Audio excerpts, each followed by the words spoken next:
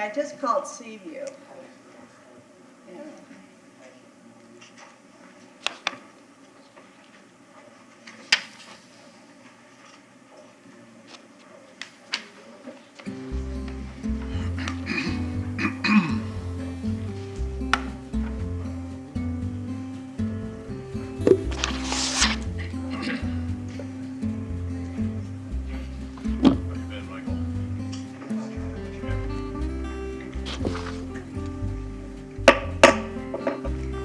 This meeting of the Community Development Board is called to order on September 21st, 2021. Welcome, everyone. Please rise for the Pledge of Allegiance. I pledge allegiance to the flag of the United States of America and to the republic for which it stands, one nation, under God, indivisible, with liberty and justice for all.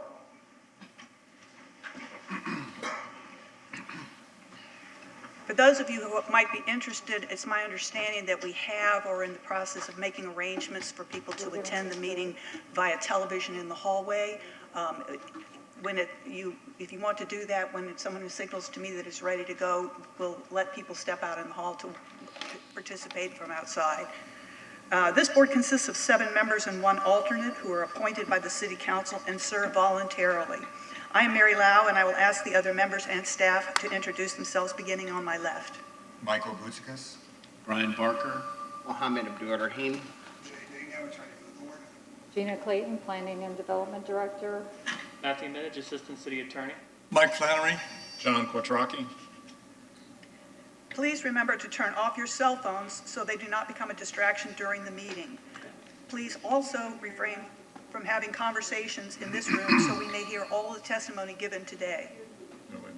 Okay, let me get a little closer to the microphone. Is that better? There's something wrong with the system.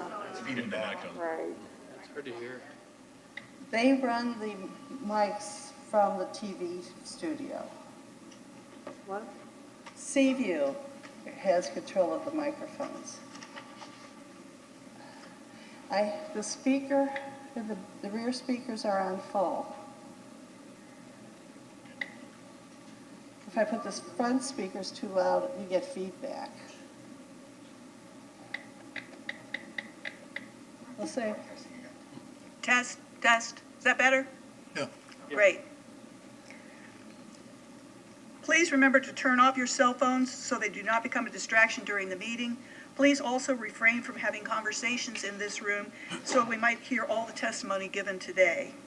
To ensure a complete record of this board's actions, we ask that each individual wishing to speak, including the applicant, speak into the microphone at the podium in front of us, clearly state your name and spell your last name for the clerk. Now I will ask all those in attendance today who plan to speak to please rise and be sworn in by the clerk. please raise your right hand. Do you swear affirm the testimony you're about to give us the entire truth? I do. Thank you. Agendas of today's meeting are on the podium to your left near the entry door. Also on this podium are a roster of the Community Development Board, the list of city staff, experts and their resumes, the board's rules of procedures, and the annual schedule of this board. Our first order of business is to review and approve the minutes from last month's meeting. Is there discussion, or may I have a motion to approve? Motion to approve. Second. All in favor? Aye. Opposed? Minutes are approved. The next item on our agenda is the opportunity for citizens to be heard on any matter that is not on today's agenda. Is there anyone who would like to come forward and address something that is not on our agenda today? Yes, ma'am. If you could state your name and spell your last name for the clerk. My name is Lisa Lanza, and there is quite an echo, but they are communicating with Joelle right now to try to get better sound. But last night, I went to the Tarpon Springs Planning and Zoning Board meeting, which, by the way, lasted till 1 in the morning. They held the meeting at 6 o'clock so the public could attend. Actually, 7 it started, so the public could attend. So they had a great turnout. They had some wonderful public speakers. And I would encourage you to consider that, at least on when there's an item on the agenda that a lot of people are concerned about. And also, the Planning and Zoning Board denied the proposed development project. And mostly they based it not on the Land Development Code, but mostly they based it on the comprehensive plan. That seemed to be what they quoted the most. They were very concerned about traffic, more traffic. Anyway, it's worth watching that meeting. It was, they were very ethical and related to the people, and it was a great meeting. So I encourage anybody, you can watch it on YouTube, Tarpon Springs Planning and Development meeting. And by the way, you call yourself the Comprehensive Development, what is it, the Community Development. Community Development Board, but it's really the Planning and Zoning Board. I mean, that's what most cities are calling it, the Planning and Zoning Board. That's what they call it in Tarpon Springs, that's what they call it in Safety Harbor. So it's when you think of CBD, Community, what is it? Development Board. CDB, Community Development Board, just think Planning and Zoning. Thank you. Does anyone else want to address something that's not on today's agenda? All right. We are going to move on to our consent agenda. This board has adopted a consent agenda format, and the consent items are identified as such on the agenda. Consent agenda items are those items for which Planning and Development Department recommends approval. The applicant is in agreement with any proposed conditions, and no written objections to the case have been received to date. Items may be removed from the consent agenda today by a member of the board, a member of the staff, or any person in the audience for questions or objections. I will read each item on the consent agenda. We just have one today. And if any person wishes to remove this item from the consent agenda, please so state or raise your hand, and we will remove it from the consent agenda. Items removed from the consent agenda will be heard in the regular order of the meeting. Items remain on the consent agenda will be approved with a single vote. Item number 1 on today's consent agenda is case FLD 2021-04012 at 1002 El Dorado Avenue. The applicant's representative is Brian Ongst from McFarland Ferguson. The board is reviewing a proposed pool and pool deck to be located seaward of the coastal construction control line for a single-family home in the low-medium density residential zoning district for the property located at 1002 El Dorado Avenue. The proposed pool will be less than 12 inches or less in height from existing grade. The project requests allowable flexibility from setback requirements and to allow new construction seaward of the coastal construction control line. Is there anyone who would like to remove this item from today's consent agenda? Madam There. Chair, Oh. I do not want to remove it from consent, but I do need to abstain from voting. I have a conflict with this case, as I did work directly for the homeowner. All right. So I'll not vote on the consent agenda. All right. Thank you, Mr. Barker. May I have a motion for approval of the consent agenda?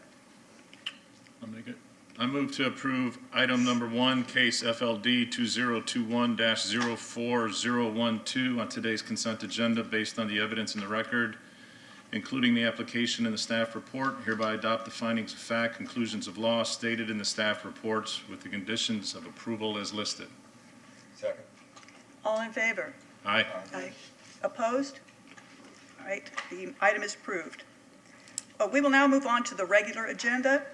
There are 2 types of cases that we hear, quasi-judicial and legislative. Today we have only a level 2 quasi-judicial proceeding. I'll outline the procedures at the beginning of this hearing. All level 2 cases such as flexible development are considered quasi-judicial hearings. In a quasi-judicial hearing, the Community Development Board reviews the application, the staff report, correspondence, all evidence presented today, and makes a final decision subject to appeal. This board has previously qualified all of the city staff who will testify as experts in their area of professional training, education, and experience. The list of city staff experts and their resumes are in the handbook on the podium near the entry door. Any other professionals who desire to be qualified as an expert shall so request at the beginning of the case and present a resume to each board member. The board shall determine whether or not to qualify the person as an expert and in what field of study. At the beginning of each Level 2 case, I will ask for anyone who wishes to request party status to come forward and state your reasons. Party status may be granted if the person requesting such status demonstrates that he or she is a substantially affected person. The board will then determine whether or not to grant party status, and then the case will proceed as follows. First, request for party status. Presentation by planning and development staff, 10 minutes maximum. Presentation by the applicant, 10 minutes maximum. Presentation by persons with party status, 5 minutes per party maximum. Cross-examination of witnesses by planning and development staff. Cross-examination of witnesses by applicant. Cross-examination of witnesses by persons with party status. Comments by the public, 3 minutes per person. Closing remarks by planning and development staff, 3 minutes maximum.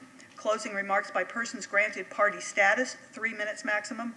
Closing remarks by applicant, 3 minutes maximum. Closing the board hearing, discussion, and vote by the board.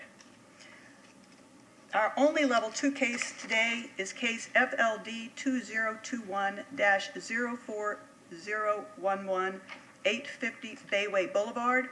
The owner is Decade Properties, Inc. The representative is Brian Ongst.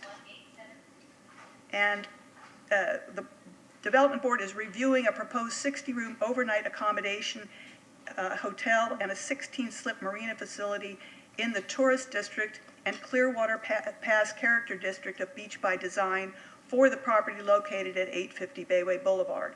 The project is 80 feet in height, includes a minimum of 80 off-street parking spaces, and requests allowable flexibility from setbacks and height requirements, and includes a commercial dock, accessory 10 slips, marina facility, non-accessory 16 slips.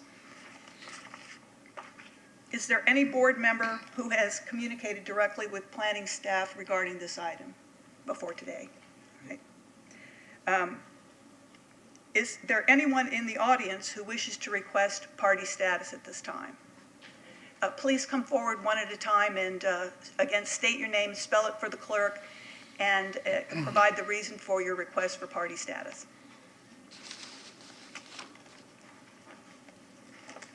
My name is Jim Gifford, Gifford.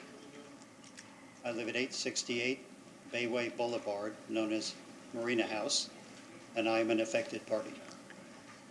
And you received written notice of today's meeting? I have. All right. Do you need to see that? No. Is there a motion to grant this, Mr. Gifford's request for party status? Motion to grant Mr. Gifford's party Second. status. All in favor? Aye. Opposed? Thank you, Mr. Gifford. Good morning, board members. My name is Rudy Michalek. It's spelled M-I-C-H-A-L-E-K. I reside at 855 Bayway Boulevard, immediately across from the project, and I am asking to be granted party status. All right, and you received the written notice We of did. today's meeting. All right. Is there a motion to? Move to grant party status. Okay. Second? Second. All in favor? Aye. Aye. Aye. Thank you. Hi, my name is Donna O'Brien, O-B-R-I-E-N, and I reside at 851 Bayway Boulevard, known as the Yacht House, in Clearwater Point, and I'm here to Request party status? request party status All right. at Fine. this time, And you received a written notice of today's and I meeting. have received a written notice. All right. Is there a motion to accept Ms. O'Brien as party status? Motion to grant party status. Second. All in favor? Aye. Opposed? All right. Thank you, Ms. O'Brien. Thank you. Good afternoon. My name is Chris Michalek. I reside at 855 Bayway Boulevard, condo number 707, which is the Commodore Building. I request party status. All right. M-I-C-H-A-L-E-K. Thank you. All right. And you received the written notice of today's meeting? Yes. All right. Is there a motion to grant Ms. McCulloch party status? Move to grant. Second. All in favor? Aye. Aye. Opposed? All right. Thank you. Thank you.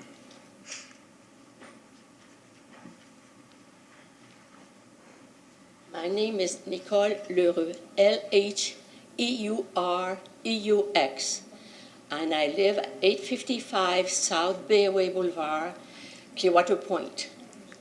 And I received the letter too. Yeah. What was your first name again? Nicole, Nicole. All right. Is there a motion to grant party status to? So moved. Okay. Second. All in favor? Aye. Opposed? All right, Thank thank you. Good afternoon. My name is Vickie, Vickie Worrell, Worrell, and I reside at 855 Bayway Boulevard, apartment 507, and I request party status, and I have received the written All right. notice. Move to grant party status. Second. All in favor? Aye. Opposed? All right, thank you. My name is Charles Guss. Last name is spelled G-U-S-S. I reside at 868 Bayway Boulevard, the Marina House, and I'm also requesting party status. All right, and you received the written notice of did. today's meeting, right? Is there a motion to grant party status to Mr. Gus? Move to grant party status. Second. All in favor? Aye. Opposed? Okay, thank you. Hi, my name is Miriam Oren, M-I-R-I-A-M, and I'm a resident at 860 South Gulfview Boulevard, and I'm requesting party status. Could you spell your last name for the clerk, Oren, please? O-R-E-N like Nancy. Thank you. Just a moment, ma'am. Is there a motion to grant party status to Ms. Oren? Right. Second? Second. All in favor? Aye. Opposed? All right, thank you. Good afternoon. My name is Mike Worrell, W-O-R-R-E-L-L. I reside at 855 Bayway, apartment 507 Bayway, or the address is commonly known as the Commodore House. And I have received written notice, and I am seeking party status. All right. So moved. Second. All in favor? Aye. Aye. Opposed? All right, thank Thank you, you. Mr. Royal.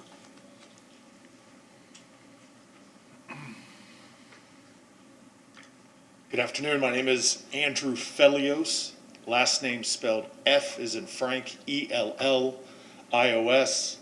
I'm a resident, 855 Bayway Boulevard, Unit 503, looking right at this structure right here. I'd like to request party status. Right. So moved. Second. All in favor? Aye. Opposed? Thank you. Thank you. My name is Michael Oren, O-R-E-N. I reside at 830 South Gulfview Boulevard, and I request a party status. And you received notice of today's meeting? Right. All right. Motion? Move to grant party status. Second. All in favor? Aye. Opposed? Thank you. My name is Susan Watt, W-A-T-T, and I live at 851 Bayway Boulevard, Unit 506, and I'm requesting party status. All right, and you received notice of today's Yes. meeting? All right, can we have a motion? Move to grant party status. Second. All in favor? Aye. Opposed? Good. Hey, good afternoon, Board. My name's Robert Watt. I'm 851 Bayway Boulevard and requesting party status. All right, Move to grant party status. Second. all in favor? Aye. Opposed? All right, thank you, Good. sir. Thank you. Good evening, Board. My name is Samuel Hutkin, H-U-T-K-I-N. I am the president of the Clearwater Beach Association. I reside at 755 El Dorado. I have received written notice, and I do request party status. So moved. Yes, but by the association. Okay, thank you. Which was the homeowners association again? Clearwater Beach Association. Okay. So moved. Second. All in favor? Aye. Thank you.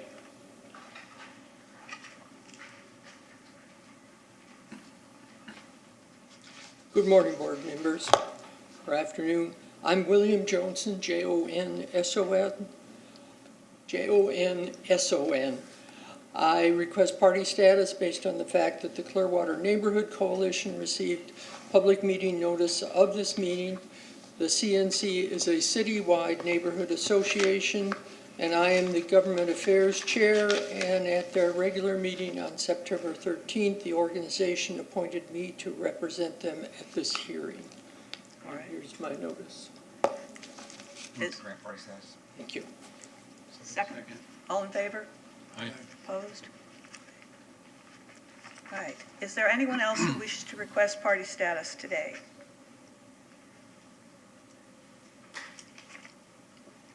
For those of you who have just been granted party status, the granting of party status entitles you to these additional rights: to personally testify, present evidence by documentary submittal, present witnesses, conduct cross-examination of any witness, present argument, and appeal the decision of the board to a hearing officer or to a circuit court. We will begin the presentations for our level 2 case.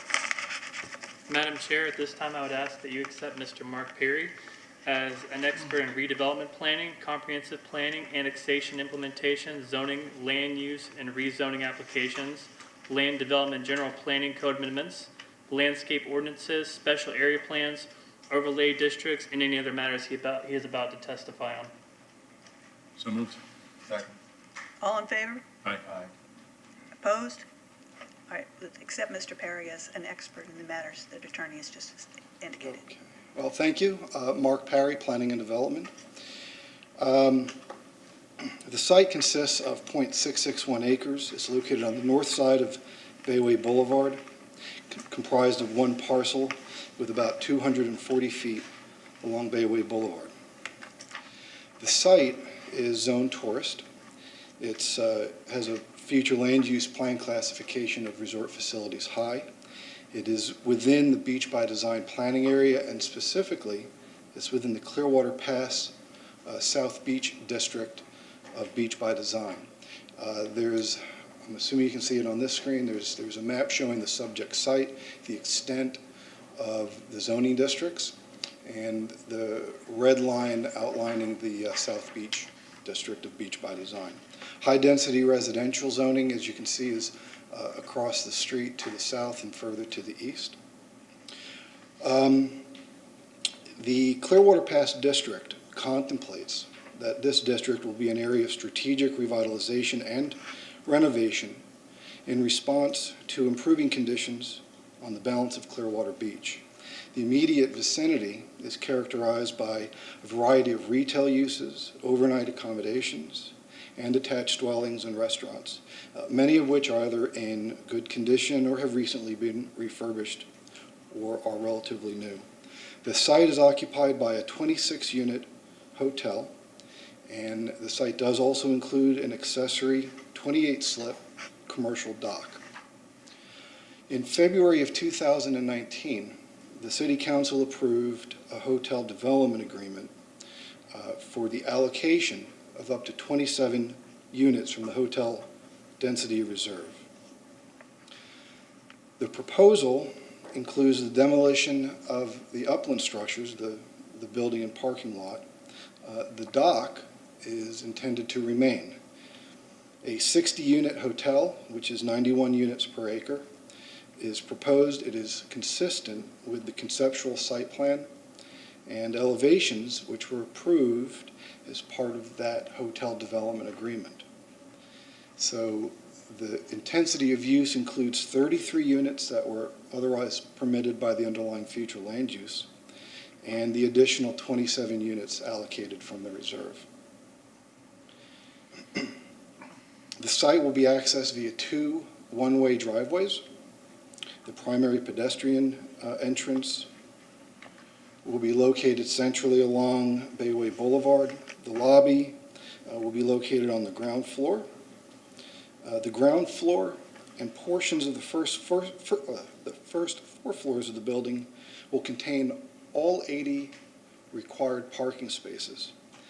And the parking is figured at 72 spaces for the hotel itself, which is 1.2 spaces per unit, and 8 spaces for 16 slips, which will be considered a marina facility. And that's figured at 1 space per 2 slips. A small pool and patio are provided on the 5th floor of the building. And importantly, no additional amenities are proposed.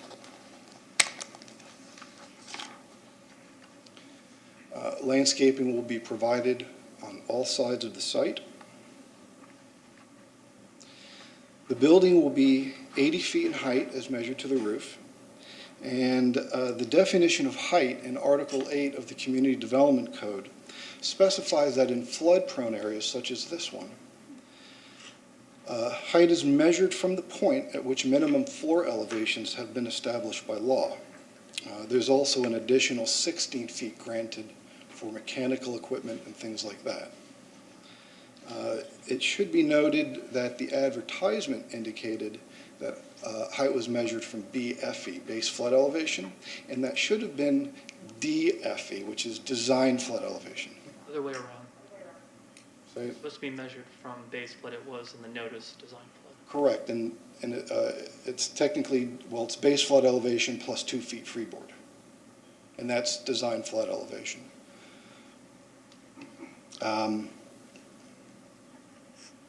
As I noted, the existing 28-slip dock will remain. However, 2 slips will be removed, leaving 26 slips.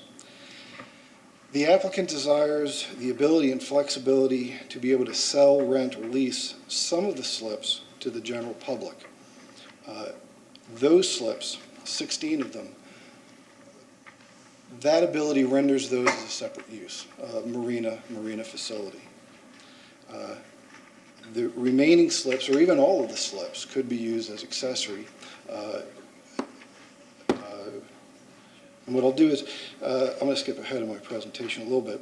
I just wanted to kind of differentiate the difference between a commercial dock and a marina facility. A commercial dock is any dock that serves a hotel or accessory structure or anything like that. And those slips are accessory. They can only be used by the users of that site. So a commercial dock serving a hotel, it can only be used by hotel guests. It can't be used by the general public or anything like that. 16 of the slips the applicant intends to be able to lease, rent, or sell to the general public, and that meets the definition of a marina facility, hence the requirement for specific parking for that component. The applicant will maintain and oversee the use of all the slips, whether they're rented, sold, or leased.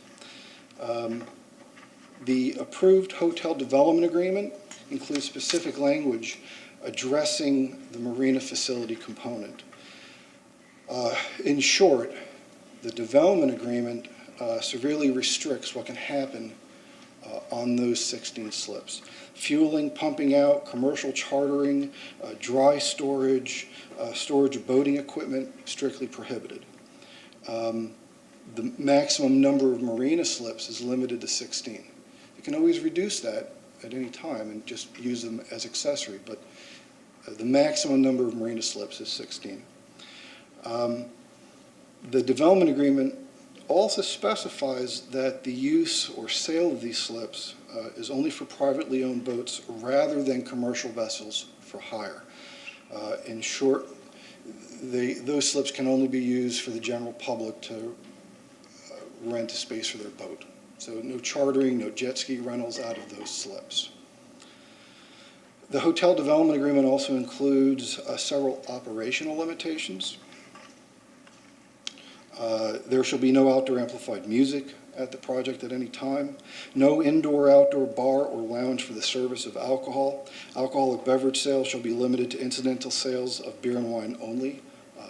For example, cooler sales.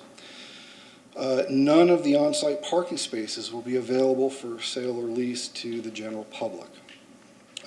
No restaurant use may be located anywhere on the site except for typical basic food services such as continental breakfast or something like that for hotel guests only. Each of these limitations not only are included in the hotel development agreement, but we've also reiterated them as proposed conditions of approval. In summary, the Development Review Committee reviewed the application and the supporting materials at its July 1st, 2021 meeting. and deem the development proposed to be legally sufficient to move forward to the Community Development Board.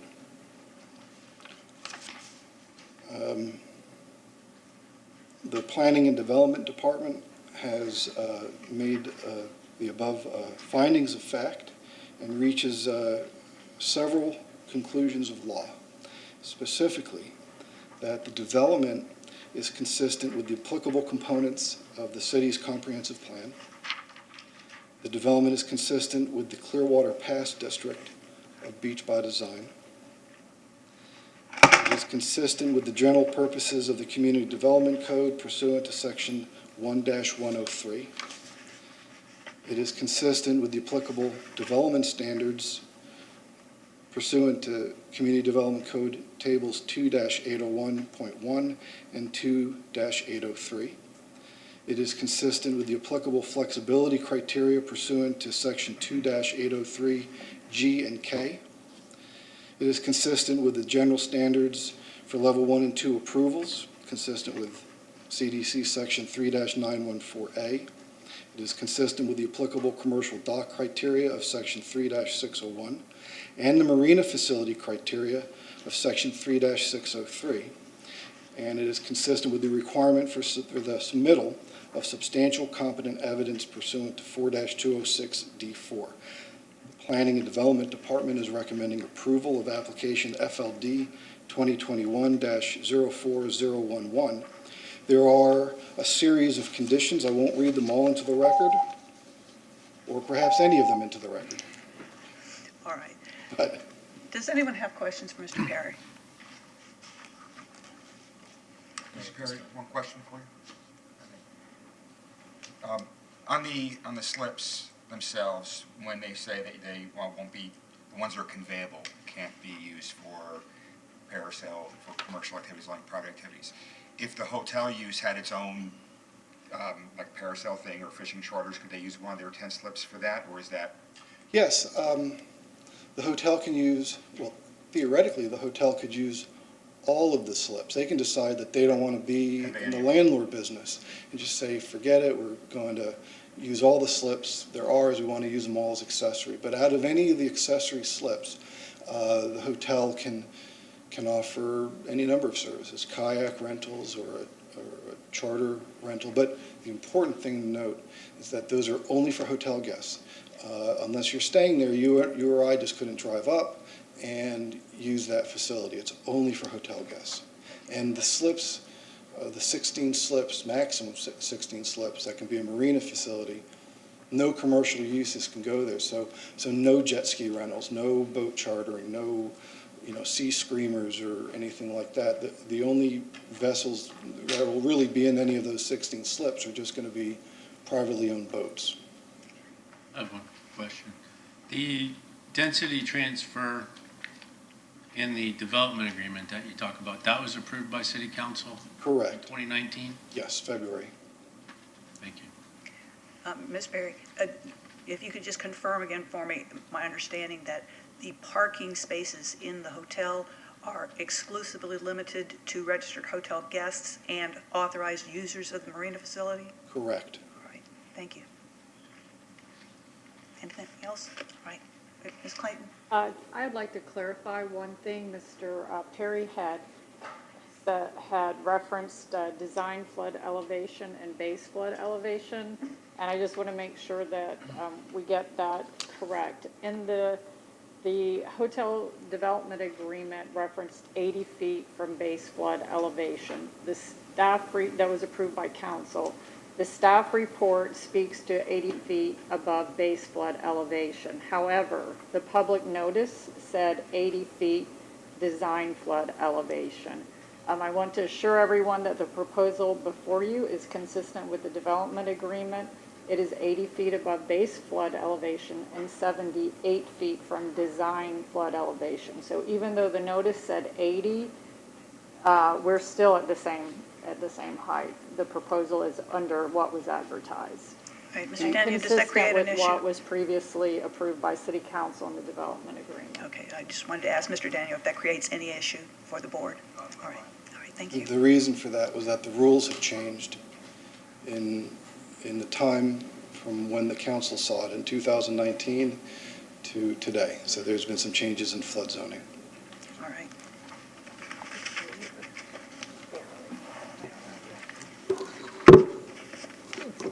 Madam Chairperson, I have a request to turn the microphones up. Is there anything you can do to Just when people talk, please sit up and be closer to your microphone. Otherwise, it won't be close. I'm just going to ask all of you to speak as loud as you can. Sure. I'll do Not as that. loud as you can. All right. Gee, thanks. All right, next we have the presentation by the applicant. Good afternoon, Madam Chair. Before I start my time, I'd like to certify some expert witnesses. If you turn to tab 11 in your packets that we provided, the evidence packet from the applicant, their resumes are available. First, we'd like to offer Mr. Robert Pergolizzi, AICP, PTP, as an expert witness in the field of planning and also specifically in the field of transportation planning. And also, I'm planning to use the overhead, so I'm not sure if Seaview can switch over to that as well. That would be great. Move to accept Mr. Pergolizzi as an expert. Second. All in favor? This evidence packet for the public? I do have one extra copy, if you'd like, and it's through the staff. Give me 1 second. I'm going to give Mr. Jackson, I saw you pass out stuff. Do you have that copy for me as well? Okay.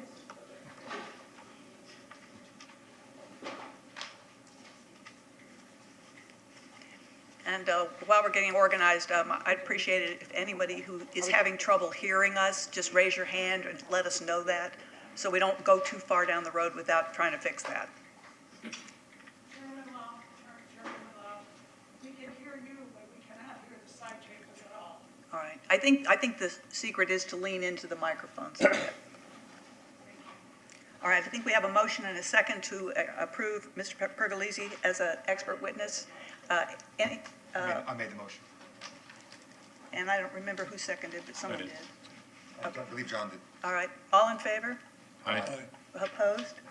All right, thank you. Thank you. Next, I'd like to offer Mr. Robert Audi, AIA, as an expert witness in architecture. So moved. Second. All in favor? Aye. Opposed?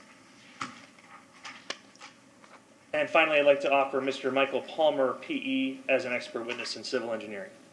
So moved. Second. All in favor? Aye. Opposed? All right. And I've just moved this packet, the applicant's evidence packet into evidence as well. Do we need a motion for that, or can we just accept it? All right, if we could have a motion to accept Mr. Young's packet as evidence in this case? So moved. Second. All in favor? Aye. Opposed? Right. Thank you, Madam Chair. Brian Ungst, 625 Court Street, on behalf of the applicant, Decade Properties, and on behalf of Mr. Kylieber, the principal. As Mr. Perry said, the Beach by Design Clearwater Pass District. Yes, there you go. There we go. Is a distinctive area of mixed-use, high-rise condominiums, resort hotels, recreation and tourist neighborhoods serving retail uses. Beach by Design contemplates that the Clearwater Pass District will be an area of strategic revitalization and renovation in response to improving conditions on the balance of Clearwater Beach. As Mr. Perry and the staff also indicated, this project is subject to a development agreement which was approved twice by the Clearwater City Council in 2019 and was reviewed and upheld by two separate courts. Judge Linda Allen, sitting as a trial judge under Chapter 163 Florida statutes with a de novo review, and Judges Patricia Muscarella, Jack St. Arnold, and Flip Coleman, sitting as a first-tier certiorari court using the essential departure from the requirements of the law review. Both courts upheld the development agreement and affirmed the decision of the City Council. In the development agreement, the City Council specifically made a legislative finding that the city has determined that as of the date of this agreement, the proposed project is consistent with the city's comprehensive plan and land development regulations. Approval of this agreement is in the interest of the city in furtherance of the city's goals of enhancing the viability of the resort community and in furtherance of the objectives of Beach by Design. The City Council specifically found that there will be 60 density units. 27 of those density units were awarded from the Hotel Density Reserve. Those units are a vested property right. My client has the right to build those units. There is no argument or decision before you today about whether those units should have been allocated, how they were allocated, why they were allocated, whether they were allocated properly. That decision has been made by the City Council and has been affirmed by 2 separate courts of law as a decision that they were fully within their legislative authority to make. The City Council also approved a conceptual site plan, which was Exhibit B, and elevations, which was also part of Exhibit B. And the City Council also found in Section 4.4 that the project shall be up to 80 feet in height measured from base flood elevation, or 78 feet measured from design flood elevation, as we just learned that distinction. The reason the City Council approved this development agreement is because it was specifically and deliberately designed by Jeff Kierlieber to mitigate the concerns of the neighboring condominium unit owners. Mr. Kierlieber's owned this property since the early 1990s. It has operated as a hotel consistently since the early 1990s. He knows that neighborhood, he respects that neighborhood, he wants to be a good neighbor. He has been a good neighbor. He met with the leaders, many of whom are in the room, for over 2 hours back during the development agreement process, and he agreed to a number of restrictions. This is very important to note. These restrictions do not leave the property when the development agreement terminates in 10 years. We are agreeing to a deed restriction, which will run with the land to contain all of these restrictions. No full kitchens, no amplified music at all. Usually you see no amplified music on the weekends and certain hours, no amplified music at all. No bar service, no bar, other than incidental cooler beer and wine, which you'd find at like a Home Suites or something like that. But no alcohol service at all in a bar, whether it's in the pool, indoors. No restaurant. All the parking spaces are limited to the hotel guests or the marina users. And then the limitation on the marina facility. I want to make it clear, the marina is there. It's currently a 28-slip marina that exists. It's right next to the Clearwater Yacht Club, so there's a bunch of boat slips in that area. There are no restrictions currently on the marina use. We're including a significant number of restrictions in section 6.114, which include no activities such as servicing, fueling, pumping out, commercial chartering, and or dry storage, a number of restrictions that don't currently exist. And again, they are subject to a deed restriction. In section 9, the City Council finds that the development of the property is consistent with the terms of this agreement and is consistent with the city's comprehensive plan and the code. At this time, I'm going to ask Mr. Pergolesi to provide some testimony regarding the traffic impact study that he completed. Good afternoon, Robert Pergolesi, AICP, PTP with Gulf Coast Consulting, and I've been sworn. We did the traffic study that was required for this project. We used a standard methodology that's been used on Clearwater Beach since 2008. That was established when DKS and Associates did a traffic study for the city of Clearwater in 2008 to set the hotel density reserve and tell you how many more rooms you could have out on the beach. That was based on weekday afternoon peak hour counts. We established a methodology with the city of Clearwater in January. We conducted traffic counts in late January of this year, 2021. Our traffic counts were seasonally adjusted to annual average, so we seasonally adjusted them upward a couple of percent using standard FDOT seasonal adjustment factors. The summary of existing conditions are acceptable levels of service, which are level of service D or better on area roadways, and at the intersections, level of service C or better for all movements were evidenced and confirmed.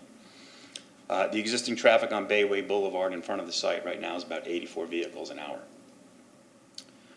We adjusted to a build-out year of 2023 by applying a 2% growth factor per year, 2% per year to 2023. We call that background traffic. The project impacts itself. 502 daily cost-provided traffic study per year code. As far as the future conditions, we again have acceptable level of service, level of service D or better on all roadways, and the intersections we had level of service C or better for all movements. In summary, the levels of service are consistent with your comprehensive plan. The developer will be paying multimodal impact fees, and most importantly, it is consistent with the approved development agreement. Mr. Pergolesi, just to clarify, when the City Council adopted the ordinance including the 1,350 hotel density reserve units, of which 27 are being applied to this project, did they study the infrastructure needs of roadways and traffic and include the base density and these units as part of their legislative decision to adopt the hotel density reserve pool? Yes, they did. Okay, thank you. Mr. Palmer, very quickly, civil engineer Mike Palmer. Yes. Mr. Palmer, did you review the conceptual site plan and elevations approved by the City Council in 2019 and upheld by 2 courts? I did. And did you design the site plan and the civil engineered plans to meet and be consistent with those approved conceptual plans? Yes, And is this application consistent with the development agreement? it is. Okay, thank you. Mr. Audi? Same questions. Mr. Audi, were you the architect of record for the development agreement? That is correct. Did you develop Exhibit B, which was the conceptual site plan and the elevations? That is correct. And is this FLD application that you've submitted consistent with the previously approved and affirmed by 2 courts development agreement? It is. Thank you. I wanted to reiterate, because I know this is a controversial project, I understand that. And we've read every email that was sent, and that's why we agreed to all of the restrictions that we agreed to, because we do care about the neighborhood. This neighborhood is a high-density residential neighborhood with a residential urban future land use. This is not a case where you have low-density residential next to a tourist district. Every property on Clearwater Point can go to 100 feet, whether it's a condo or not. And many of the folks who are here in opposition live in condominiums that are 100 feet tall, or approximately 100 feet tall. And they've been there since before Beach by Design. So the urban development pattern in this neighborhood has been there, since at least the 1980s. I don't know when all these buildings were built, but I'm guessing they were built mostly in the 1980s. All of these units, all these buildings are taller by 20 feet than the proposed hotel. Now, there is this question regarding the Marina House. The Marina House faces to the east. It does not face my client's property. The backyards, the balconies, face out to the east over the point. There is a vacant parcel between the Marina House and my client's parcel. My client's parcel will be 10 feet setback from the vacant parcel. The vacant parcel has a large easement that also separates it from Marina House. This is the existing marina, as you can see. And I wanted to just close with the words from Judge St. Arnold that he wrote in approving the development agreement. The proposed development agreement comports with the city's comprehensive plan, which provides that property with a land use category of resource facilities high would be controlled by Beach by Design.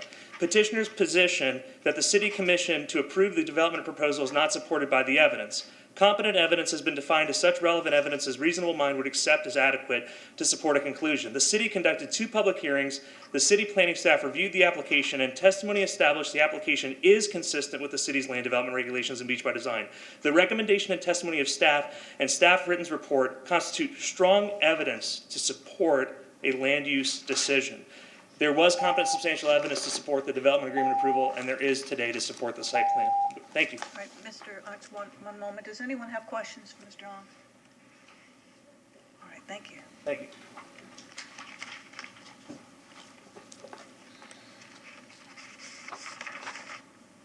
All right, we're going to move on to persons with party status. You have 5 minutes per party maximum.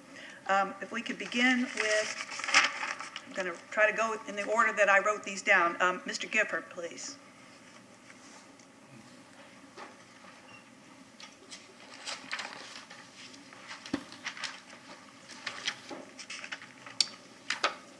Good afternoon. June 1st of this year, Planning and Development wrote a letter to Mr. Onk stating, after a preliminary review of the submitted documents, the staff has determined that the application is complete.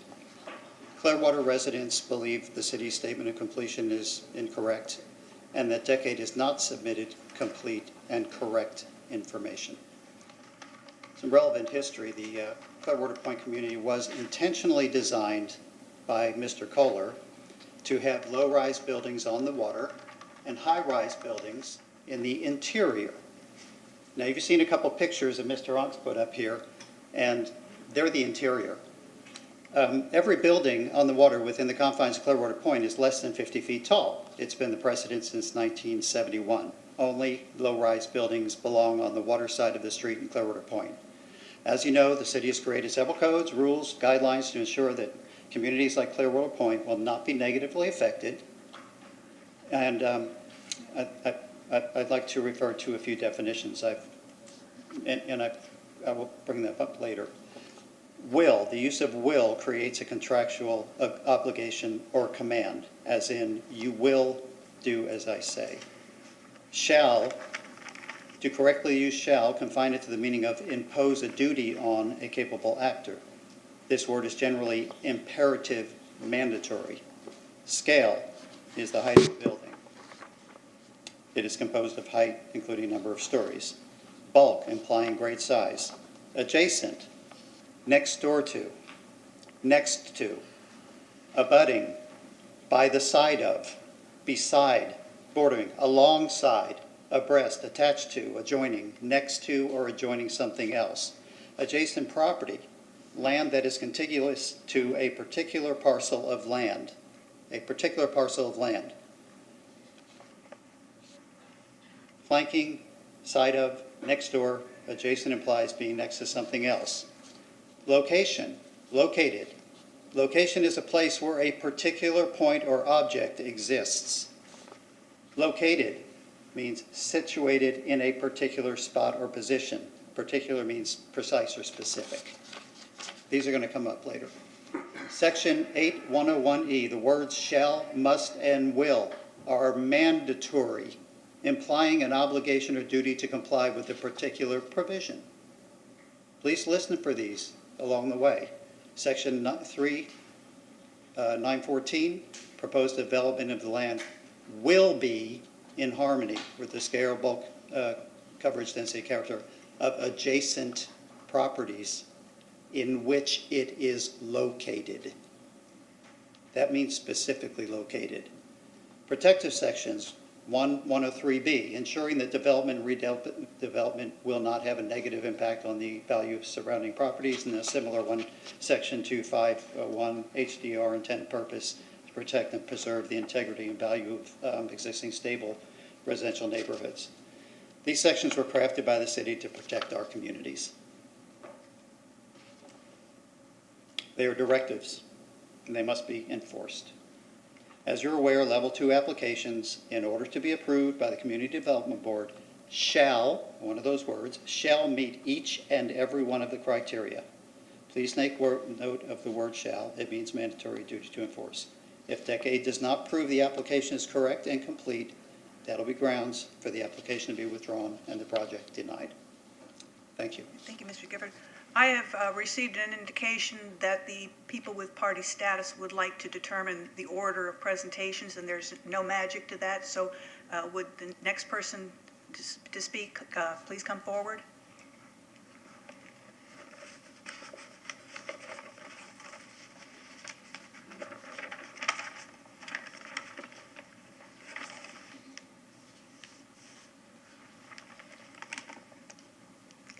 And I'll need to ask you to remind me again your name. My name is Nicole Lheureux, Lheureux, and I live 855 South Bay Way, Clearwater Point. I'd like to begin with some background of the present-day chart house. It was built to be the recreation center for the residents of Clearwater Point. It has a billiard room, a party room with kitchen, a workout room, and also some suite for resident guests. Unfortunately, the original developer lost it to bankruptcy. The building sat empty for much of the 80s. It was for sale for many years until Jeff Clearwater of Decade Property bought it in 1992. He converted it to a hotel, and the city granted him a variance to build a pool. The residents of Clearwater Point were not informed of Decade's intention. By the time we learned about it, it was a done deal. But the outward facade of the building stayed the same, so we lived with it. How foolish we were. In 1993, the residents of Clearwater Point would probably have been able to defeat the chart house from becoming a hotel by referring to the Pinellas County Future Land Use Map, FLUM, that was before the city and had all-encompassed tourist zone. It was also before the development term fixable had become part of the city vernacular. In 1999, the City of Clearwater created the Community Development Code, CDC, and reduced the number of zoning districts. And to strengthen and increase its tax base, it created Beach by Design in order to grant flexibility for developers and thus greater tax revenue for the city. The city labeled T for tourists on many untourist-like uses includes townhouse, condos, called attached dwelling, offices, vehicle sales, and community centers, and it became labeled as T, the sky is the limit for flexibility. We think it's important for you to understand that we have excellent reason based on fact for opposing decade property application and are confident that you will agree. Here's what we know. We know that even though the city code is based toward developers, decade properties have still managed to avoid complying with many conditions. We know that decade properties create a plan that has no intention of conforming to Beach by Design. We know that they have changed a few plans in an attempt to comply. We know that only some plans have been updated, but the application still includes non-completion drawings. We know that over the last 3 years, Decade has submitted plans to the Development Review Committee at least 3 times. We know that by the time that city hear about a planned development, it is often a done deal. We know an expert from Planning Department promised to the City Council during the 2 hearings that the plan comply with BDD. We can therefore assume that the council member trusts that the plan comply with Beach by Design. We know that the burden of proof is a level 2 case, is the responsibility of the applicant, and that Decade Property must demonstrate to the Community Development Board that all criteria are met. They must show substantial competent evidence. We know that in Clearwater and surrounding area, it's almost impossible to find a lawyer who has an in-depth knowledge of both the city codes and Beach by Design mandates, and who doesn't have a conflict of interest with our case.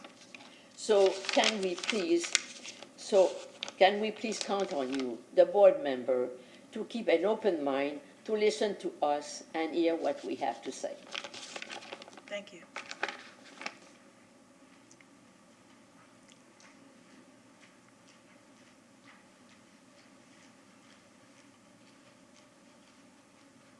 I am Donna O'Brien, O-B-R-I-E-N, and I reside at 851 Bayway Boulevard in Unit 706, known as the Yacht House in Clearwater Point.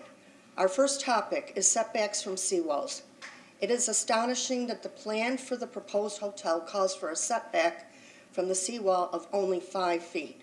Fortunately, Kevin Garrett in the city's engineering department informed us, quote, Pinellas County has amended the Florida's building code to provide a no construction zone within an 18-foot setback from seawall.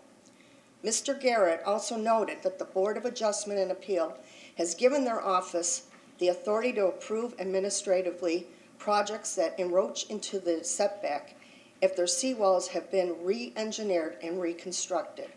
However, he could not find any evidence that the seawall at the existing chart house has been reconstructed.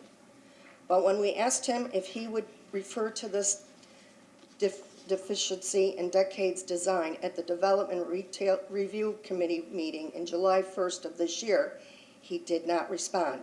In fact, he didn't even mention the 18-foot setback requirement. You need to know, though, that this setback requirement was discussed during the Skiff Point case, which directly preceded our case. You also need to know that Mr. Garrett sent to us an email which must have been intended for the applicant, which said, quote, this is correct. Alternatively, you can have the seawall redesigned and reconstructed now to work with the new project you are planning, unquote. Section 3-1402 is another code which the applicant is breaching. You may consider curb cuts a minor issue, but they are important enough to be part of the code, as well as be as an issue with the Development Review Committee in 2 of the reports. The city's Development Review Committee noted this breach in both June and November 2018. Referring to curb cut allows, traffic engineering stated, quote, "There shall be no more than one entrance and one exit, or one combined entrance and exit per property along any street. The proposal exceeds the number of curb cuts allowed as per the above and must be redesigned accordingly," unquote.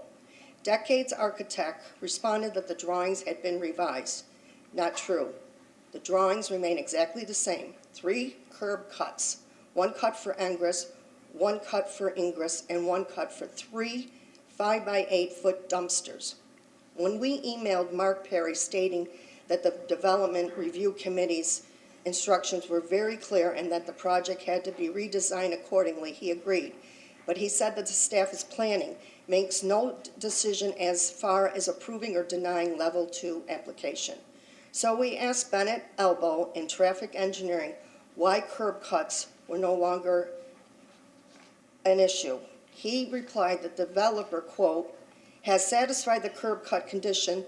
The site plan shows 1 entrance driveway, 1 exit driveway," unquote. This is untrue. The developer has changed nothing. The site plan continues to show the original drawing shown 3 curb cuts. So again, we ask how the developer had satisfied the curb cut condition. Mr. Elbow responded that we were correct, that there are 3 curb cuts, but he maintained that a curb cut for dumpsters is not an issue. But the engineering department in both June and November 2018 differed, and we are reiterated that fact. Mr. Elbow did not respond. So the drawing with 3 curb cuts are unchanged and continue to disregard the code. It is entirely section 31402B states, quote, "There shall be no more than 1 entrance and 1 exit, or 1 combined entrance and exit per property along any street unless otherwise determined necessary by the traffic engineer to elevate congestion and improve traffic flow," unquote. So the only reason a traffic engineer can ignore this code is if the 3rd cut elevates congestion and improves traffic flow, which it doesn't. Instead, it accelerates traffic problems. Think about it. 3 5-by-8 dumpsters sitting on the road will increase congestion and reduce traffic flow, the exact opposite of the intentions of the code, and that's not even taken into consideration the trash truck jockeying around the street trying to empty them. This is a photo of the dumpster truck servicing Chart House lifting a small 4-by-6-foot dumpster. The proposal hotel calls for 8 times that much.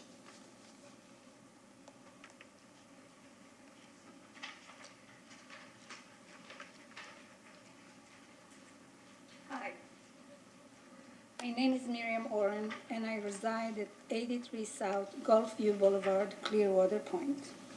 As speaking of traffic, CDC Section 3-914 states that Level 2 applications, in order to be approved by the Community Development Board, CDB, shall meet each and every one of the following criteria. Number 4, the criteria requires that a proposed development shall be designed to minimize traffic congestion. This criterion is also found in the general applicability criteria. Gulf Coast Consulting produced a traffic study completed on January 19, 2021, a time of year when the traffic on beach is light. But the report does conclude that the proposed hotel will produce 502 daily trips, a significant increase in traffic in our small residential community. So we've got 120 square feet of dumpsters occasionally sitting on the street, not to mention the trash truck jockeying around the street to empty them, plus vacationers' 502 daily trips. As you can attest, the proposed development has not been designed to minimize traffic, which is another code violation. Decades application also breaches Section 2-803K6, which states, quote, that the proposed development is within 1,000 feet of an existing public parking garage, which documented available capacity. There is no parking garage within 1,000 feet of the site. Please note that page 20 of the planning staff report to the CDB dated today omit this particular code. Addressing fire prevention is an important issue. The National Fire Prevention Association, NFPA, is very precise and indicates drawing must conform. NFPA 101, Chapter 28, mandates that exit stairs must exit to the exterior of the building, and NFPA 20 demands that plans show a dedicated room for the fire pump and controller. This room must be separated from other areas of the building by a minimum 1-hour fire rating. Since 2018 until July 8, 2021, the date of their most recent submittal, Decade's drawing showed neither. Section 2-803K stresses that setbacks do not prevent access to the rear of the building by emergency vehicles and/or personnel. Section 3-106 requires that landscaping must be arranged so as to provide safe and convenient access for emergency vehicles, all of which begets a huge problem for decades. The landscape plans show all kinds of plants and palm trees on the west and east axis to the rear of the property. And the plans also show landscaping on the visibility triangles at the back of the building, which is prohibited by code. So which codes take precedence? Those referring to emergency or those referring to landscape? One would think emergency codes. But if the proposed landscape plans have to be redrawn, then the ISR must be recalculated, which will definitely affect its rating. As Decade's application doesn't address these issues, it must be denied. Section 3-914 is extremely important for the protection of all residents of Clearwater. But we have often been warned that the CDB doesn't give much credence to this code. This is troubling. The city, aware of the significance of its mandates, repeats it 3 times. Section 3-914 is found in the code and in the flexible development application and in the development agreement.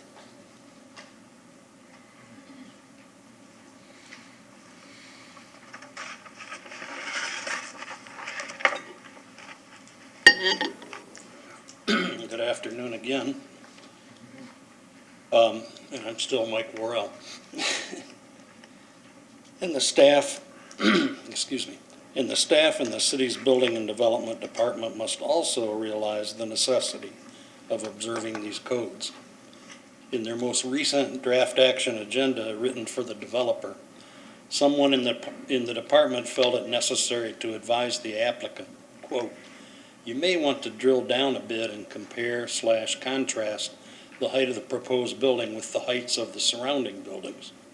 So the planning department's job is not just to usher along the application. It is also to advise Decade on how to adeptly convince the Community Development Board to approve the application. We're sure that helping developers convince the CDB should not be part of their job description. Section 3-914 states that Level 2 applicants, in order to be approved by the Community Development Board, shall meet each and every one of the following criteria. Number 1 of the criteria is that the proposed development of the land will be in harmony with the scale, bulk, coverage, density, and character of the adjacent properties in which it is located. The property adjacent to the west of Chart House is 2 stories, and properties to the east are a small vacant lot and 3-story condos. Interestingly, the staff report to the CDB dated today omits section 2-803.8, which, similar to section 3-914.1, states that the reduction will not result in a building which is out of scale with the existing buildings in the immediate vicinity. Here's a Photoshop of a 9-story building placed on the water's edge. And number 5 of the criteria for section 3-914 states that the proposed development is consistent with the community character of the immediate vicinity of the parcel proposed for development. The proposed hotel is not consistent with the community character of the immediate vicinity. The character of the immediate vicinity is residential, mainly senior residential. We shouldn't need to bring in an expert linguist to explain what the character of a neighborhood is. We all know what community character means. Here's an aerial view of Clearwater Point. You can see how the low rises all along the water. To offset the bias toward developers and thereby protect residents, the city included the following code.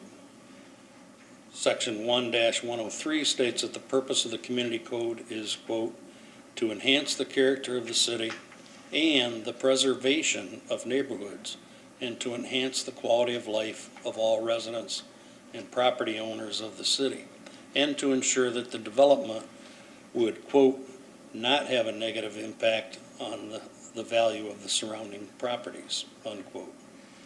Next, we will address Beach by Design's mandates. Beach by Design categorizes different sections of the beach into districts.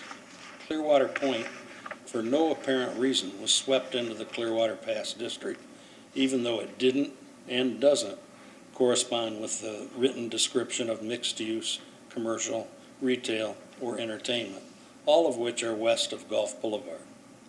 Clearwater Point, east of Gulf Boulevard, is a residential neighborhood. There is no retail, no commercial, no entertainment or shops. Clearwater Point is exactly what Code Section 1-103 seeks to preserve. Yes, there are 4 mid-rises, condos in the interior of the point, but the entire shoreline, which is the greater part of the land, is low-rise. Indeed, every building along the water's edge is less than 50 feet high. The Clearwater Pass description doesn't even mention the almost 200 low-rise homes.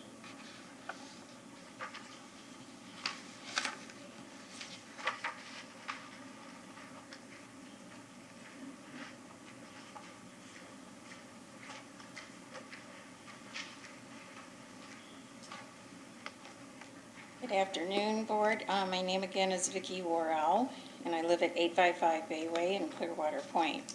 And just as Mike said, the Clearwater Pass description doesn't even mention the almost 200 low-rise homes, and neither does the applicant. In all his narratives, he consistently refers to mixed-use, retail, and recreation, none of which describes Clearwater Point. The Bible calls this sins of omission. Wikipedia calls it plain dumb. We call it inaccurate. It doesn't give a correct picture of the reality of Clearwater Point.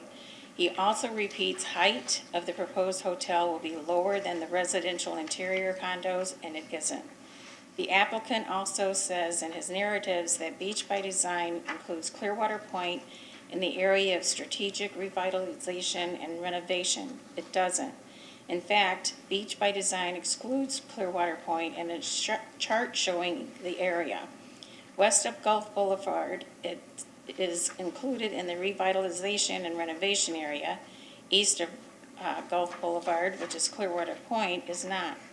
Here you can see the strategic revitalization and renovation area, but notice that the line goes right through Clearwater Point to Gulf Boulevard. Clearwater Point is indeed a neighborhood to preserve by Section 1-103. As you know, developers are required to abide by Beach by Design. That was made clear by Mark Perry from the city's planning department. During the city council hearings of January 17th and February 7th, 2019, he guaranteed to the members of the city council that Decade Properties intended to follow Beach by Design's instructions. Quote, their intent is to meet each and every requirement that Beach by Design has, and they've assured us that yes, they have every intent to meet all of the requirements of Beach by Design, unquote. Mark Perry is the expert, so one would think that the council could rely on his word that Decade had indeed conformed to all of the requirements of Beach by Design. That is not so. The proposed hotel does not conform to many of the requirements. Beach by Design requires that developments avoid further walling off of the intercoastal waterway. However, the planned hotel is the embodiment of walling off the intercoastal waterway, including the base flood elevation and the rooftop mechanicals. It is projected to be 107 feet high. Although the height is significant, it is the size that is overwhelming. It is 220 feet long and 103 feet wide. Just imagine 2/3 the size of a football field carted onto Clearwater Point and upended on the seawall. This is the epitome of walling off the intercoastal waterway. As well, both Beach by Design and the development agreement state, quote, access to the overnight accommodation units must be provided through a lobby and internal corridors, and a reservation system shall be required as an integral part of the hotel use, and there shall be a lobby/front desk area that must be operated as a typical lobby front desk area for a hotel, unquote. Decade's original application ignored these requirements. All of their drawings showed open corridors, but for the first council meeting, Decade's architect had to scramble to alter some of the drawings, using yellow marker to redefine the corridors as continuous enclosed guest room access. These new drawings presented at council had not yet been submitted to the planning department. Here is an example of the altered drawings. The original drawings show open corridors. The altered drawing shows continuous enclosed guest room access. But Decade has not removed the original drawings. Every submission to the planning department, their most recent submission was June 8th this year, includes the original deficient drawings with open corridors. In addition, the unaltered illustrations showing open walkways on levels 5, 6, and 7 stay the same. Decade has had 1.5 years to remedy this, but hasn't. What do you think they haven't eliminated the non-compliant diagrams? Thank you.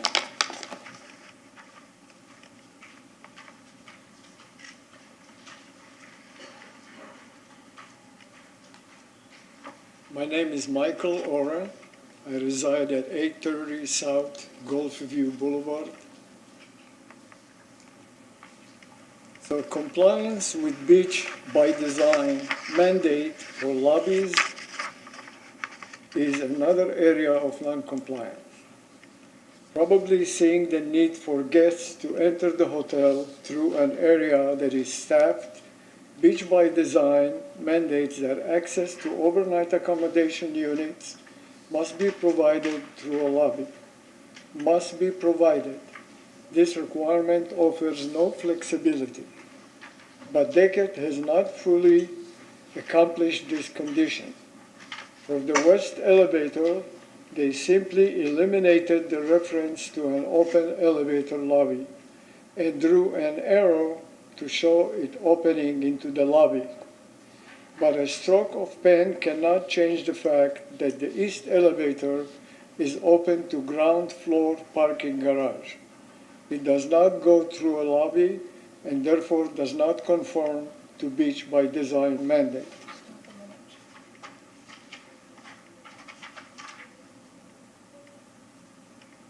Everyone in this room knows that what a lobby in a hotel is. There is no confusion if one says, I'll meet you in the lobby. And there is no confusion about what Beach by Design means when it says that access to hotel rooms must be provided by a lobby. Decade was aware of this condition from the beginning, but proceeded to draw non-compliance plans anyway. And while we are speaking about lobbies, one often thinks the classier the lobby, the classier the hotel. Having a lobby in the back corner of a ground floor parking garage is just plain tacky. So is the lack of an entrance. To get to the lobby, pedestrians will have to go through a driveway, and then walk about 60 feet through the parking garage. Is that what a drawing shows? It's odd that page 3 of the Planning Department staff report submitted for this hearing says, quote, "The primary pedestrian entrance would be centrally located along Bayway Boulevard." And on page 10, the staff report, referring Beach by Design section E3, repeats, quote, "The primary design entrance to the building located along Bayway Boulevard is well detailed and centrally located," unquote. This is not true. There is no entrance. The driveways are the entrance, and they are not centrally located. Here is the drawing showing no entrance. Beach by Design's division is another topic. Mr. Ong's, in his resubmittal to the Planning Department, states that 850 Bayway is a mid-price boutique hotel as envisioned by Beach by Design. This is false. The proposed hotel is not an envisioned by Beach by Design.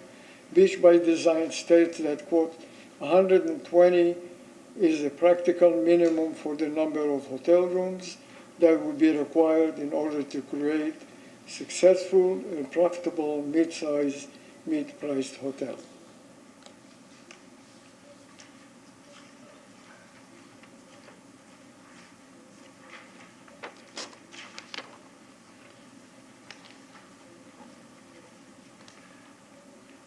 Good afternoon again, Robert Watt.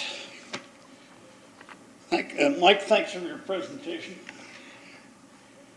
Okay, I just want to go over the last bit about the intent of the Beach by Design was basically, the conclusion was the practical minimum was 120 rooms. We know that the applicant is talking 60 rooms. Ergo, he does not have a viable project financially. And I think you'll all agree that 60 rooms is a little off what Beach by Design's minimum of 120. Furthermore, it's questionable whether a Decade can even have 60 rooms. We have two documents. One document from the archives refers to 6 dwelling units transferred from 850 Bayway. Document, please. Oh, all right. Okay. The other is the city's transfer development rights, TDR log, that we received from the city. It shows 2 dwelling units were transferred from 850 Bayway to the Edge. This transfer is found in the Edge's documents as well.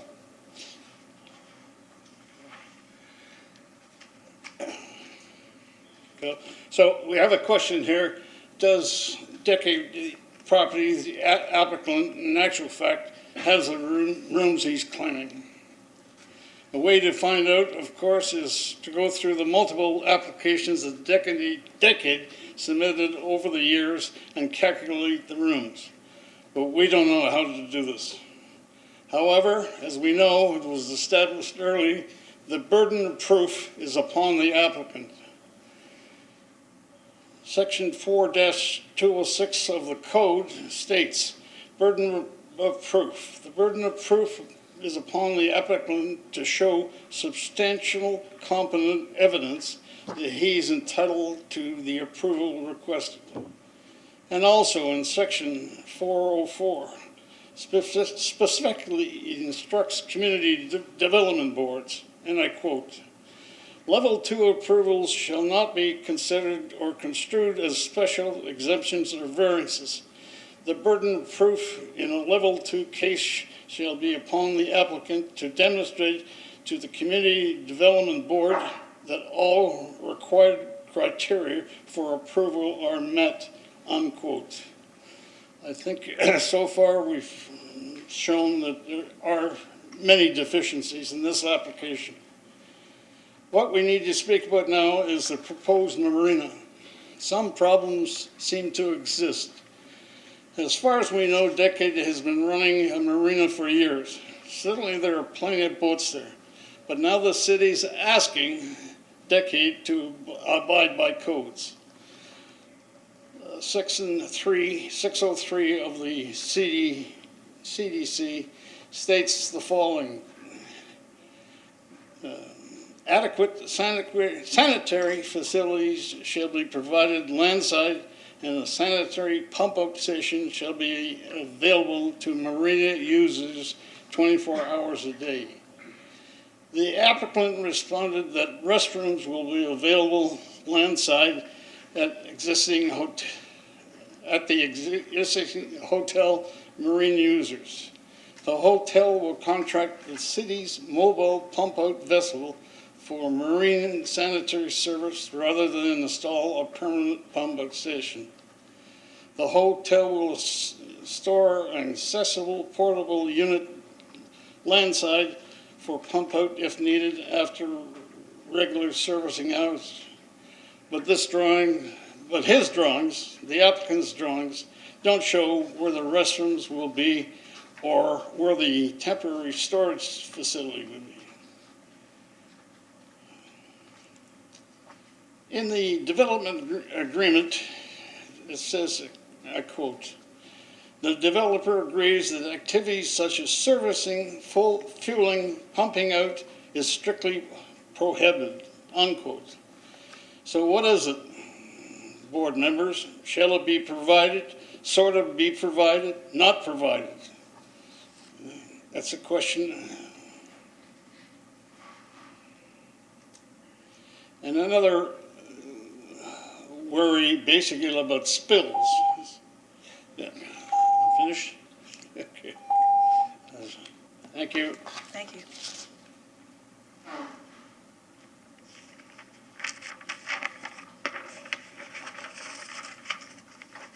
I'm Susan Watt, and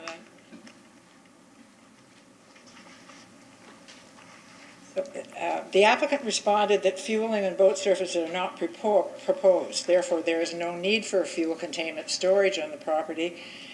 But a concern would be that there are boats, whether or not you've got gas stations there or not. What are you going to do about if a boat leaks? In conclusion, finally, Mr. Perry says that his department doesn't have the power to make an applicant comply with Beach by Design, but you do. It's an incredible responsibility. You must ask yourselves, what's the point of having codes if a developer can simply ignore them? You also have to admit that Decade Properties didn't even attempt to follow Beach by Design's mandates. They still have two different sets of drawings, one partial set that complies and one complete set that is non-compliant. As well, Decade Properties has not complied with the 18-foot setback code. The plans are not designed to minimize traffic congestion. The proposed development is not within 1,000 feet of a parking garage. We've seen no evidence that the plans have a dedicated room for fire equipment. A 220 by 130-foot building, 2/3 of a football field, will be completely out of character with the immediate facility. We're not talking the stores down the street. You have to ask, why did the staff report misinform you about the building having a separate entrance when it clearly doesn't? We don't know what the real story regarding TDRs is. Is creating the extra revenue created from 27 rooms at the expense of 465 families worth it?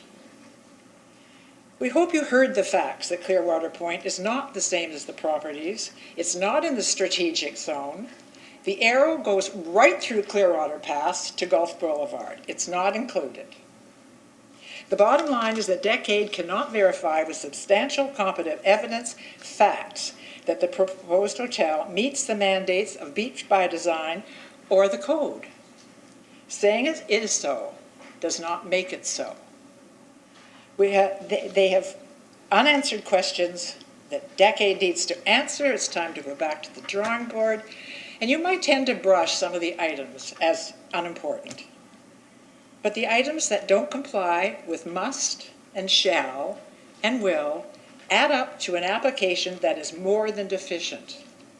It is unsatisfactory, it is flawed, and you can't, in all consciousness, approve it.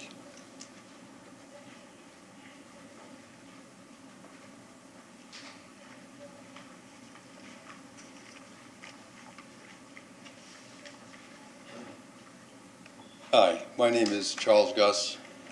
I reside at 868 Bayway Boulevard in one of the low-rises, Marina House. The seawall that is currently behind 850 Bayway Boulevard, which we're talking about, runs adjacent to and down past my first floor and a lot of the first floor condominiums at Marina House. So I have a couple of concerns. First concern is Decade Properties plans to build within 5 feet of the existing seawall. Current Pinellas County Code 3109.6.2.2.2 states, no construction shall be permitted within 18 feet of existing or new seawalls or the seawall line unless designed by a design professional in order to allow adequate tiebacks, tieback maintenance, and filter systems. The Holiday Inn, The Edge, and Jimmy's Pier 60 are Decade properties that comply with this code. So why shouldn't this property at 850 Bayway Boulevard also, why shouldn't it comply with this code also instead of the 5 feet? It should be 18 feet. Secondly, I'm concerned about the drilling and industrial hammering for footings during construction. Will the stress be placed on the existing seawall and adjacent buildings because of in-ground construction? Construction tremors in the short and long run can cause cracks in seawalls and other adjacent structures. Now, obviously at Marina House, and for example, my unit is on the first floor, the seawall being cracked or damaged is a big thing to me and all the other first floor owners especially.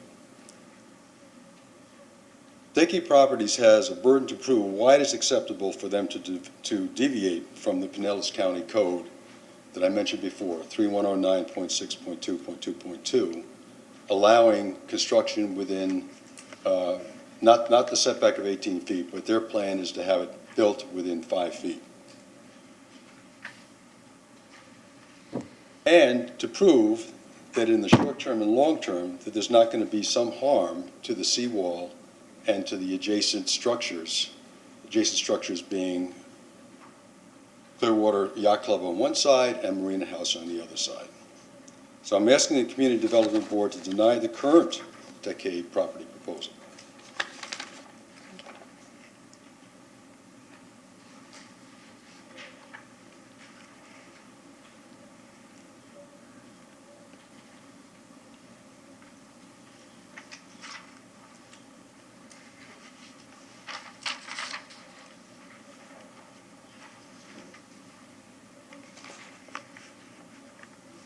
Bill Johnson, 2694 Redford Court, representing the Clearwater Neighborhood Coalition.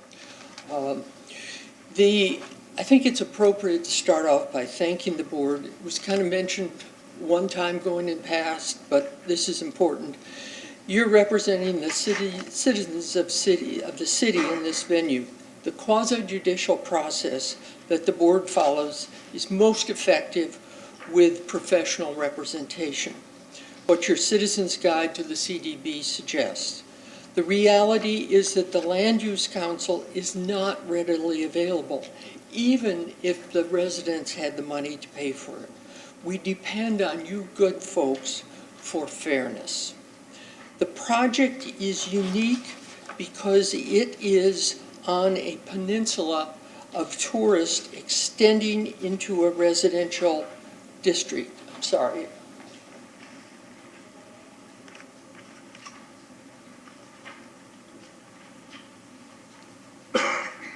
Does this work, or is it this one?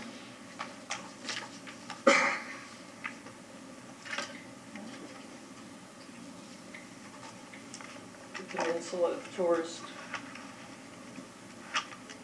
The code was changed in 1999 to permit larger size developments when a development was compatible with the surrounding area. These compatibility standards are provisions in the code, section 3-4-14.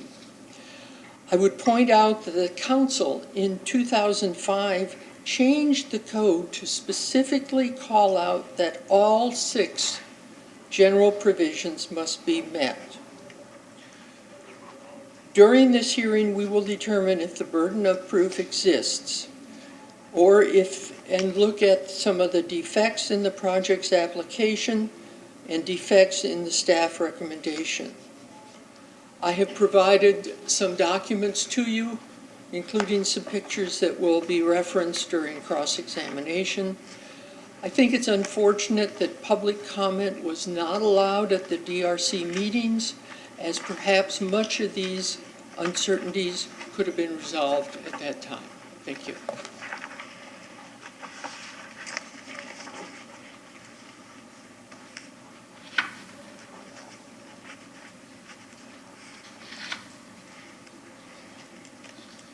I got to follow a bill, but I'm going to try. My name is Samuel Hutkin. I'm president of the Beach Association of Clearwater Beach.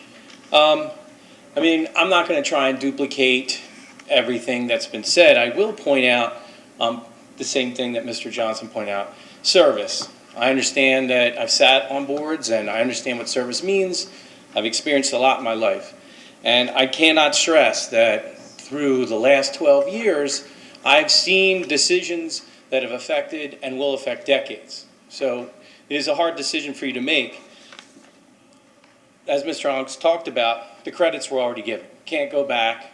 Density credits were given. And now we have this big, huge block that is going to be developed. My only thing that I may want to point out is flexibility. You have the power within you to give a certain type of flexibility. The seawall that everyone talked about, which, again, I've also done development, 100,000 square foot facilities through 25 different states. I'm also someone who's been on both sides with development. I have over 7 projects myself that are on Clearwater Beach. So I've been on both sides, and I do understand, as a developer, we're going to try and maximize everything. We're going to try and push it.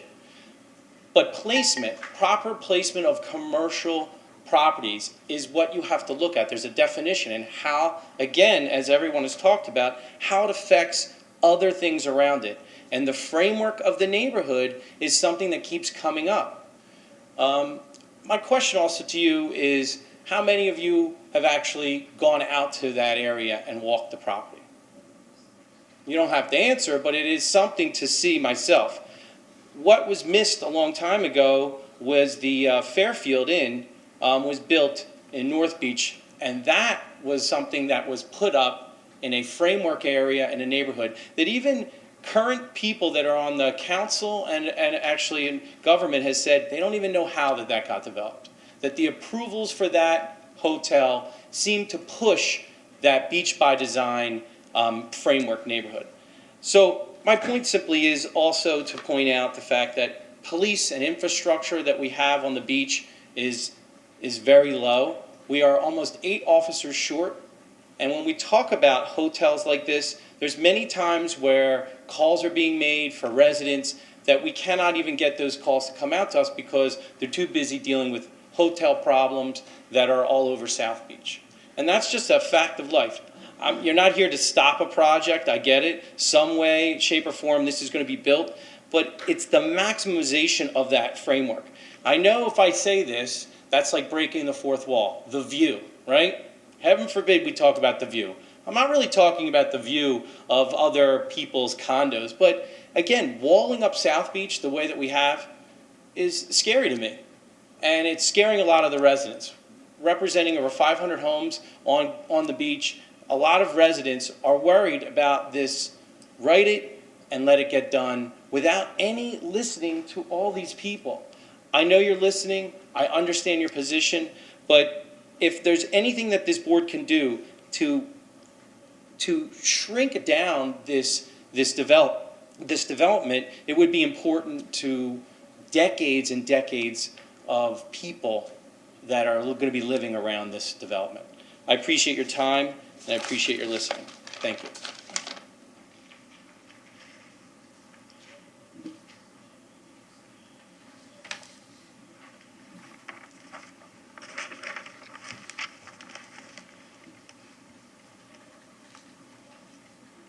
Good afternoon again.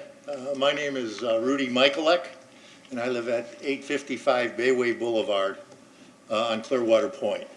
I'd like to visit with you today about some information about economic value and financial benefits of the Decades Chart House proposal. To begin, you will note that the Chart House application does not include a statement of any financial information and its value to the city. That's by design. It's not supposed to be there. However, one of the general purposes of the Development Code Section 1-103, number 3, is strengthening of the city's economy and increasing the tax base as a whole. Here are the facts.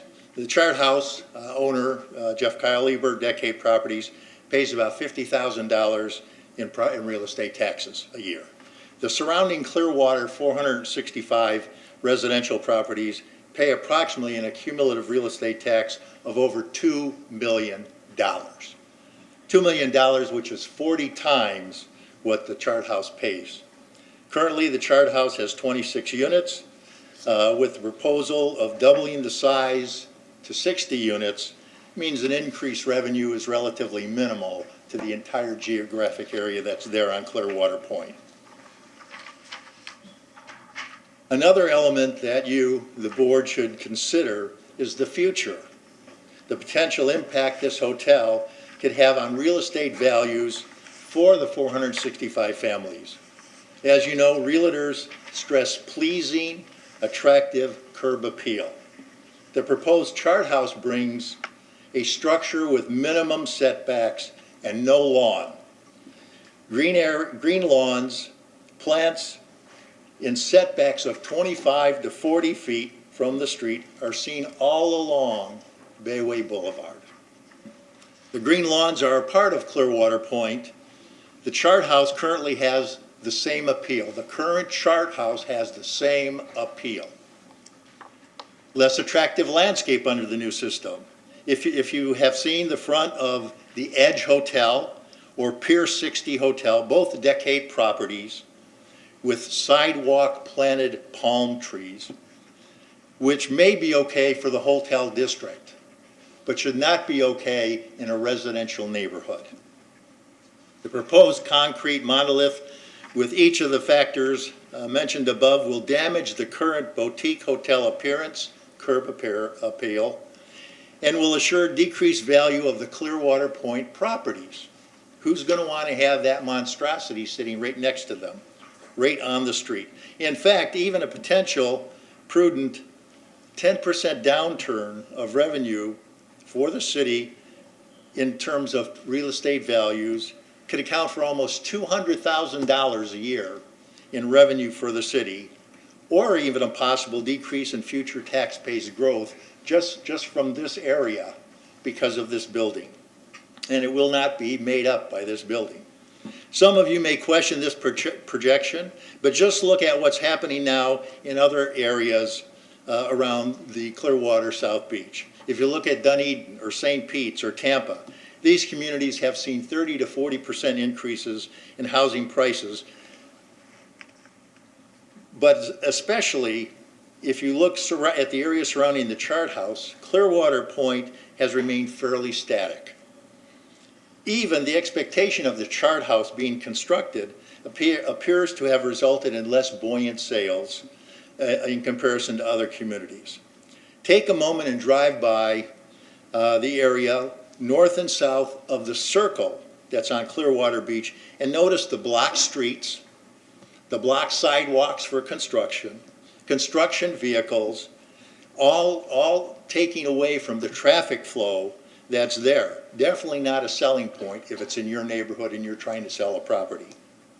Our community offers a peaceful getaway enclave, which with Decades' plan to construct Bill will destroy the ambiance of a market that we describe as paradise.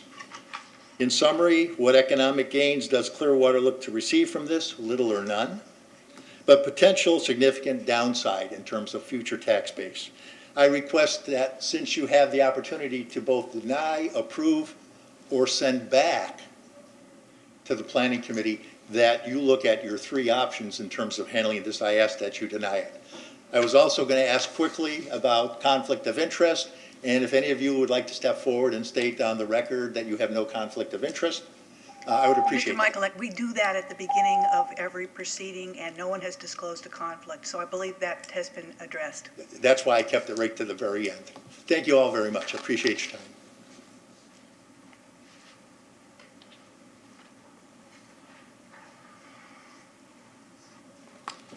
Good afternoon. I'm not going to throw a lot of numbers at y'all. Excuse me. My name is Andrew Felios. I'm a resident of 855 Bayway Boulevard, Unit 503 in Clearwater.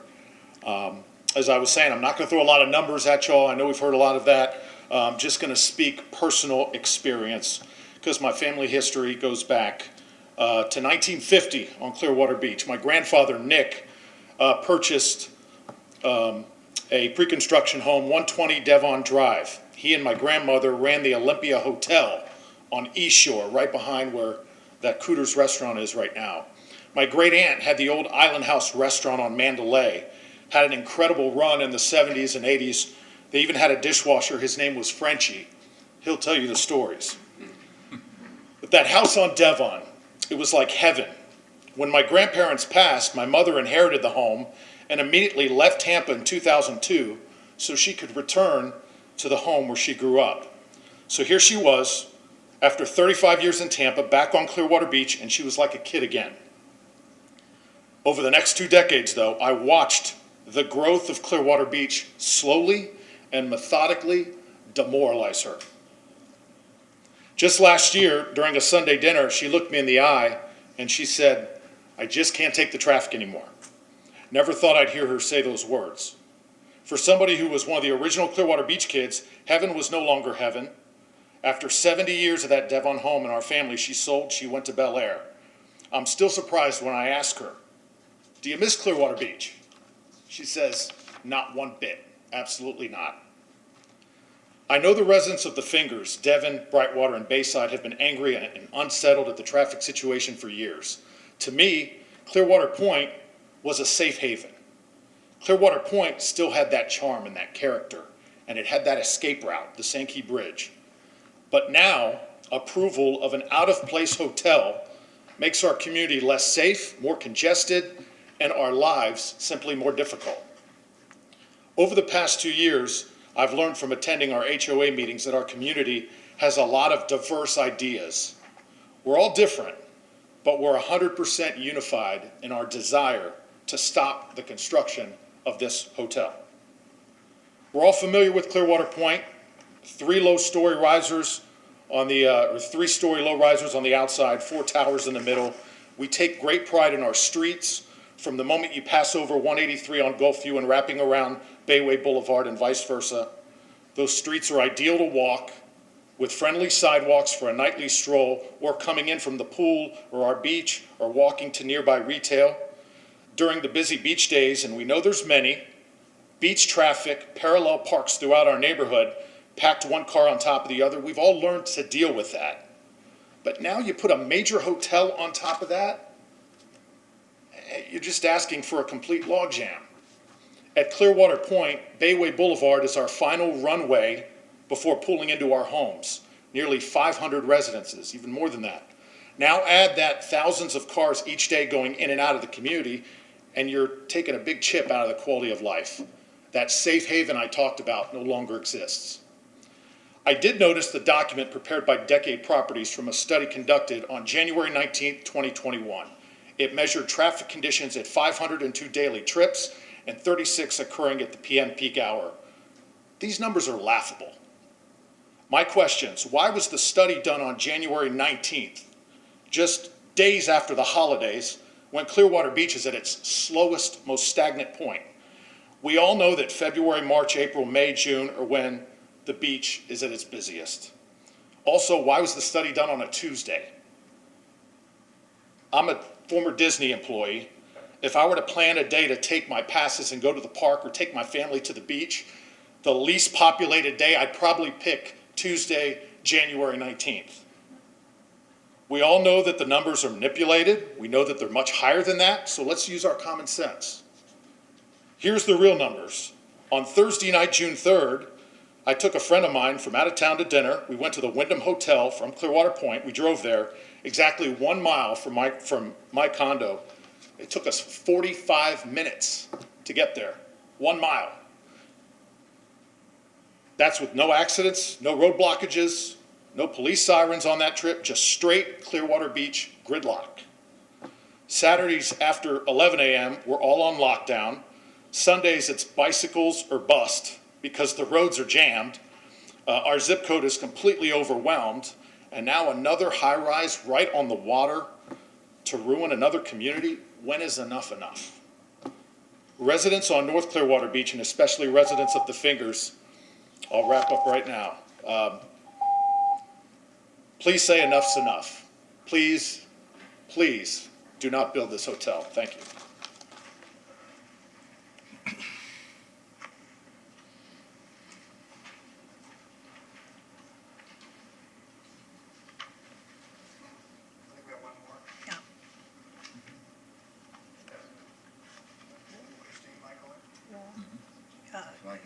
Yes. Ms. Michaelick, are you planning to speak? I think you're our last person with party status.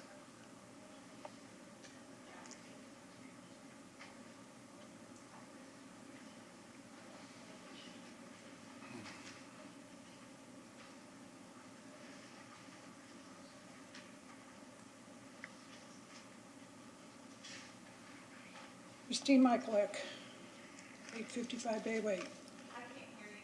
Christine Michaelek, M-I-C-H-A-L-E-K,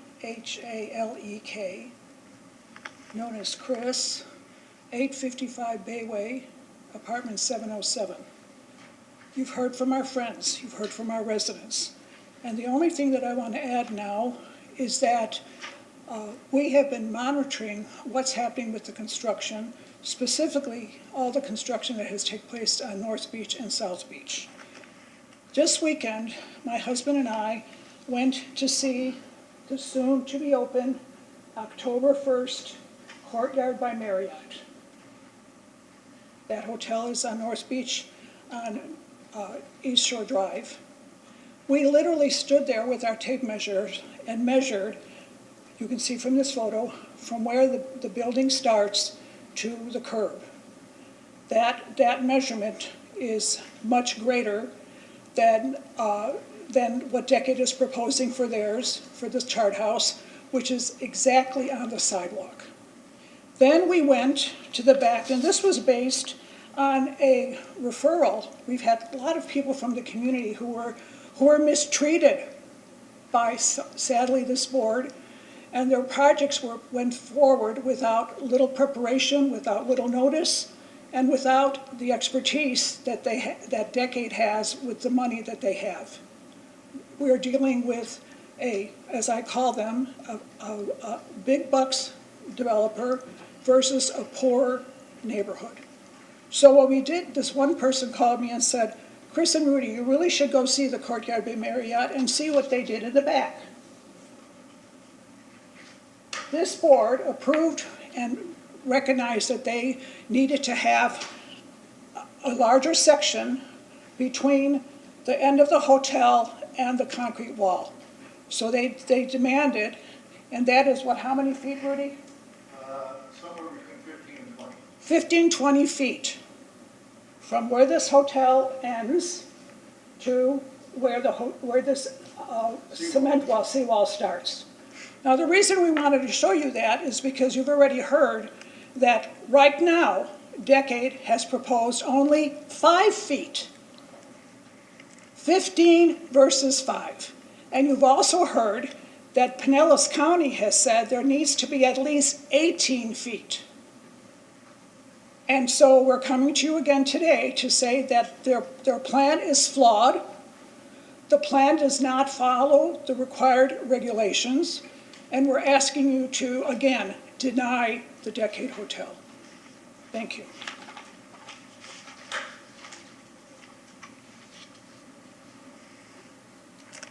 All right, I believe we've concluded the presentations by persons with party status. And our next item would be to begin cross-examination of witnesses by planning and development staff. All right. Cross-examination by the applicant. Thank you, Madam Chair. I'm going to start with Ms. Clayton, if I could, just very briefly. I do want to, I took detailed notes, so I'm going to address all of the issues that were raised, so bear with me. Ms. Clayton, in terms of what's before the board today, isn't it true that the City Council has already approved the 60 density units, the 27 units, the project at 60 units of density, and that is a vested property right at this point through the development agreement? That is true. And whether those units should have been approved or shouldn't have been approved, that's not before this board today, is it? That is correct. Okay. I believe, I wanted to start with what we just saw from Ms. McCallick. I'm not sure whether Ms. McCallick was saying that that was a decade project or not. That appeared to be 455 East Shore. Did you see that? That is not a decade project. Okay. And Ms. Clayton, if you could speak up a little bit, because even I'm having trouble hearing you. Sure. Is this better? Yes. Okay. So just to be clear for the record, the pictures that Ms. McCallick showed of 455 East Shore, that wasn't a project that was brought forward by this applicant, Mr. Kylie Brewer, decade. It is not. Okay. And I don't want to belabor the point there, but that was, what you saw was the construction of a boardwalk, is that right? That is correct. That's in a different character district with different requirements And that's going to be a boardwalk that goes all the way up and down East Shore with a marina, correct? eventually. Right, okay. Mr. Perry. And just so you know, board members, I've got our full application here. It's 178 pages. I'm not going to go through every single page, but they were very detailed in questions, so I want to make sure we answer the questions. Mr. Perry, first, there was some questioning about whether the Clearwater Point neighborhood is in the revitalization strategic area. And I just ask you to confirm that in the Beach by Design Clearwater Pass District section, it indicates that this entire area of Clearwater Point is an area of strategic revitalization and renovation in response to improving conditions on the balance of Clearwater Beach. Is that correct? That's correct. Thank you, sir. Incompleteness. Is it common for projects such as this to be met with an initial submittal of an incompleteness letter? It's not uncommon. Okay. And just in terms of the process of how we get to this board, once an application is determined to be complete, does it move forward to a development review committee hearing? Yes. And was this application determined to be complete? Yes. And did it move forward to the development review committee? Yes. And at the development review committee, does the staff and the various disciplines of staff, who thank you all very much for being here, and I'm sorry this is going to be a long day, do the staff provide specific comments to the applicant based on their complete application for the applicant to then respond to? Yes. And did that happen in this case? Yes. And after the DRC meeting, does the applicant actually resubmit the entire application in response to the DRC comments? Yes. And did that happen in this case? Yes. And if the application is determined to be legally sufficient by the staff, does it then move to the CDB hearing? Yes. And did that happen in this case? Yes. Okay. In your mind, and also to add to that layer, was there not a conceptual site plan and conceptual elevations that were approved by the City Council as part of the development agreement in 2019? Yes. So in your mind, when you heard the testimony, correct? Yes. Does that reasonably explain why there are different iterations or multiple iterations of the same plan? Oh, yes. It's very common to get multiple sets of plans through the approval process. But we only count the last set, which are submitted for this meeting. I believe the only set of site plans that really count at this point were the ones I believe they were submitted on July 8th. So anything prior doesn't count anymore. We keep them just as a matter of record. And in your opinion, and in the opinion of the planning staff and all of the disciplines, The final resubmittal on July 8th was a complete application that was legally sufficient to move to the CDB. Yes, Okay, it's not an incomplete application, it's not a flawed application, there's nothing missing. correct. And have you been working on this project on and off for about 3 years, is that right? Yes, feels longer. Have you seen any evidence that the applicant's trying to skirt the rules or is intentionally trying to not follow beach by design or not follow the comprehensive plan? No. If I may. Yeah, please. There was one comment made where it was implied that I was colluding. It's hard to hear you. There was one comment made where it was implied that I was colluding with the applicant to direct them. If that's how you want to read it, I collude with all applicants and all citizens and all property owners. Many of the property owners have emailed me and asked lots of questions, and I've provided, in my opinion, complete and full answers to them. And I always advise all applicants of things that I'm looking for, that I need to see, and things that I'm thinking about. I don't look at the review process necessarily as adversarial. So if there's something I can offer, I often offer it as part of the comments for the DRC review. Mr. Perry, would it be better to say that your relationship with the applicants is more of like working together to help resolve issues? Yes, my only goal is to make sure, to the best of my ability, that all projects, all permits meet all the requirements of all applicable zoning regulations, whether it's as simple as a fence permit or as complicated as a hotel. And if a fence isn't meeting code, I will say, hey, you need to do this, that, and the other thing to meet code. I do the same thing for a hotel. It's all public record. I know that every time I send out an email or make a comment. So I just wanted to just sort of clarify that point. Thank you, sir. The seawall, there was a lot of confusion about the rear setback on the seawall, and I kind of want to clarify that. In terms of the flexibility that's being requested in this application, is it fair to say, is it accurate that the only flexibility that's being requested is the 80 feet in height, which has been previously addressed by the city council in the development agreement, and the rear setback of 5 feet, which is a level 2 approval? It's allowed to go to 0 feet. Is that accurate, what I just said? Yes, and the marina component also, in and of itself, would require a level 2 flexible development review. Got it. The seawall, is that a building construction permit issue? So after, I guess, the process, if the CDB approves the application today, then we move forward to a building permit application, is that correct? That's correct. And that also has a series of submittals, staff responses, comments, ultimately inspections, and then finally, hopefully, at the end of the day, a certificate of occupancy, is that right? Yes. And I also wanted to address that issue. The reason that the building official didn't commit any further as to whether or not this would be able to be located within 18 feet of a seawall is because we do not require, in fact, we don't want construction documents. This is not a permit application for a building permit. Right? This is to get basic site plan approval. Naturally, a reduction in rear setback does not override any other sort of structural requirement.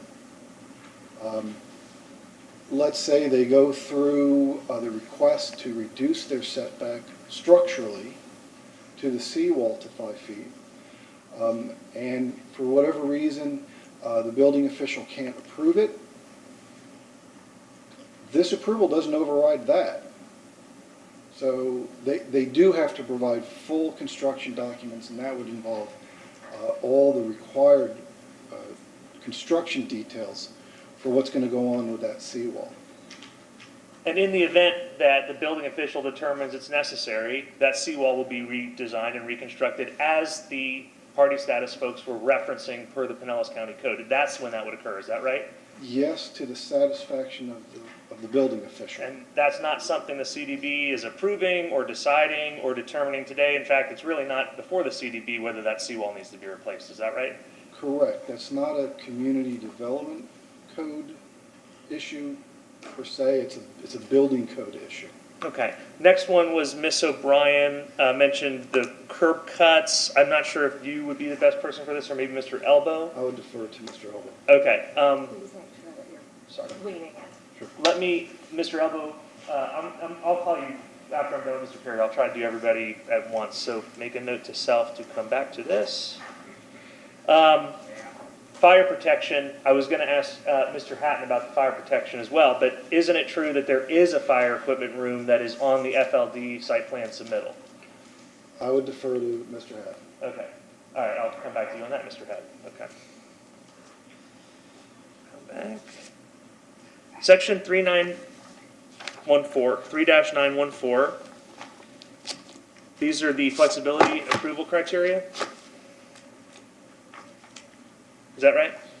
Right, the general applicability for level 1 and level 2 approvals. Compliance with general applicability standards. Did you fully address those 6 standards in your report on pages 22 and 23?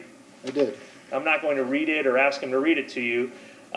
In your opinion, as an expert witness, does this project comply with all 6 of the general applicability standards and criteria? Yes. Okay. Same question as it relates to the flexibility criteria for overnight accommodations? Yes. And same question as it relates to flexibility criteria for marinas? Yes. Is all of that detailed in your 29-page staff report? I'll take your word on the number of pages, but yes, it's all detailed in my staff report. And there was one comment about one criteria that was not met that one of the speakers brought up about parking garages needing to be 1,000 feet from the subject site. That's a criteria that is not applicable. That's dealing with if you're asking for a reduction in parking. So they're providing their full complement of required parking. So the reason that particular criterion wasn't addressed is because it's not applicable. And in fact, this project parks itself, right? There's not going to be any beach parking. This isn't public parking. This is a parking garage that meets the code and is restricted to park itself. Correct. Okay. And not only is that in the development agreement, not only is that a condition of approval, but it's also a deed restriction that will run with the land forever that is a part of the conditions of approval. Is that correct? Yes. Okay. I've described this as, in my view, the most restricted hotel density reserve project in terms of the uses. Do you believe that's accurate? I can't think of one that's more restrictive, whether it's the most, probably, but. Thank you. Let's see, get back to my notes here.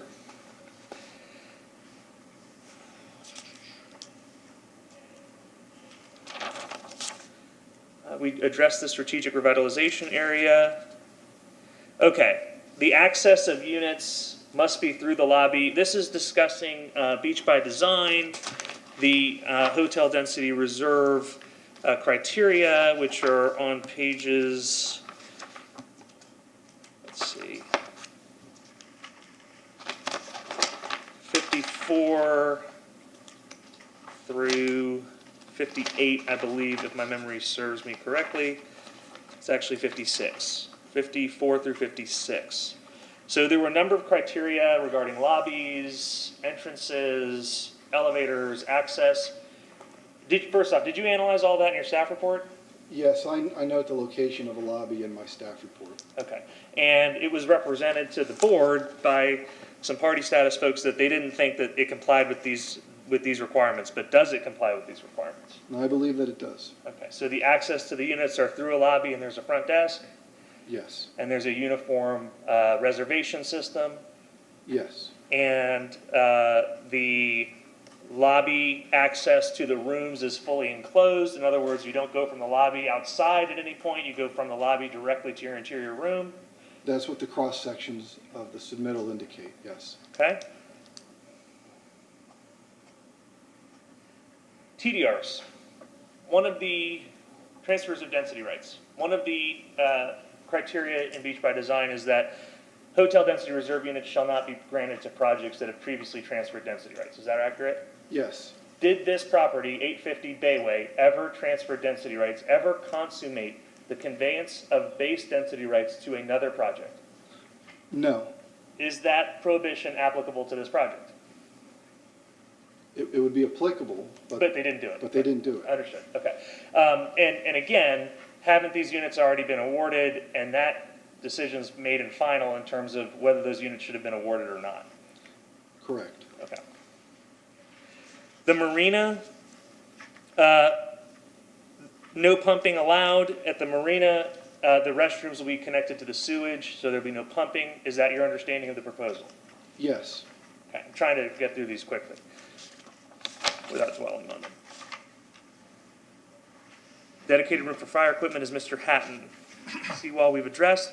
Mr. Hutkin, who I have a tremendous amount of respect for, and I've worked with in the past on various civic issues, he said that we're maximizing everything. That was at least the words that he used, or the paraphrasing. This project could ask for up to 100 feet from base flood elevation, is that correct? correct, And it's approved by the city council at 80, is that right?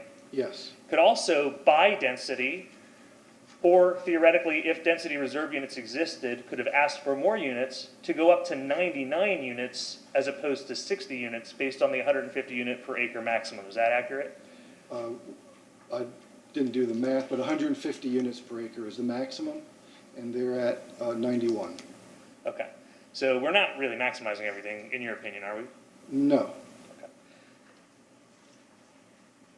Mr. Michalik talked about the financials. I mean, there's no requirement to show financials for a project. no, You did indicate that the applicant indicated that 25 jobs would be created. Is that right? correct. Okay. Traffic, I'll go to Mr. Elbow. Mr. Perry, was there anything else you heard, I know because you took notes as well, that you wanted to address or clarify with this opportunity to do so to the board? You hit most of my comments, actually. No, not at this time. For Thank you, sir. I cross-examination. appreciate your work on this. Thank you. Mr. Hatton, I guess I'll go with you because hopefully that'll be the shortest. First off, could you just introduce yourself for the record? Mr. Ongst, if I may, before we... Please, that's what I was going to try to do. Madam Chair, at this time, I would ask that the board accept Mr. Keith Hatton, our fire inspector, and of course, our chief fire marshal here, as an expert in the areas of general fire prevention knowledge and any other matters he is about to testify on. Mr. Daniel, this was not presented during the case in chief, and I'm looking for guidance. Agreed. You are in the cross-examination section of your hearing, and this seems to be like the initial presentation, so it's within the board's discretion to allow it, but I would advise against it. All right. Board members? That's good. It's fine with me. Fine to allow it? Allow it. I mean, he looks like the part, so what else can you ask? Well, at this juncture, it's not a matter of his qualifications, which I don't think are probably an issue. So again, we're in the cross-examination portion of the meeting. Right. We'll still have time to ask questions of Mr. Hatton later if we so choose, right? Well, I mean, you're subjecting the witness to cross-examination, who's not been subject to direct examination. Exactly. That's the issue. It's within your discretion. I would advise you not to. You guys are looking at me. I'm not going to disagree with Mr. Daniel. I think that, cross-examination is revisiting witnesses who've already given testimony. He hasn't given testimony already. The staff, but as Brian pointed out, we might be able to ask questions from the staff and say, when we ask our questions, can somebody answer this particular question? But I don't think it's appropriate for the applicant to be treating this as a witness from my perspective. I agree with what Michael just said. So. Too much of the feedback. Hey, I'm talking about again.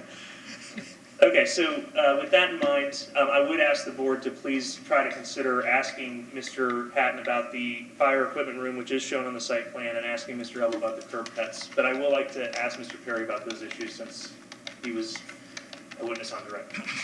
And then I'll be done. So Mr. Perry, on the fire equipment room, that's okay. And I've got the site plan here if you need to look at it. Actually, let me find it. There it is.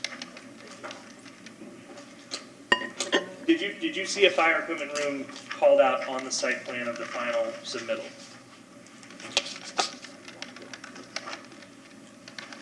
I did not notice, because that's nothing that I typically look for. Fire stuff isn't something that I'm an expert in. I know that the fire department, Chief Hatton is a reviewer, and that he looks for that sort of thing.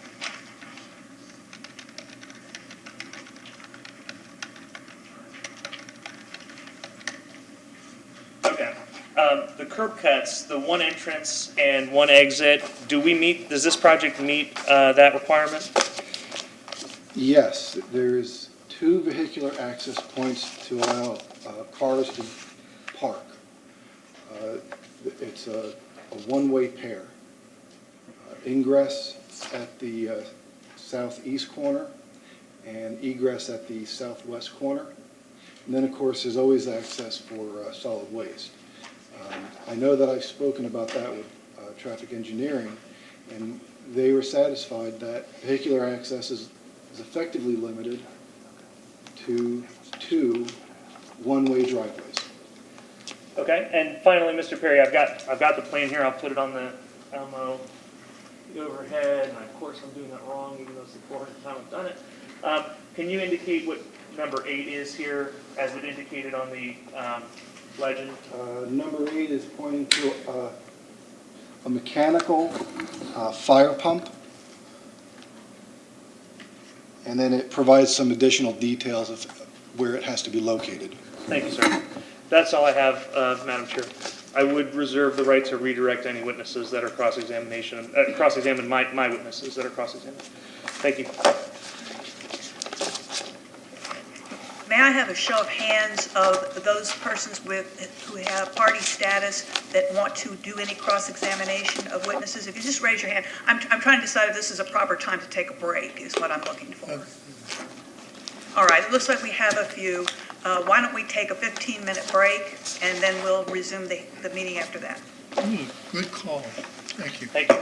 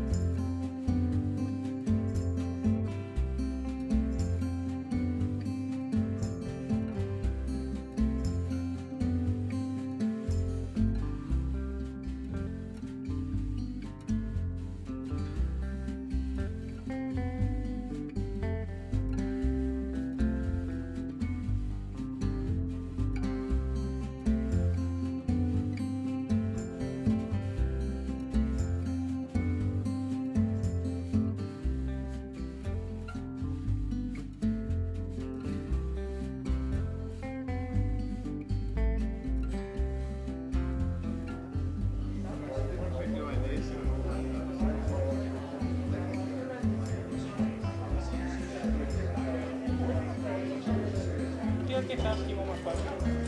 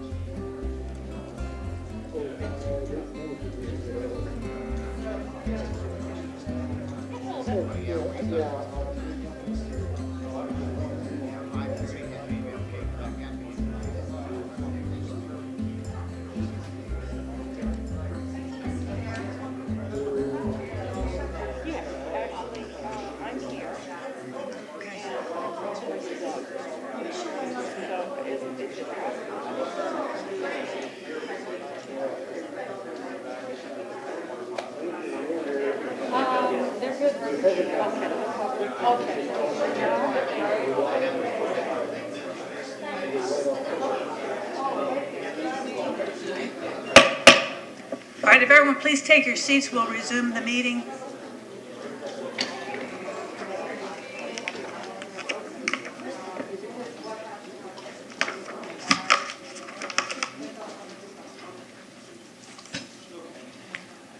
All right, the next portion of the meeting is the cross-examination by persons with party status.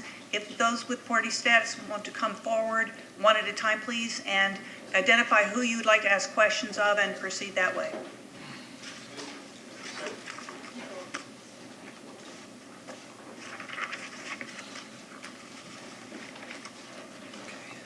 And I'm sorry, to make the record clear, can you state your name again? I'm still Jim Gifford, Gifford, 868 Bayway Boulevard.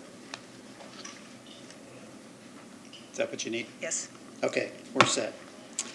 So I just go for it here. Just identify which person you would like to question, and we'll have them come forward and be at... I'm going to have a couple of questions for Mr. Unks. I'm not technically a witness, Oh. but we can address that. Any of our witnesses who are appropriate will answer your question. Okay, then. So would that mean Mr. Perry? Hi there. So I've got a bunch of narrative and some questions, all right? Sure. So, absolutely, yeah, I'm all shut up. Who wants to ask So, narrative questions of the applicant? And don't forget to speak into the microphone so everyone can hear you. And I'm not sure, is this the mic? Yes, sir. Huh? We'll lean into it.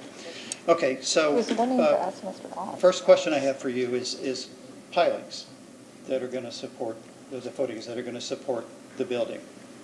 There are different types. Do you know what type is going in? No. You do not? Okay, well, that's a simple question. The other question is not relevant here. Okay, so this is going to be some narrative and some questions, if that's allowed.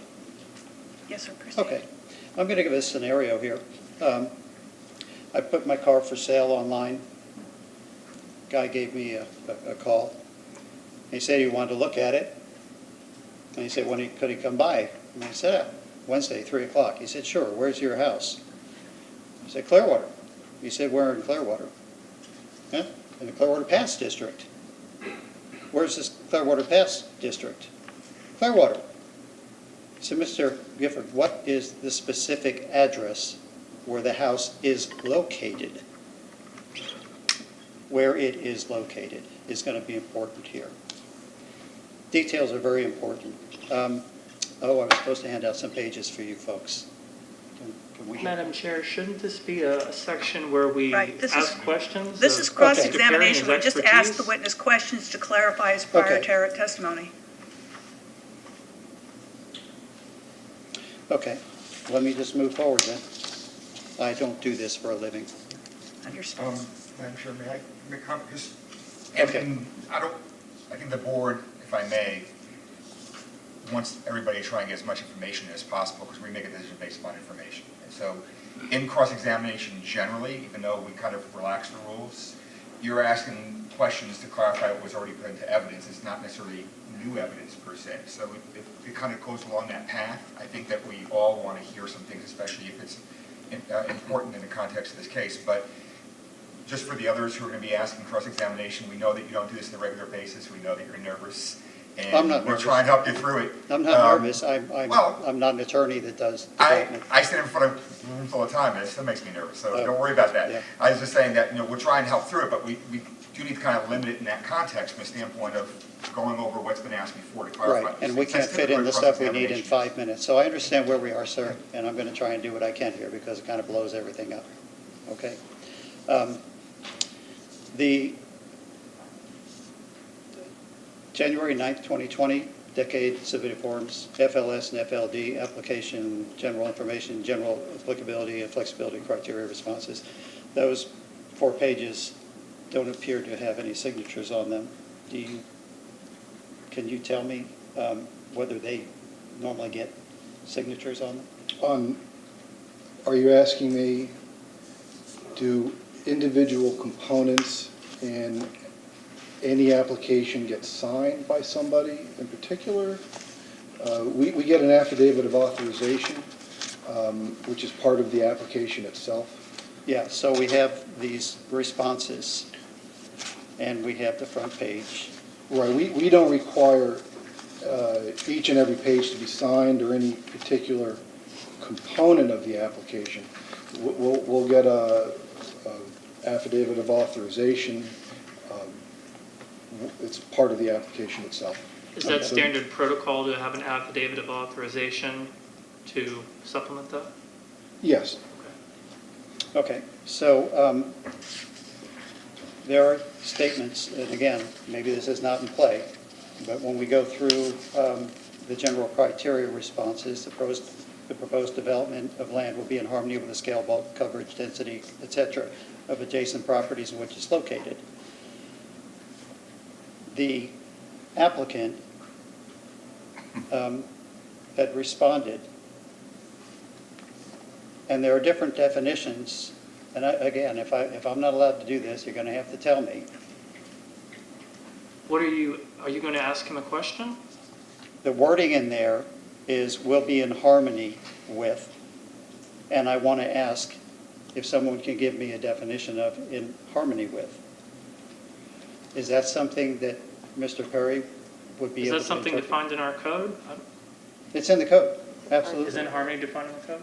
Oh, I've got that. The word harmony is not defined in our code. Well, We'd have to turn to a dictionary definition for that. to understand. If you want the definition of harmony, yes. For the actual code that I'm discussing.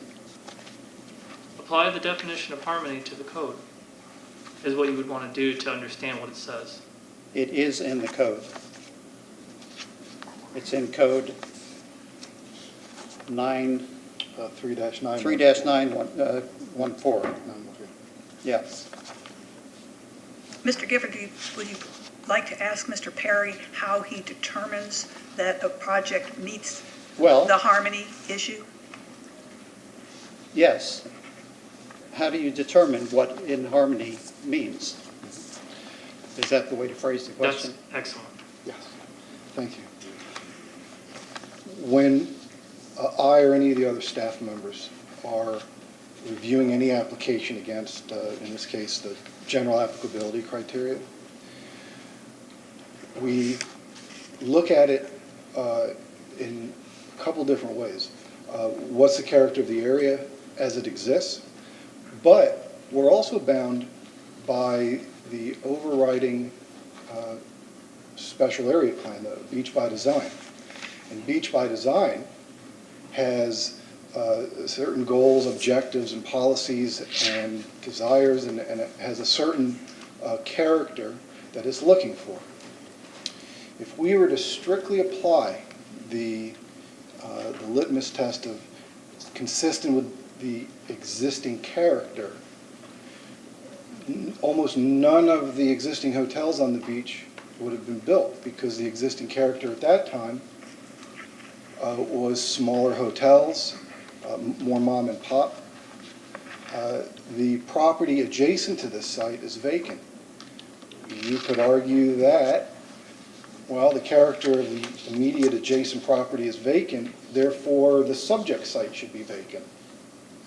So how do you kind of rectify all those? So the first thing we do is we do look at the code, what does 914A require? And we also are required to look at beach by design. And what does beach by design require as far as the desired character of the area? So that's how our thinking goes at it. And in my opinion, the proposal is consistent with the desired character of the area, if not the existing character of the area. Okay, so I'd like to get off of character for a second and just take the phrase, the proposed development of the land will be in harmony with the scale, bulk, coverage, density, and character of adjacent properties in which it is located. Now that says will be, right? And it will be in the scale and of adjacent properties in which it's located. Oh, shucks, I just had it right here. Hold on one second. 13. Section 8-101E, the words shall, must, and will are mandatory, implying an obligation or duty to comply with the particular provision. So will be is controlling, and it's saying it will be in the scale of adjacent properties. The definition of adjacent is next to, beside. You can find it everywhere. It's next door to. It's not across the street from. It's not in Clearwater Pass. It is the immediate area. I would focus on asking Mr. Perry some questions. So how can you defend that that this will be in harmony or consistent with adjacent properties, which are low-rise buildings? It says it's mandatory. To answer your question, I think I already answered it. What you're talking about harmony and having a feel. And I'm talking about what it states in Section 8-101E. The words shall, must, and will are mandatory, implying an obligation and duty to comply with a particular provision. And the provision says it will be in scale with with adjacent properties. Right. That's not allowing the freedom. Mr. Gifford, To we're make not some arguing, we're just asking So a question and let Mr. Perry answer. You can tell me, okay, maybe I missed what he was saying, but I don't know that he's saying they can be consistent with that with 100 feet when the others are less than 50 feet. So how do you explain that? Okay. I did. As opposed to in a general field. Please. Okay. Yeah, I think I did explain it in that beach by design supersedes the code. And the first thing I do is I look at what the character districts and the design guidelines and the general goals, objectives, and policies of beach by design are. So my first obligation is to look at that document. As I said earlier, a few moments ago, if we're going to look at that strictly speaking, then the goals, objectives, and policies of beach by design would never have been able to have been implemented. None of the larger hotels, none of the density reserve or the prior density pool, none of those units would have been able to be allocated because they all called for a higher intensity of use than what was there. And I would also go on further to say that a strict interpretation of that would also require that new buildings don't meet FEMA. A lot of the buildings out there don't meet FEMA requirements with regard to their finished floor elevations. We certainly can't expect a new construction to not meet FEMA. So And again, just taking this subject site, for example, it's adjacent to a vacant site. Does that mean that this site must remain vacant to be consistent with that vacant site? So I would suggest that the answer is probably no, and that I'm obligated to look at the requirements of beach by design first, and then where beach by design is silent, then I default to the code. If there's a conflict, I'm required to follow beach by design. I don't know if that answered your question or didn't. No, not accurately, not accurately. So it appears that on a technicality here, and I don't mean a negative technicality, that I'm not allowed to present the flaws in the application. You'll have an opportunity to make closing remarks after all of the testimony is completed. But that's like 3 minutes, right? Right. Okay, all right. That's all I've got. Thanks.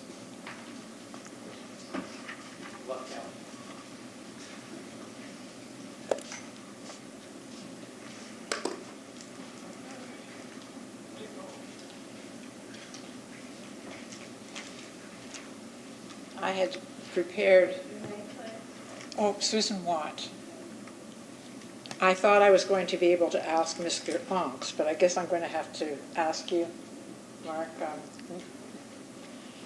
But I had some specific for you, okay?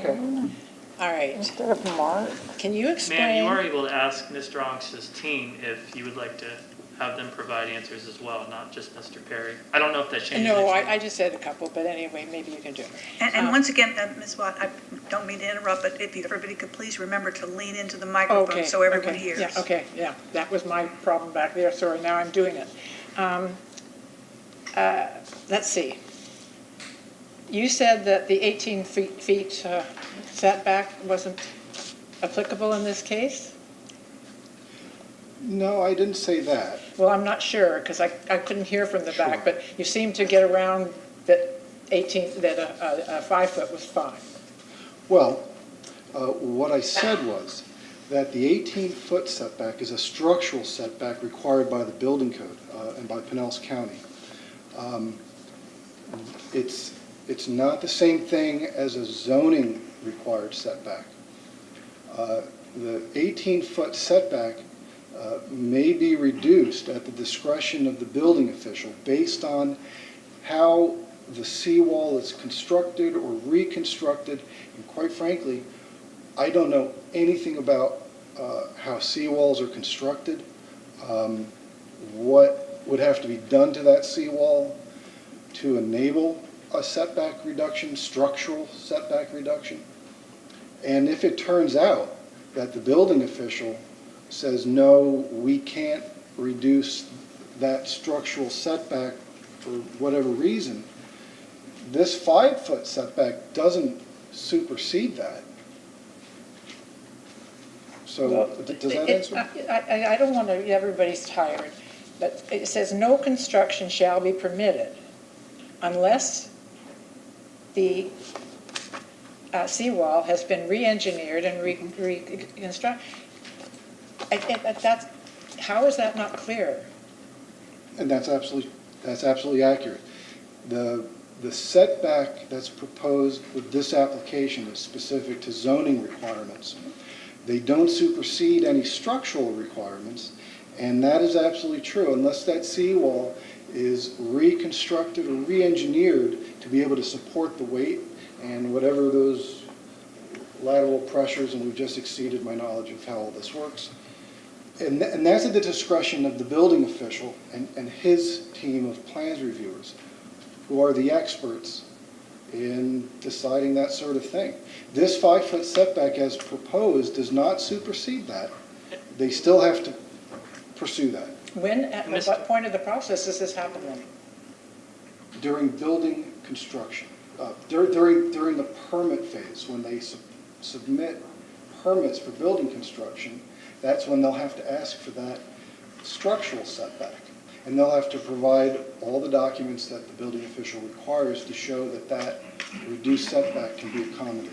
Mr. Perry, is that the next step in the process after approval by the CDB board? Approval Yes, the submittal for- next, it would be handled at the next step. But that, we're SOL then? No, not at all. Okay, good. All right, let's Because- move can I along. finish? No, yes, I thought you wanted to finish, Well, I'm sorry. no, I don't mind. But I just wanted to finish and say that, provided that the Community Development Board approves this application, the next step is that they'll submit for building permit. And that's the point at which they'll have to show evidence that they can indeed reduce that structural setback to the satisfaction of the building official. Okay, so that, we're dealing with a non-entity at this point. All right, so here in the review, developmental review, it says the curb cuts matter. And now they don't. Can you explain why someone in your office, well, not in your office, in engineering, at one point said, it's okay, one point now, it's okay, but before they said, you need to redo your plan, it says, And right here. Your plan must be redesigned. Okay. Correct, and they did. There was an issue, I think at one point, I could be mistaken, I think they had two-way driveways, which is not permitted. They can do two one-way driveways, which they are providing. It's 3 curb cuts. Anyway, so 3 curb cuts says 3 curb cuts. 1 ingress, 1 egress, and 1 dumpster. And this is a driveway. These are 8 by 12, 3 of them, dumpsters. Okay, so I want to move along here because I know everybody is anxious and tired. Why is the 1,000-foot existing public parking? It's right there and in 803K6B. Right. I did address that while I was being cross-examined. Yes, I by heard that, Brian Knox. but it's right there. But I'm going to answer the question. Yeah, I okay. promise. That's a criterion if an application is requesting a reduction in required parking. Since this application is parking itself, it's meeting its full code-compliant number of required parking spaces, that criterion is not applicable. They're not asking for a parking reduction. They don't need to show that there's adequate parking within 1,000 feet. They're providing their own parking. Not all criterion are applicable to every application. For example, if they were proposing a height of 10 feet, any height flexibility wouldn't be applicable either because they wouldn't be asking for any flexibility for height.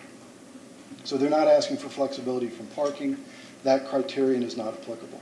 Well, it's right there, and it doesn't say that, it doesn't give that caveat. All right. So, as far as you know, are there any mixed-use retail, commercial, the description of Clearwater Pass? Does that entail Clearwater Point? I'm not aware of any mixed-use development in the South Beach area. Oh, yes. To West of Gulf Boulevard, it's all mixed use. Well, East of Gulf Boulevard, there's none. Let's keep this to questions. Yeah, I know, but like, I'm not getting an answer. mixed use by our code is a mix on one property of residential and non-residential. For example, the Station Square building downtown. That's an example of a mixed-use building. The ground floor is slated for retail uses, commercial uses, and the upper floors are all relegated for residential. Can I interject here? That wasn't my question. The definition of Clearwater Pass is mixed use, different kinds of stores. Is there any of that in Clearwater Point? Clearwater Point is part of the South Beach District. If you're talking All right. about, if you're specifically asking me, are there any non-conforming uses in the HDR zoning district portion of the South Beach District? The answer is not that I'm aware of, but I haven't examined every property. I'm not aware of any non-conformities. Okay, all right. Can I put this picture up, or can I just ask you to look at it? Whatever anyone wants me to do. You can put it up. Are you asking This a has been question up- about the picture? Absolutely. I want Mr. Perry to say yea or nay. That's your choice. Oh, I can just put it up there? This is your Oh, time. okay. All right, if you look at that, this is the strategic revitalization and renovation area. Do you see this line that goes right through Clearwater Point and starts at Gulf Boulevard? Yes. So that would mean that this strategic revitalization and renovation does not include Clearwater Point relative to this. Page 6, Beach by Design. No, I would disagree with that interpretation. What this drawing is showing is simply a label pointing to the Clearwater past South Beach District as sort of a whole. I imagine that the person who drew the line had to end it someplace, so that's where they ended it. No, it had it been Clearwater. All right, by that definition, I'm sorry. This is so frustrating. Okay, so that you're saying that Clearwater Point is not part of this. Like, you say it is, even though the line goes there. Wouldn't that mean that Devon would be part of the mixed-use parking? Yeah, on this drawing, they've ended that line well past Devon, and Devon is not part of the Clearwater, the Beach by Design planning area. I'm just saying, every single one of the areas ends where it's supposed to end, sir. And Ms. this Lott, ends where... we want you to ask questions and not argue with Mr. Perry. I know, God, this is unbelievable. Well, so here you're referring to this application as okay because it's in Clearwater Pass. So, strategic revitalization and renovation, which isn't included in Clearwater Point. Well, actually it is. It's not. We can, on the map, you can see that this is the section of Beach by Design that's specific to the Clearwater Pass District. And the entire area, including the portion of the site, of the area that's high-density residential, that's all included in this area. So that whole area is included. It's included in... I know it's included in Clearwater Pass. I'm asking you if it's included in strategic revitalization and renovation. Yeah, as you've highlighted. You highlighted that exact point. And I'm highlighting that it's not included on the map, on this chart. Okay, carry on. Can you show me from this how it goes through a lobby? How is that elevator in a lobby? Well, it's going up to a lobby on the other. A hotel lobby, we all know what a hotel lobby is, okay? Does that elevator go through a lobby? Yes. That one does. Well, that's the same elevator. No, it's not. Man, you're asking for his expertise. Let him But give it. he's not answering my question. I think he's answering the question. I understand it's frustrating, but it isn't necessary that you accept the answer or even like the answer, but you must be permitted to give it, okay? If you have additional questions that might elucidate the matter further, please do that, okay? And again, don't forget, you'll have an opportunity to make closing remarks after everyone's done testifying. Okay. So, Mark, could you please explain, this elevator goes through a lobby. This elevator does not. It doesn't have to. Access to the building is required to go through a lobby. They're required to have a lobby, and they've provided a lobby. They don't have to provide more than one. Access, I think I've got this memorized.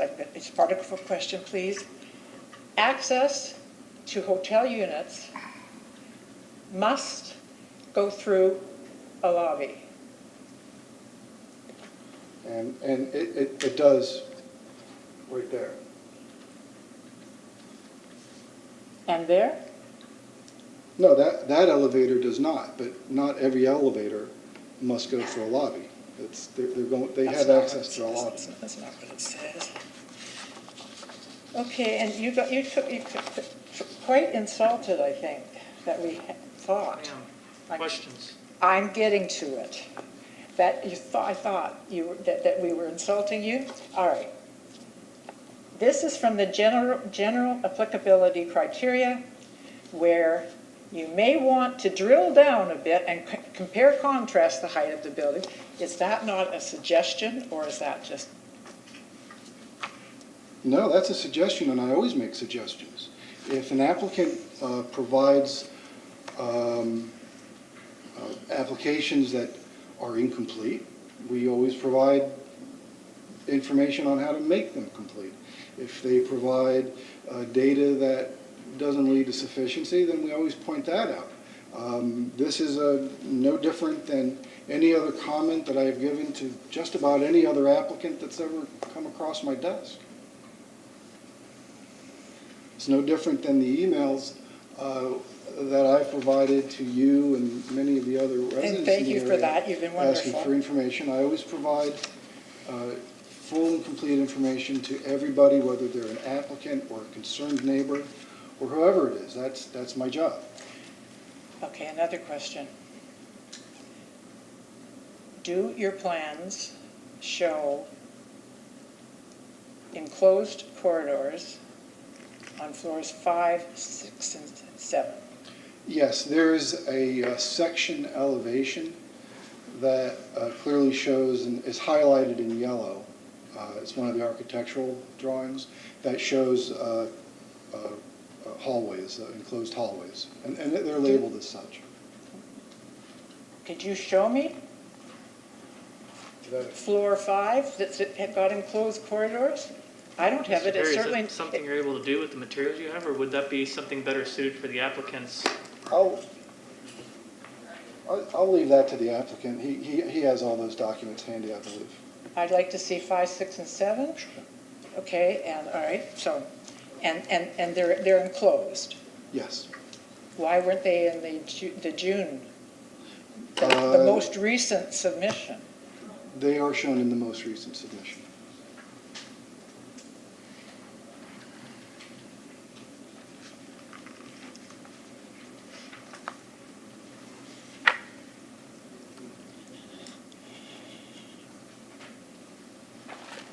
Ms. Watt, if you have other questions for Mr. Perry, proceed with those, and then you can question Mr. Ongst, expert about that corridor issue.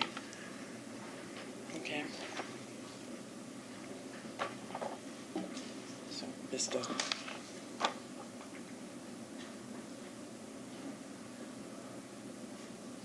The descriptions of Clearwater Pass, do you see anything in this area that would fit in the descriptions of Clearwater Pass? I'm sorry, what? Oh, do you see anything in that area that would fit Clearwater Pass description? Our point is it doesn't fit. So is there anything right there in Clearwater Point that would fit the description of Clearwater Pass?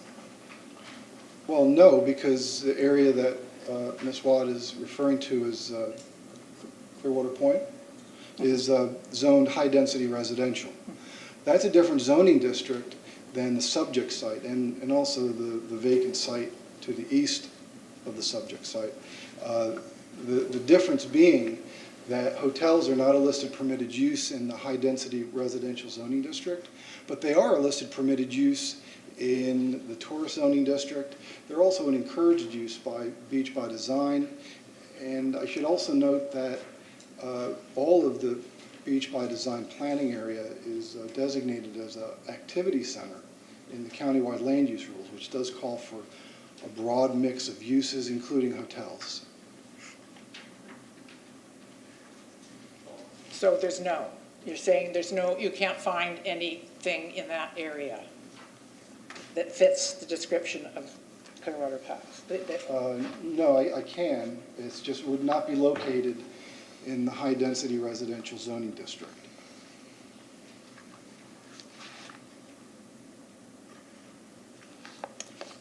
And that's just a yes or no here.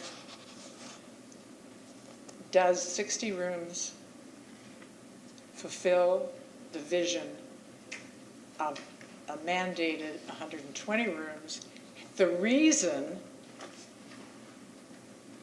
that the hotel density reserve was created for 120 rooms, does 60 rooms fulfill that mandate? Yes, I believe the 120 rooms was more of a guidance and a guideline. Not every site, even at its maximum permitted of 150 units per acre, would be able to provide 120 units. That all depends on the size of the site. A smaller site is not going to be as dense as a larger site. It just won't, it can't hold as many units. It's not permitted. Was the hotel density reserve pool created to make it easier for developers to design 120 room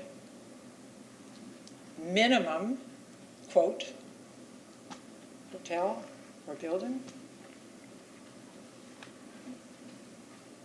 I'm not sure I understand the question. Say it again. 120 room minimum. The reason Hotel Beach Reserve was created was for a large enough to have a parcel.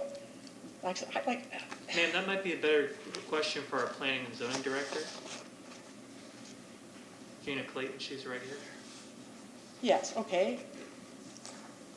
Beach by Design says that the hotel density reserve was created to make it easier for somebody, a developer, to build a building on, so they said to get a building, sorry. Okay. Take your time, take your time. Because it was impossible to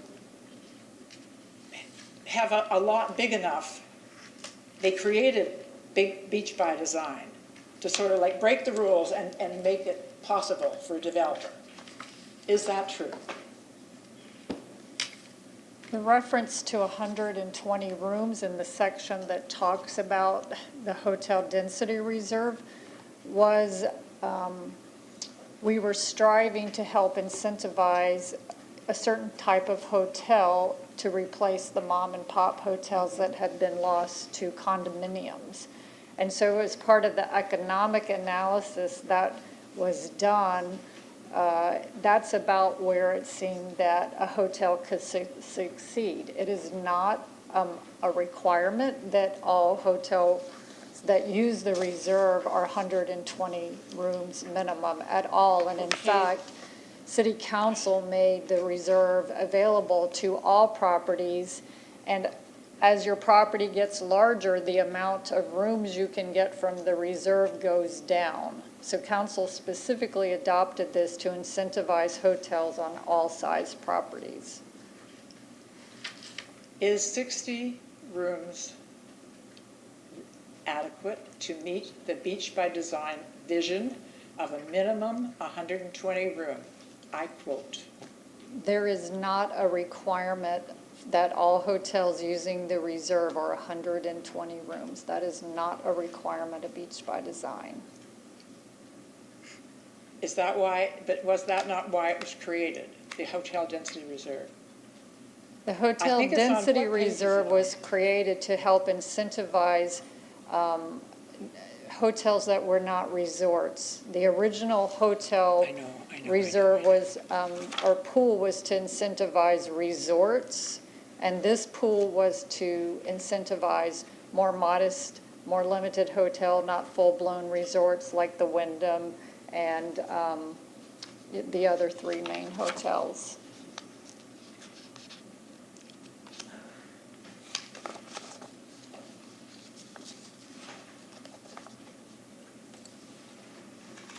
I'm sure we're all frustrated, and I'm very frustrated because. Did you want to my question, answers have- did you want to question Mr. Expert regarding the hallways, the corridors? Yes. All right.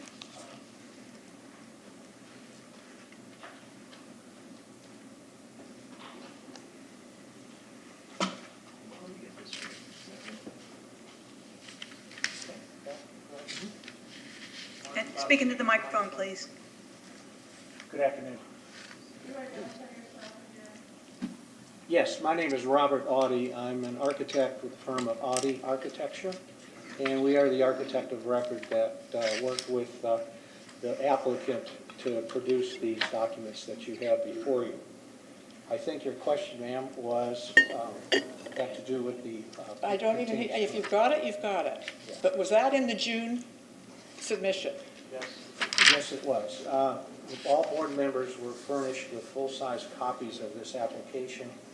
And what you'll see is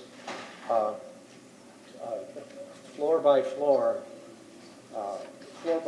diagram of how the elevators connect at each level, including 5, 6, and 7. I think that was the source of your question. That diagram wasn't in it. That's fine, as long as it's there, then it implies. That bit. Right. Thank you. Thank you, Ms. That Watt. bit. Are there other persons with party status that would like to cross-examine?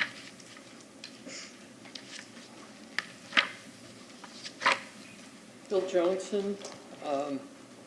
Now, I'm more confused than I was before, because Mr. Audi said that in the application that was on 7-8, that is included, that is, may I ask him a question? You need to designate the witness if you want to cross-examine and have them come Yes. forward. Mr. Audi?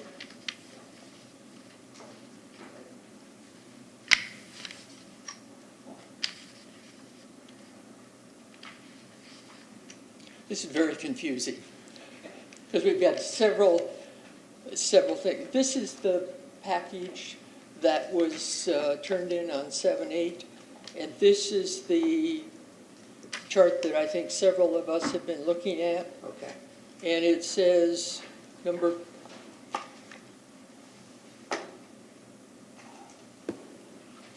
number 4, open to elevator and stairs. Is there a enclosed hallway there? When because these drawings are diagrammatic, when the initial HDA application was provided, city staff requested that they clarify our intent with the circulation through corridors, both from the lobby to an elevator and a continuous enclosed air-conditioned passageway to all guest rooms. So because there was clarification that was required for that, we submitted an addenda to the HDA application back in 2019 that clarified that. So staff requested that we reissue those drawings and make them a part of the FLD, which is perhaps a part of your question. That diagram, this one that you see here, is labeled FLD 16 of 18. 17 of 18. Here is the application. Let's go up floor by floor. So I don't know that the board needs to get to this detail. Excuse me for asking it. I was just confused. Let's go to something more important. Thank you. I have a question for Mr. Ongst, so I'm not sure who in his organization can answer it. I'm looking at the statement. This is the development agreement that he referenced that said that the city council approved the conceptual design, and that was stated in section 9. And the question I have is, I don't think that's what the wording says. This is in tab 2 for the people, for you folks that have his binder. Thank you, Mr. Johnson. The conceptual design is Exhibit B, and that's section 4. I'm looking at section 9. Yeah, I understand. You asked if section 9 approved the conceptual design, and the answer is no. Section 9 does not approve the conceptual design. Thank you. That's Section all 4.3 my question was. Section 9 finds consistency with the company. Thank you.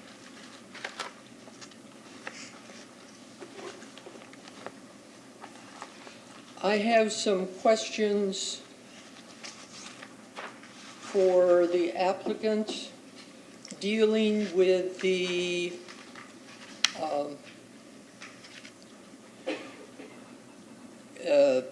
beach by design criteria statement. Whoever can answer that. No, let me skip that one because that's not important for this group. Whoever prepared the criteria for overnight accommodations that's in the package.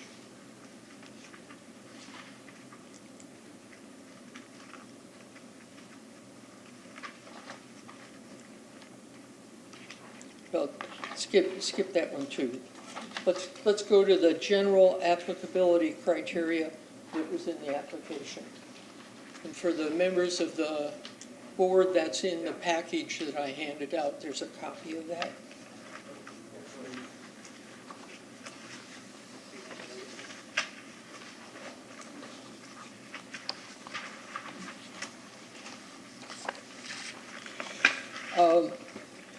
In your response, the application states that the proposed development is in harmony with the scale, bulk, coverage, density, and character of adjacent properties.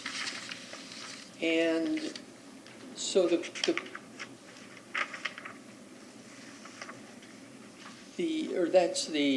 the criteria.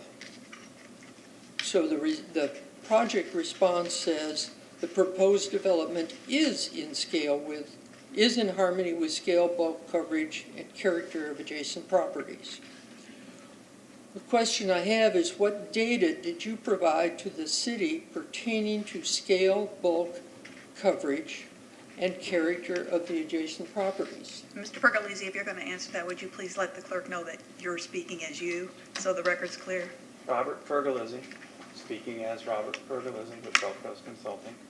I worked on the responses to the general applicability criteria. The property is zoned tourist. It's got a land use of resort facilities high and is in the Clearwater Pass district of Beach by Design. This states that it's a distinctive area of mixed use, high-rise condominiums, resort hotels, recreation and tourist, and neighborhood serving retail. Okay, so as part of the data that we provided, is that this building is 7 stories over parking, and we're in an area that has mixed heights, including 9 stories residential condominiums directly across Bayway Boulevard in the interior of the area. So that was the data we provided that stated that was in harmony. Also providing step backs and also providing setbacks, 10 foot on the sides, 12 foot on the front. That's in compliance with code, and the step backs that are in compliance with Beach by Design. Did you provide information on the coverage of your project versus adjoining properties? I did not, but I know that the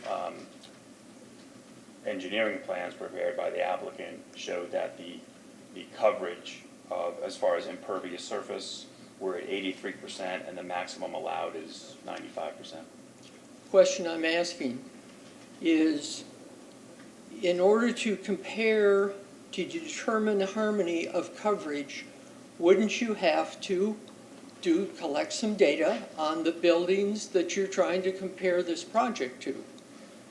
And the reason I'm asking is that just looking at Google Earth, comparing your project to some of the high-rise buildings, it seems like your building is not similar, but it's at least a third bigger in every dimension from the buildings across the street. Also, wouldn't you, if you look at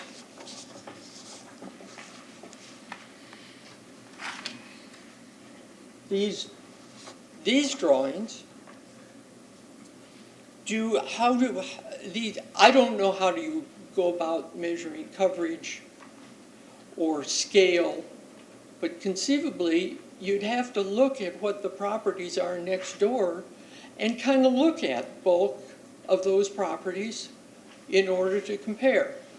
When some of the other projects went to the city council for determining whether the density unit would be applied, there was a density drawings of the adjoining properties. I'm just asking, did you provide that? And I think the answer is no. I did not go into that extreme level of detail, no. Okay. And I would point out that do you understand that the burden of proof requires the applicant to provide substantial competent evidence that they are entitled to the approval by the board? So I'm suggesting that you did not provide that. A question, Mr. Johnson, a question. That's for the closing, I'm sorry. My answer Okay. to that question is I believe that the plans provided do demonstrate proof that our impervious surface ratio is in compliance with the code, in compliance with beach by design, and consistent with a lot of the development in the area. I'm not questioning the person. The next one, standard 2 was the question of significantly impairing the value of adjacent land. Does your application have any statistical evidence of the impact on the small vacant property next to your building? No, the small vacant property next to the building is vacant for now. It may develop in the future, and I believe it's also zoned tourist. So are you saying that, using your expertise in value judgment, that having a 80-foot tall building 10 feet away from the edge of that very small property will not degrade the value of that property in the resale market? My response to that question is that the redevelopment of this site will not discourage the appropriate development or redevelopment of the adjacent property. Again, I think we are at an impasse. I'd like to ask about the standard 5, which is the community character of the immediate vicinity, and ask the question of what did you consider the vicinity to be? We looked at the Clearwater Pass District, and we have a mixture of uses, not mixed use, and I think Mark explained the difference. We have a mixture of uses in the area, including retail, hotel, motels, the Clearwater Yacht Club, a vacant parcel next to us, 3-story townhomes further to the east, and then high-rise 9-story residential condominiums immediately to the south across Bayway. So where was that information provided that analyzed the character of those 3-story townhomes versus your project? Was that in the application, or did you just identify that? Did you talk about the setbacks, the open space? We identified it, and I believe as presented in the initial presentation that Mr. Onks made, with regard to the 3-story townhomes, I think it's Marine Point, to the east, between the subject property, there is a vacant property that I believe is 60 feet wide. And then to the east of that is the three-story townhomes, which those townhomes face north and east, okay? And our building is due west. Your building, Our proposed building is due west of those three-story townhomes. So in relation to the three-story townhomes that are to our east, on the other side of the vacant lot, you're we have- talking about these versus So is where that. your building will be. The proposed building would be right here. There's the vacant lot, sir, and those are the three-story townhomes. And if you look at that, they all face out north and east, and our building is to the west. And would those three-story townhomes be affected by a building like that next door to it? Would they be affected? I mean, I Or guess any would building, would the character of those three-story townhomes, which is just one narrow lot next to it, next to this huge building, how do you relate that the character of those two situations is at all compatible? anytime a new building goes in, there's an effect. There's no doubt about that. What I'm saying here is that the location of our building in juxtaposition to these townhomes that you are talking about, that there is no negative effect as far as their view and their location and the way they sit. Thank you. That, I have no more questions for you.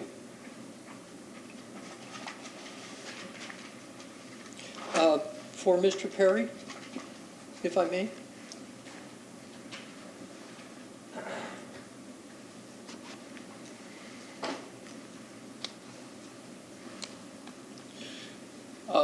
You're familiar with the code. Yes. And Mr. Ong said that beach setbacks allow a rear setback to go to 0. Correct. Is there any conditions before that side setback would be allowed? Sure, they're listed in 803, 2-803K. And it has to come to the Community Development Board? Sure. So would you say that the code allows 0 setback, Yes, the code does allow for a 0-foot setback. subject to a lot of conditions? Sure, subject to the criteria in the code. Okay. And you are familiar with the code and how the code was developed. In fact, you were at the meeting on December 10th on 2004 when Charlie Seaman talked about the importance of having redevelopment in the city, but not impacting adjacent neighbors. Do you recall that? A meeting from December 10th? 2004? Yes. No, not off the top of my head. All right. Yeah, honestly. So you haven't looked at the training video since then? I don't think so. All right.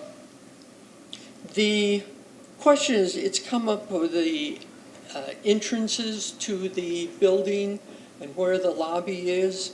One of the things in your staff report, I believe it was on page 3, said that the site will be accessed by 2 one-way driveways with one located in the southeast corner. The primary pedestrian influence will be centrally located around Bayway Boulevard with a lobby on the ground floor at the northwest corner. I know the lobby on the northwest corner. And have we concluded that the centrally located entrance is not centrally located? It's fairly centrally It's located. They have over several here. entrances. Is there an entrance in the center of the building? No, that might be a mistype then. Thank you. Another question about the, got too many pieces of paper here.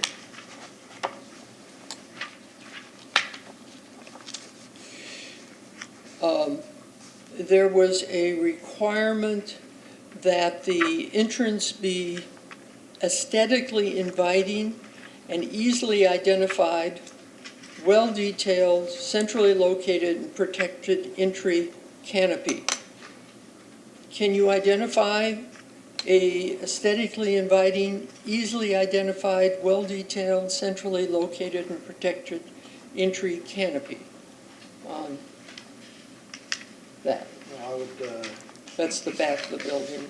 I don't have the front. we have a larger version of the front. Not on the drawing that you provided. It's smaller.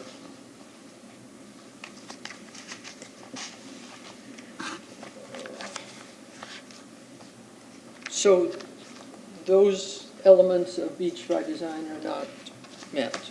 I believe that they are. I believe that they do have a easily identifiable entryway. They have two main entryways. They have two elevators that lead up to the lobby. We don't have to meet all the requirements. That's what I can't butt in. Ask him that question. When you go to general applicability standards, in the staff report, you testified earlier that they met all of the elements, and your staff report addressed all 6 elements. Before I get there, in the staff report, you listed all 6, but you did not include the introductory statement that all 6 had to be met. Was that an oversight, or did you intentionally leave that out? No, I didn't intentionally leave out anything. I'm not sure what you're asking me, actually. Mr. Perry, do you have to meet all the elements of beach by design? I have to meet all the elements of beach by design. Design guidelines. The design guidelines, yes. The code requires that all general applicability criteria are also met. And as I explained before. Ms. Clayton might want to That's clarify a that statement. with. That's a statement I was looking for. There's no question that they don't have to meet all of the 6 criteria. No, the code requires that they do. All right. Sir, Ms. Clayton might be able to provide you some additional information on that as well. No, I just wanted to clarify on the design guidelines, not that question. Here's the document that you prepared. Is there anything there on element number 5 or element number 2? Because I believe you responded that you reported in your document that you addressed all 6 of them. 6. And I don't see anything addressing element 2 or really element 5. Well, I think that the entire paragraph does.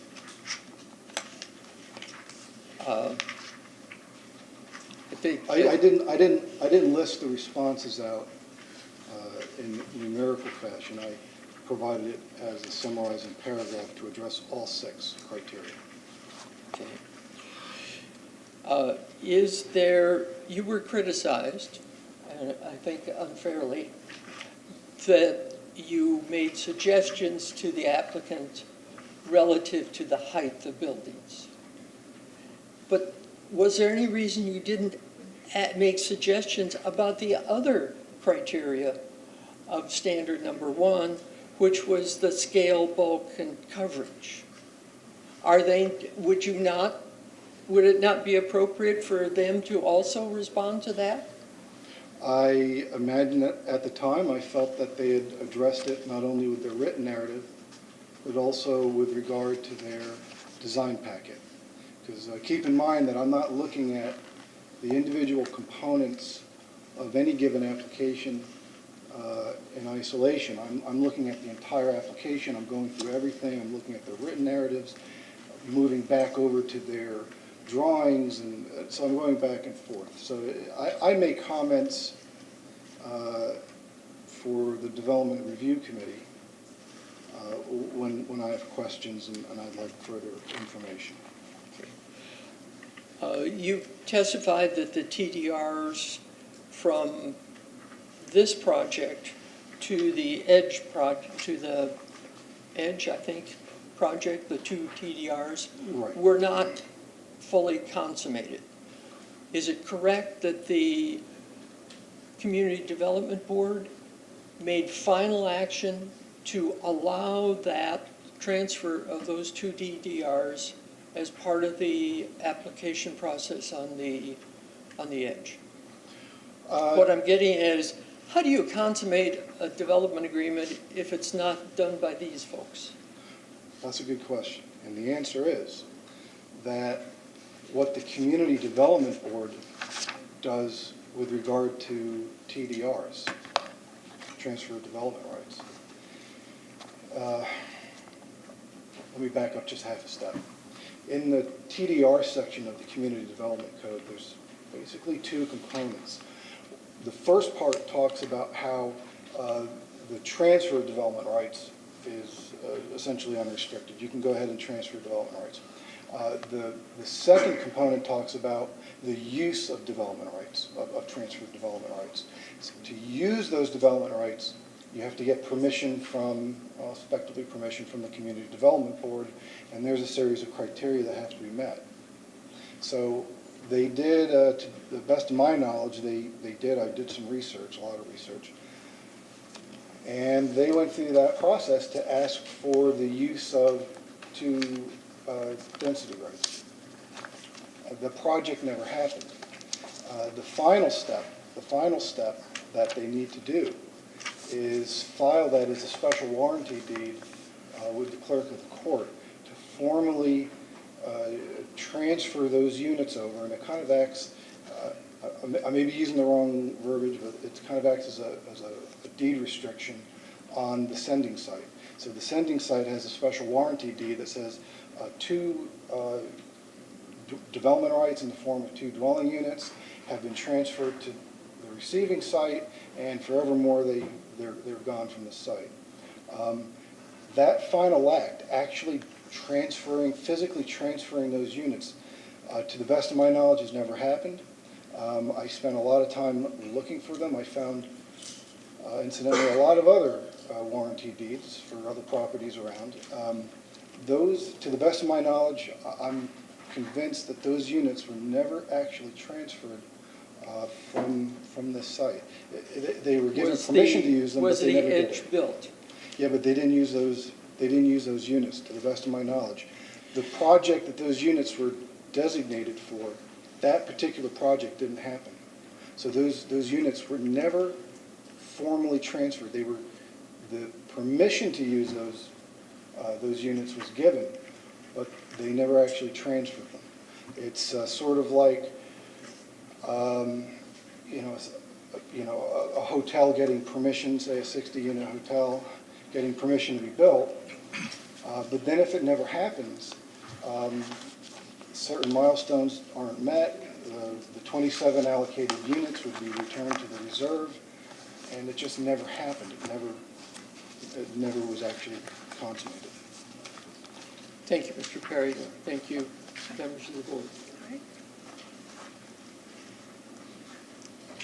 Anyone else with party status who has not done cross-examination that would like to?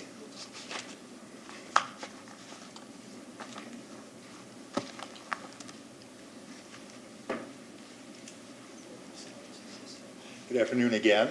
I'm Rudy Michalek, Michalek. I live at 855 Bayway Boulevard. I'm the afternoon comic relief. So I will try to provide just a few questions here, and I'm sorry to invite Mr. Perry back up to the podium because the guy's really been doing a yeoman task this afternoon, standing here through all the things. Just a couple of brief comments, or questions actually, with regards to the seawall.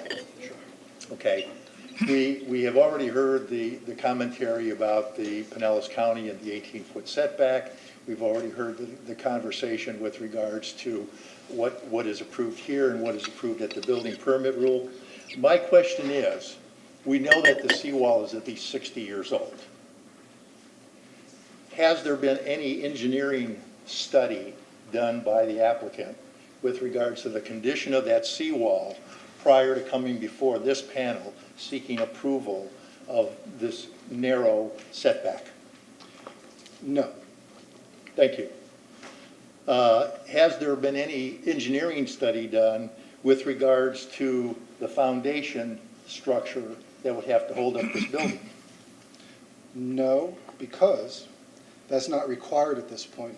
In fact, we don't want that information at this point. That's something that's too detailed for this level of review. That's something that's more appropriate for a building permit. I was actually good at no. Yeah. Oh, okay. Sorry. As I say, I'm trying to provide a little comic relief here.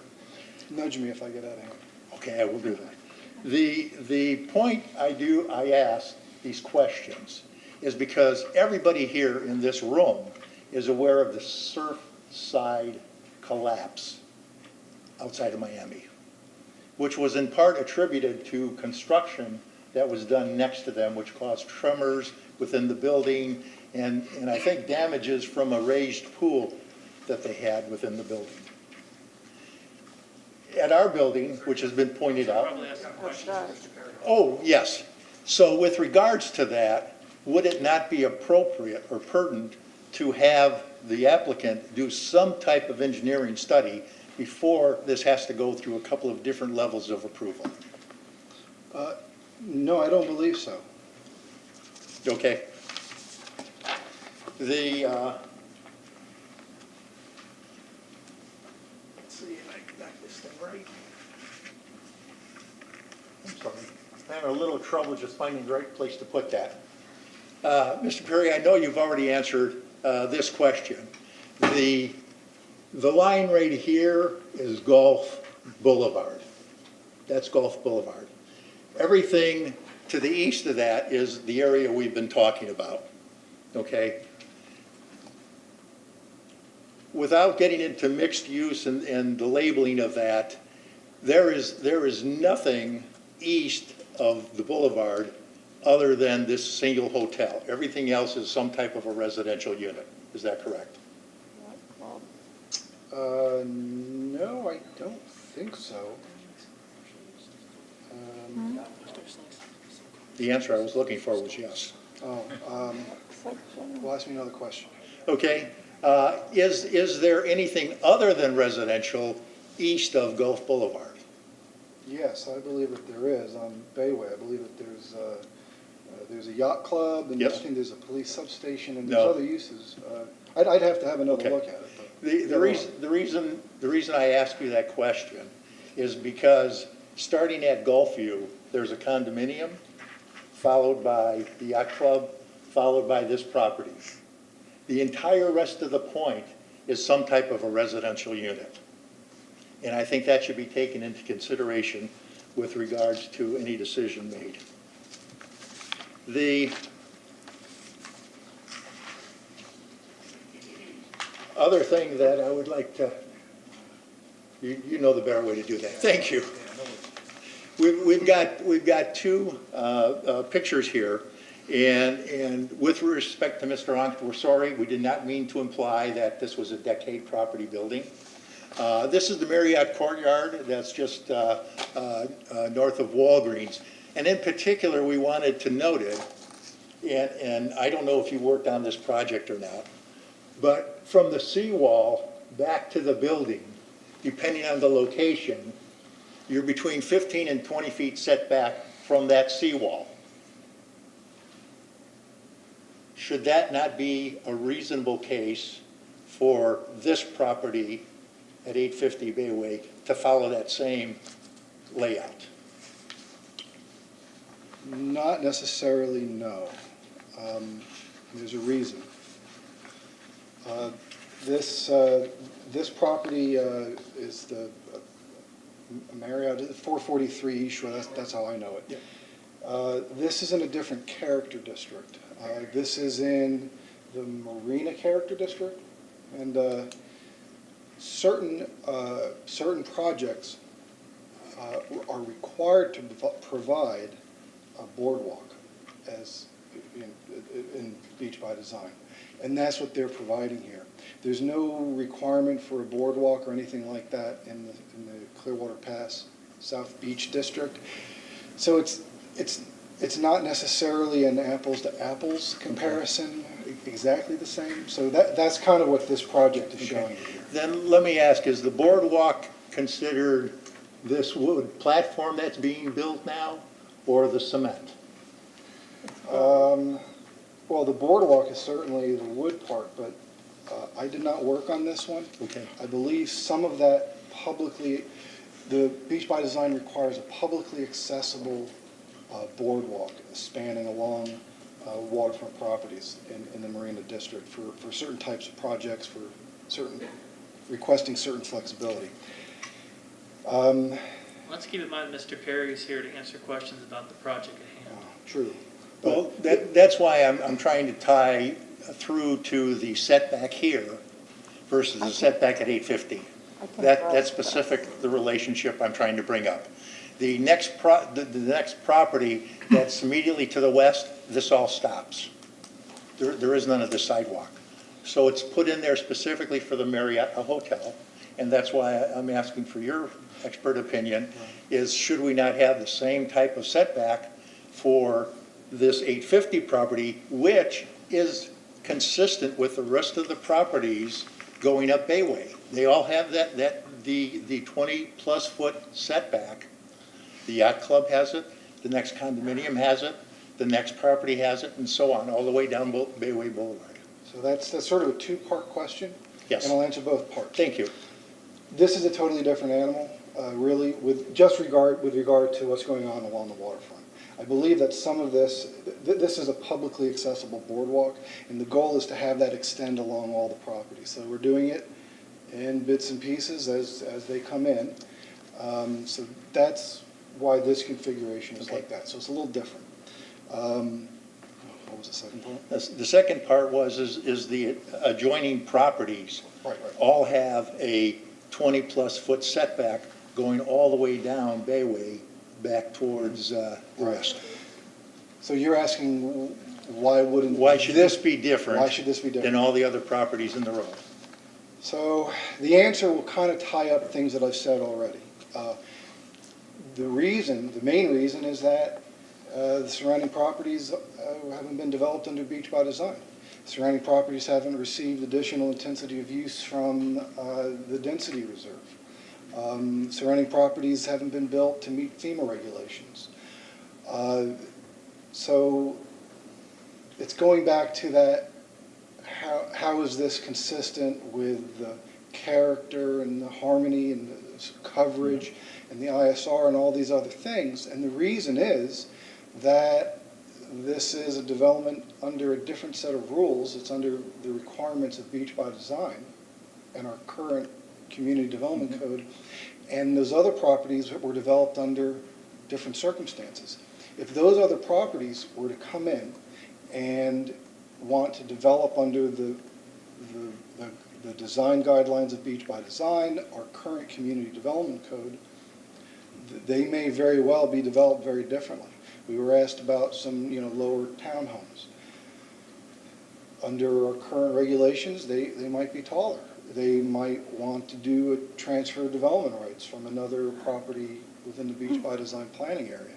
So it's probably not I don't want to say not fair, but it may not be totally correct to judge a new project under current requirements against other projects developed under vastly different requirements. Are you aware that there was a property just to the west, roughly about 710 Bayway, the other side of the police station, that initially made an application for density units in order to build a hotel, subsequently returned those units, and then build a condominium? Yes. Okay. That building, in fact, has a 20-foot setback at the back of it from the seawall. Mm-hmm. So he was that was providing built that, under the sure. new codes because it was done 2 years ago. But he could have requested something different. He could have gone closer, and he had his own design reasons not to. Okay. That ends my questions. I tried to make it brief and to the point. I thank you very much. Sure, Thank my you. pleasure. Thank you.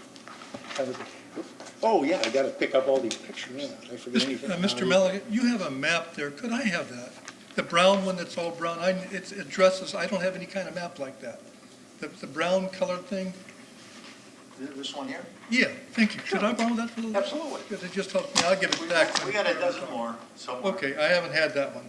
Okay, thank you very Shows much. what I was curious about. Thank you. Do we have any other persons with party status that would like to cross-examine folks that have testified? All right. Oh, excuse me? Mrs. Michaelak? Christine, Chris Michaelak, 855 Bayway 707. I have a question for Mark.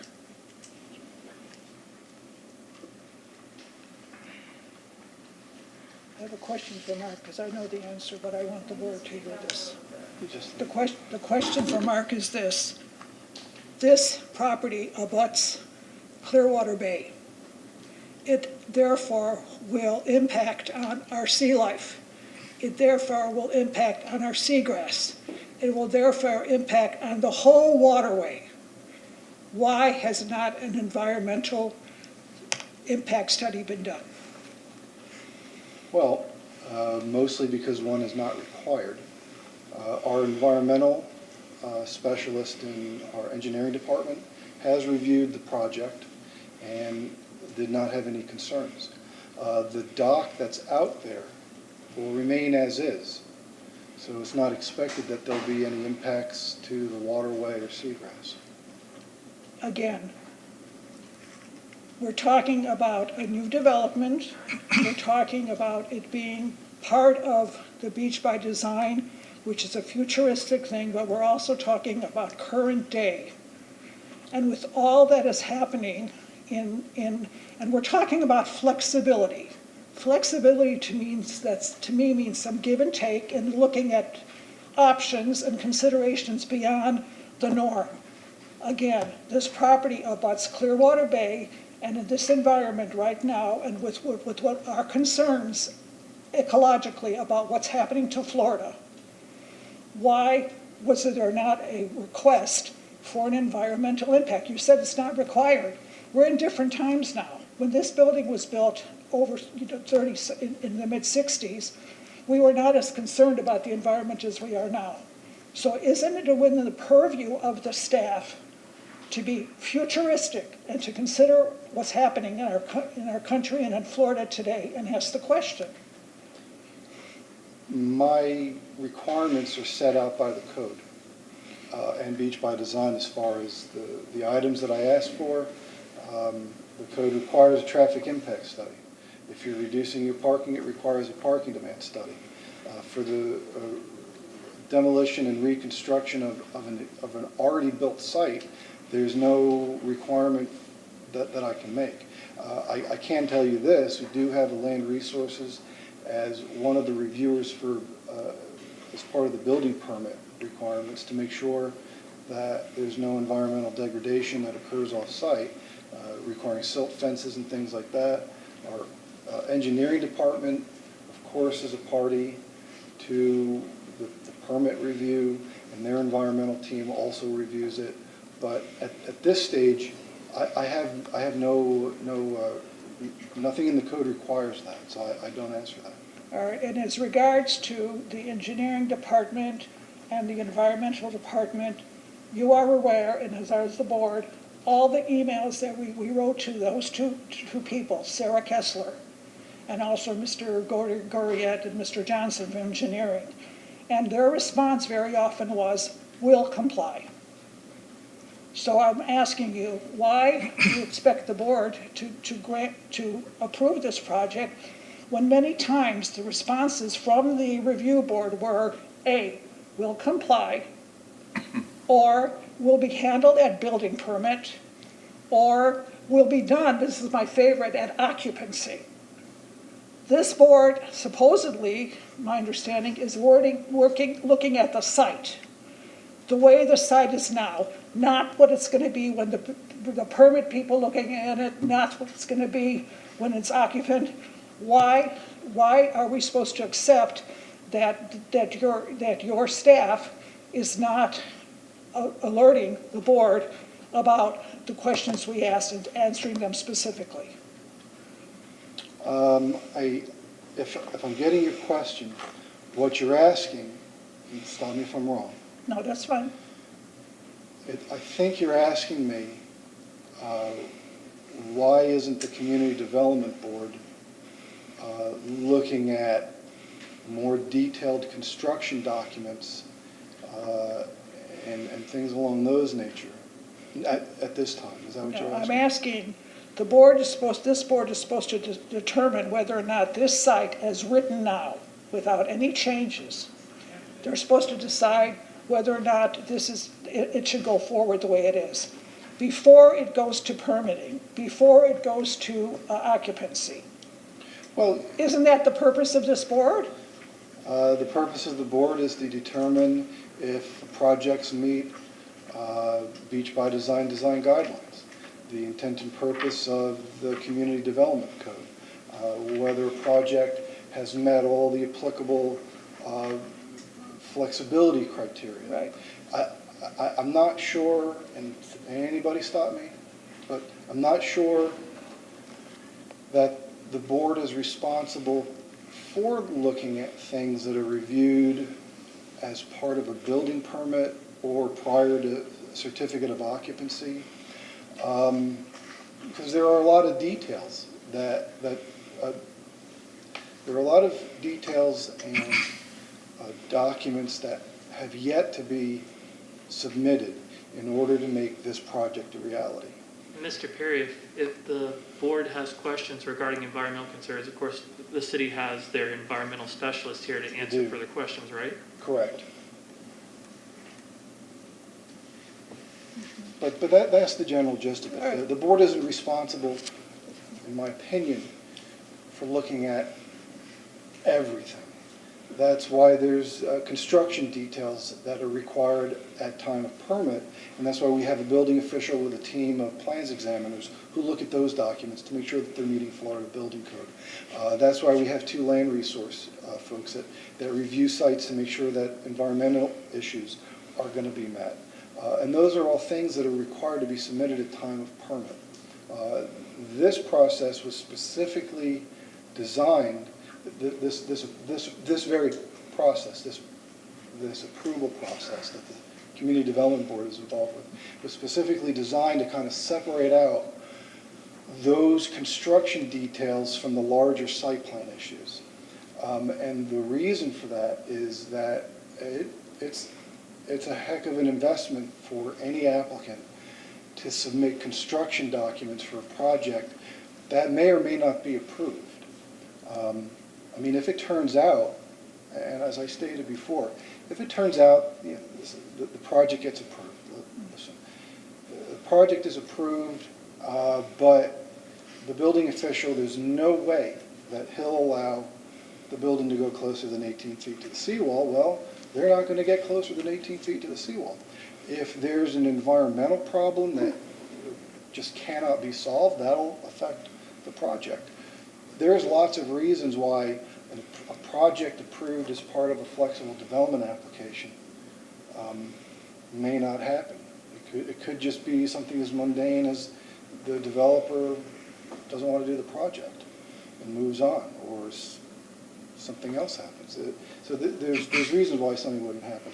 And that's the reason why a document such as an environmental impact statement isn't required, and we didn't ask for it now because it's not required. Okay. My final question has to do with something that I personally and our leader team have been asking you and your team. Please explain to us and qualify for us how a building which was built in the 60s will be built, and their addition, the new building, was built on the same footprint of the building that was built in the 60s. What allows that to happen? With all the changes in regulations, with all the changes in speaking of the environment, with all the changes in our community, what allows a building that was built to have the same footprint as the original building that was built in the mid-60s. Are you asking me if the proposal will occupy the exact same footprint as the existing building? That's what I'm asking. I don't believe that it will. I think that this is a brand-new project with a different footprint. I mean, half the property right now is a parking lot.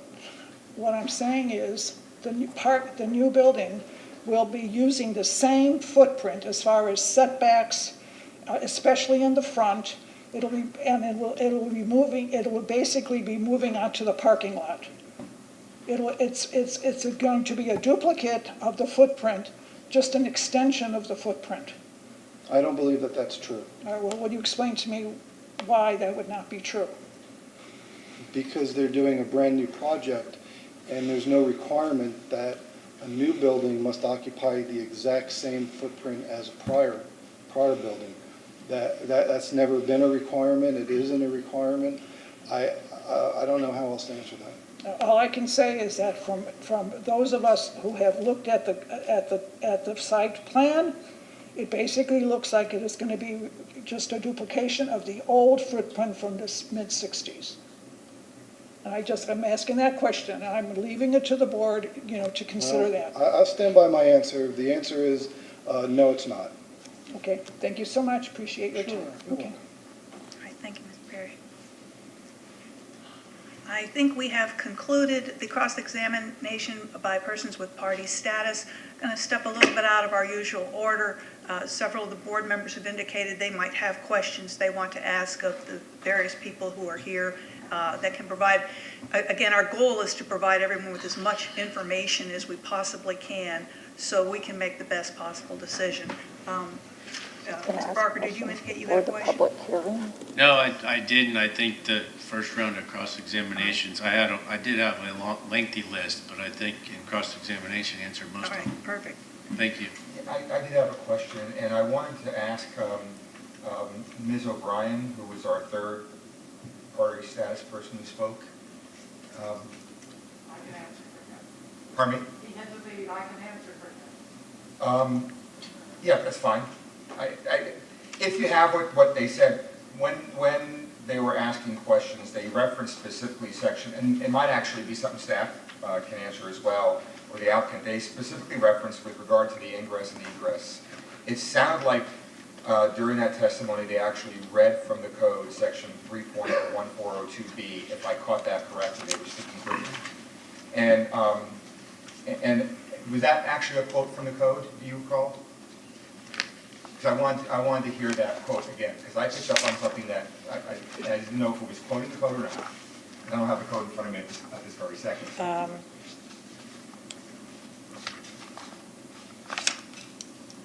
They were talking about the ingress and egress in the driveway and the fact that there's street cuts there, and they said it. The curb cuts. Yeah.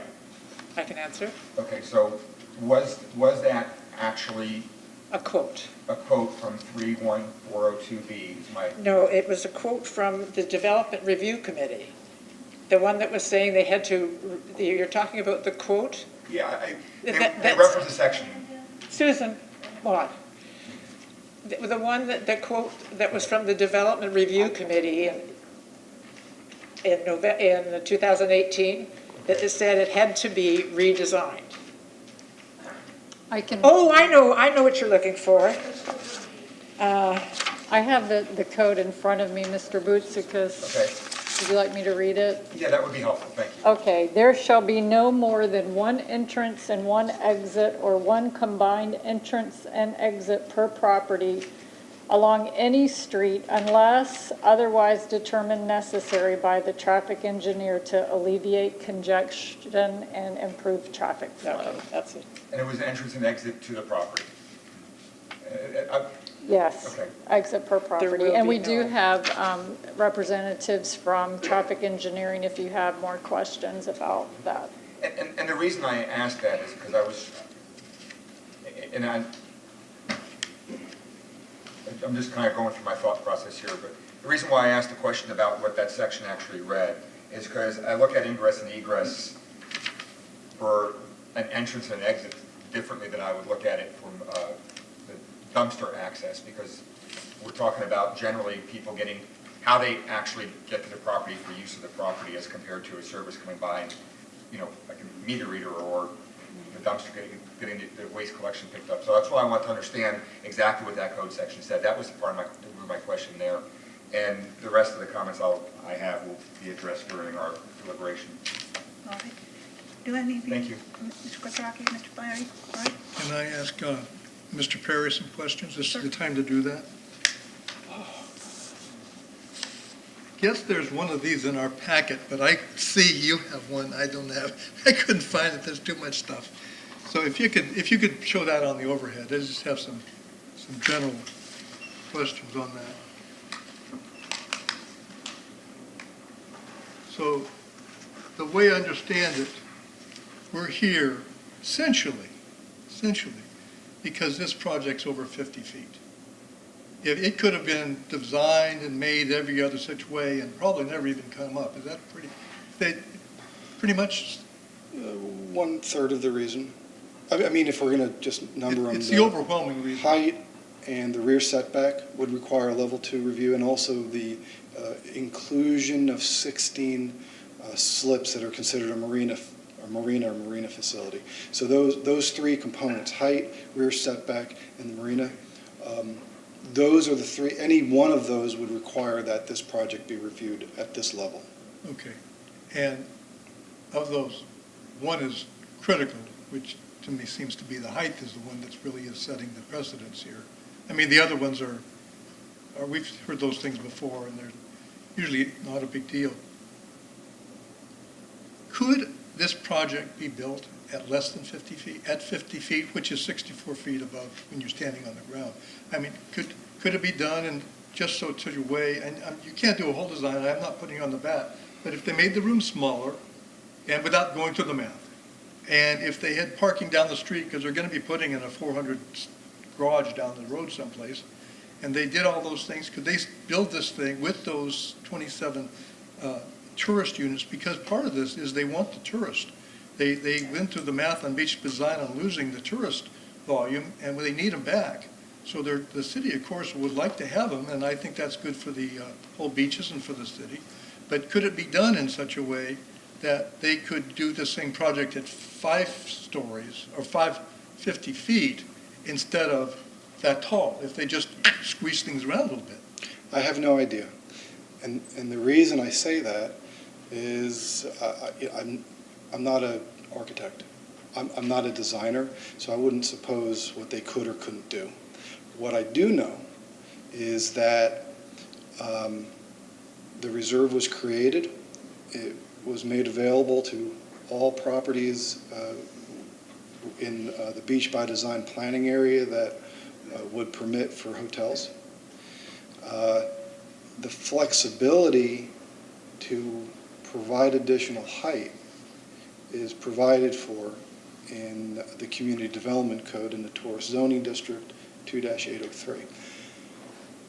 It's in my thinking, it's not a stretch to assume that if we want increased intensity of use, which is supported both by Beach by Design, it's also supported by the fact that the entire Beach by Design planning area is designated as a high-intensity activity area, activity center on the countywide land use map.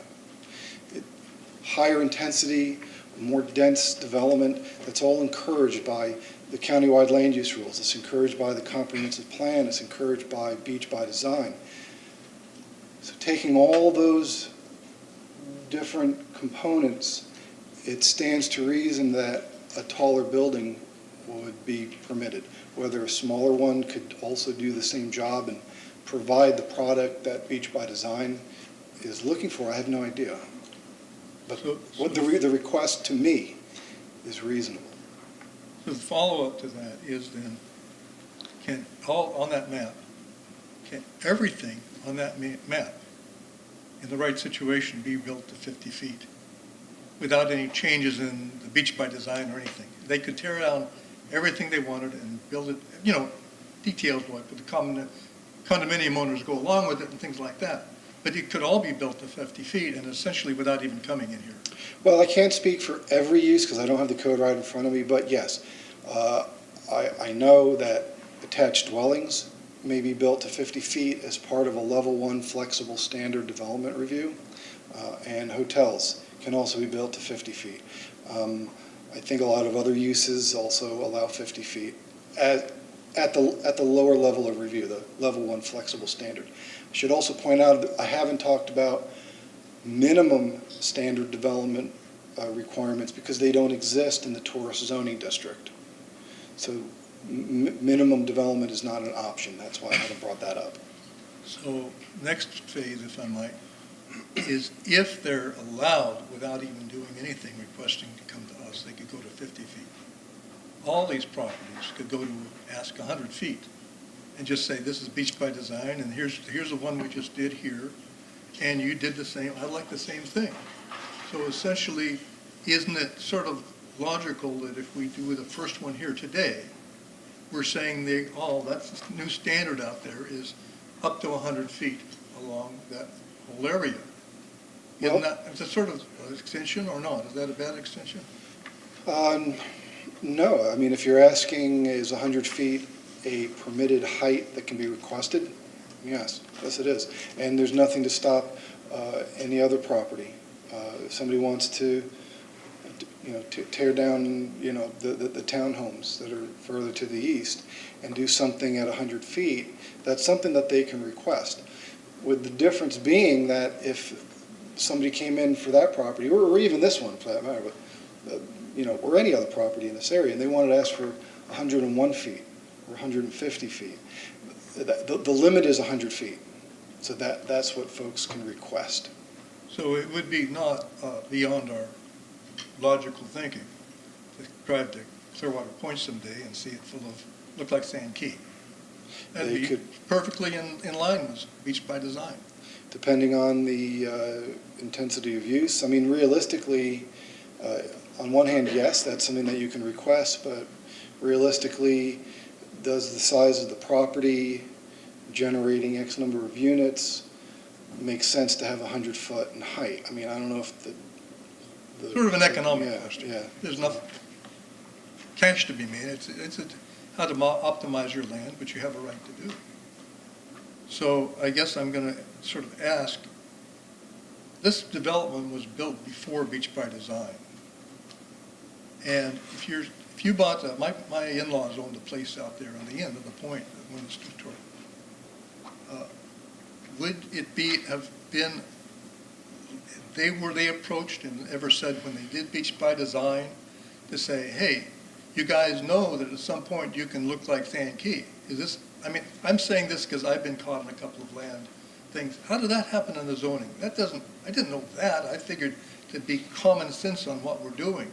But here's a document that the city approved that says I can have 100-foot buildings all around me. And I've been here for 20 years, 40 years with my neighbor at 2 or 3 stories, except with some big ones in the center. That was all part of a master plan to begin with. I didn't realize it was master plan, but when you drive there, you see it makes sense, high in the middle, low in the side, and even a club and everything. But at that point, I mean, and I hate to put you in and you can't really answer it, because this is our job, not your job, to decide that type of stuff. But would you have warned somebody moving in 40 years ago and say, watch out, okay. You can't really, watch out, they could change the whole thing on you and you could have 10-story buildings around you. I don't know. How would you have approached that if you were buying a piece of property back then? I don't know how to answer that. It's hard. I didn't know if there's a way to get into it without, you're just doing planning, you're doing your job, and have no. You're not an enemy. No. I'll say that later on. Sure. You're not my enemy, because I've done your kind of job before. Yeah. I've done permitting. You do your permitting job. You do the list. I'm just saying, so in terms of the residents there, if I lived there and I got beach by design and I knew it was happening, and I was looking at downtown and the roundabout and all this other stuff, really what they should have done is had this organization right at that point 30 years ago and say, you don't get to include us in that, what you call a renovation area. We don't think we're in a renovation area. But they messed up by not doing that. Because otherwise, they're going to, is that sort of a fair statement or not? What should they have done to have stopped it if they knew back then what was happening?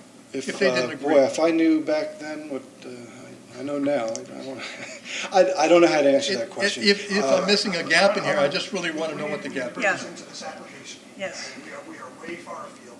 Right. Okay, I do want to know about this application, how it leads to the next properties nearby. So that's where I'm going on this whole thing. We're setting the precedents here with the whole point. So thank you very much. Those are my questions. Sure. John, anything? Any other questions? Thank you, Mr. Perry. All right, at this time, we will be inviting comments by members of the public who did not request party status but would like to address the board.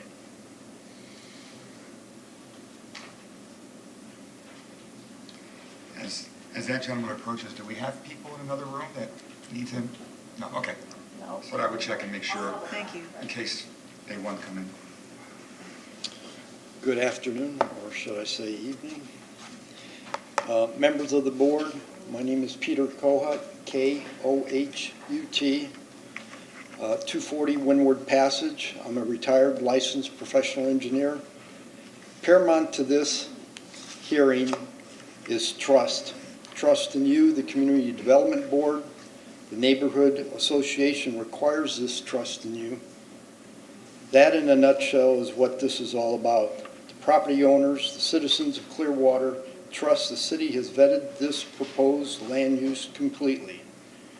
That includes the need for potable water, sanitary sewage capacity, the need for additional police, firefighters, the need for wider sidewalks, wider streets, bike lanes, grass for dogs.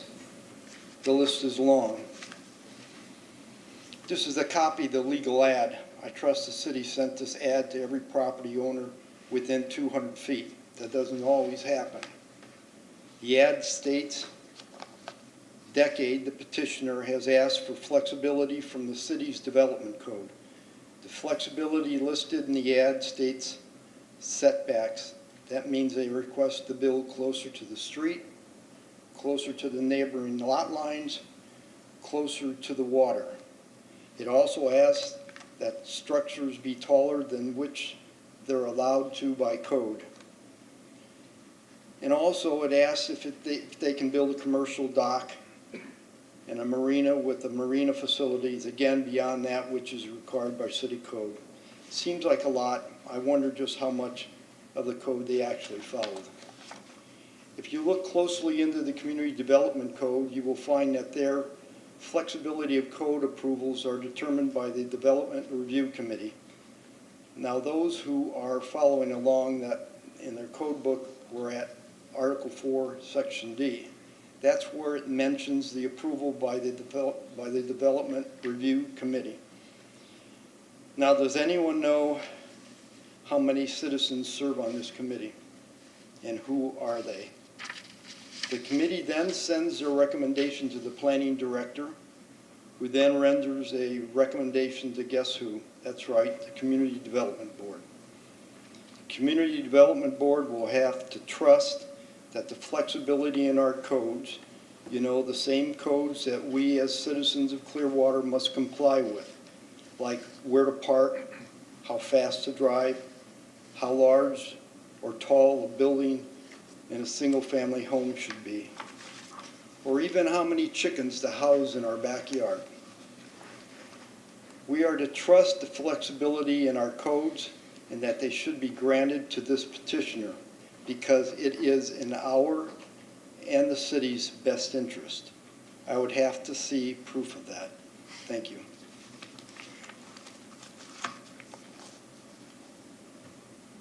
Any other comments by members of the public?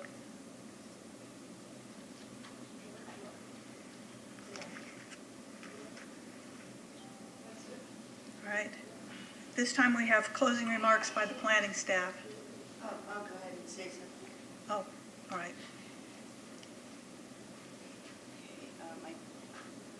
I just Name. like to, Name. Oh, I'm sorry. My name is Lisa Alonzo. And, you know, we're getting into the weeds with all the things that have been discussed, but in the big picture, I keep bringing it up over and over again, we still have a county comprehensive plan and a city comprehensive plan, and we have traffic issues, we have wastewater treatment plant, the Marshall Street plant that was built, I don't know, 1938 or something.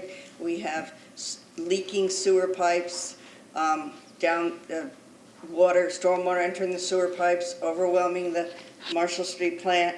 The studies, I didn't bring it up, but I think have you looked into the last time there was a study on wastewater treatment in the city or on stormwater, a stormwater plan? Or I guess I'm saying the master plan. Have you seen the last time we had a master plan for the sewer system and the wastewater system and the potable water system? Those plans are old, from 2011, 2000, I don't know, 2004. I'm sorry, you know me, I don't write everything down, but it's on the record. And I think I sent this to, let's see.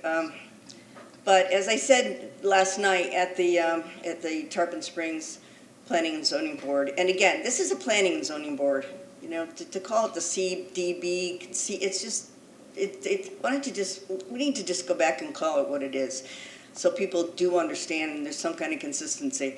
But they looked at the comp plan, and they just, and also if you do look at the Beach by Design plan, there's so much in there about traffic. We haven't complied with the Beach by Design plan. Even the person who wrote it, I heard him speak. We don't have the parking garages that we were supposed to have for this development.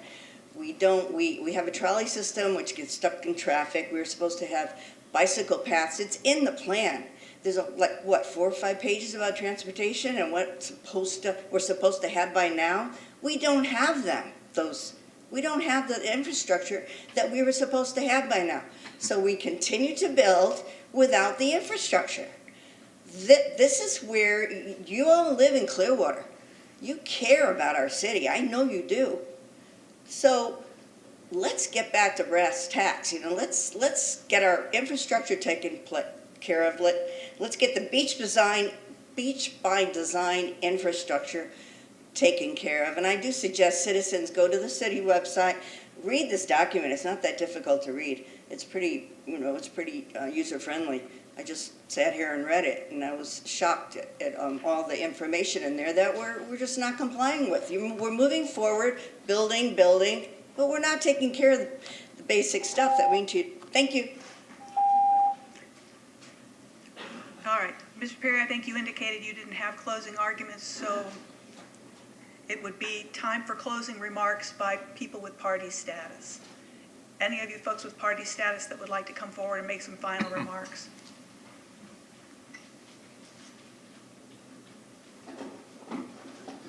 Thank you. I'm Bill Johnson. I think your deliberation today has been insightful, and certainly will suggest some changes to the City Council. But I'd like to focus a little on Mr. Flannery's comment about you bought a home 40 years ago and now you have a potential of 100 feet going up. I go back to 1991 when the city hired Charlie Seaman to come in and redo the development codes. And they changed it, they reduced the number of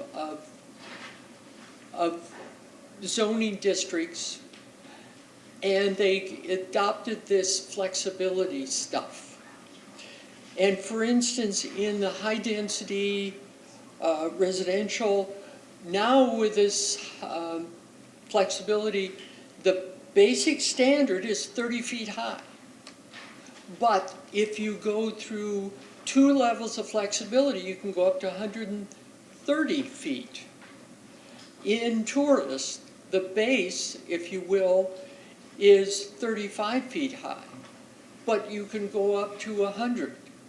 And as part of that compromise, they said we need to have that additional flexibility to get the redevelopment that we need in this town to get some of this stuff rebuilt. But we have to put some constraints on it. Now, where the friction point occurs is in those areas where there are different zoning categories right next to each other.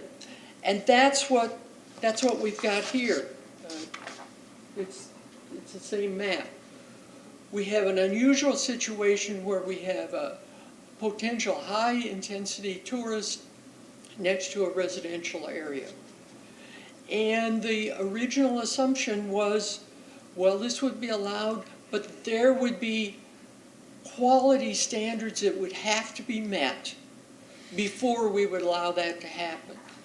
And quite frankly, I don't think we're being rigorous to the original intent of the code. It says substantial competent evidence. We've heard today that, well, there was verbiage, but there wasn't quantifiable evidence on this project compared to the adjoining properties. There's deviations in the code and in the application.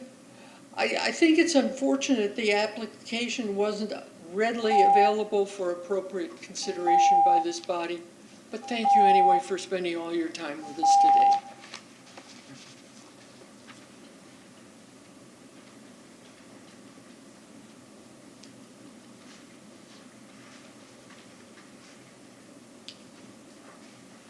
I'm Jim Gifford again, 868 Bayway Boulevard.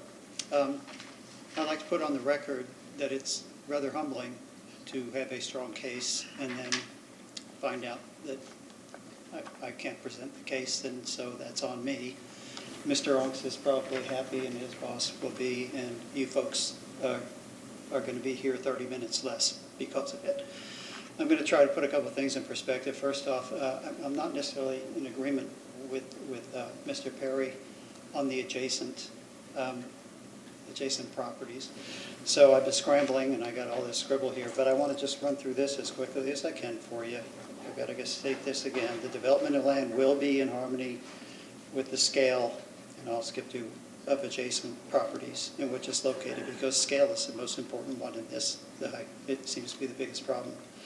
And adjacent, once again, it's next door to, it's abreast of, it's flanking, it's alongside. It's the next thing over. It's the next door. Section 8-101E, Rules of Construction. The words shall, must, and will are mandatory. We know that. I was saying that before. Section 3-914B, General Standards for Level 1 and Level 2. So B is, in the event of an express conflict between a particular flexibility criterion and a provision of Article 3, which this is, the flexibility criterion shall govern unless the content clearly implies that the Article 3 provision should control. Well, so what I just had before, 3-914, says the development of the land will be. That's mandatory. So will be means no flexibility, it appears to me. It's worth looking into. But I'll read that one again. In the event of an express conflict between a particular flexibility criterion and a provision of Article 3, the flexibility criterion shall govern unless the context clearly implies that the Article 3 provision should control. And I believe that 3914A1 meet that standard. It implies that it controls by the use of the word will. It's saying you must be in compliant or consistent with the ones next to you. So you might want to dig into that, because that would mean that it's not flexible. So I thank you for your time today, folks, and my apologies again for not knowing the rules. You're good. Right. Good day.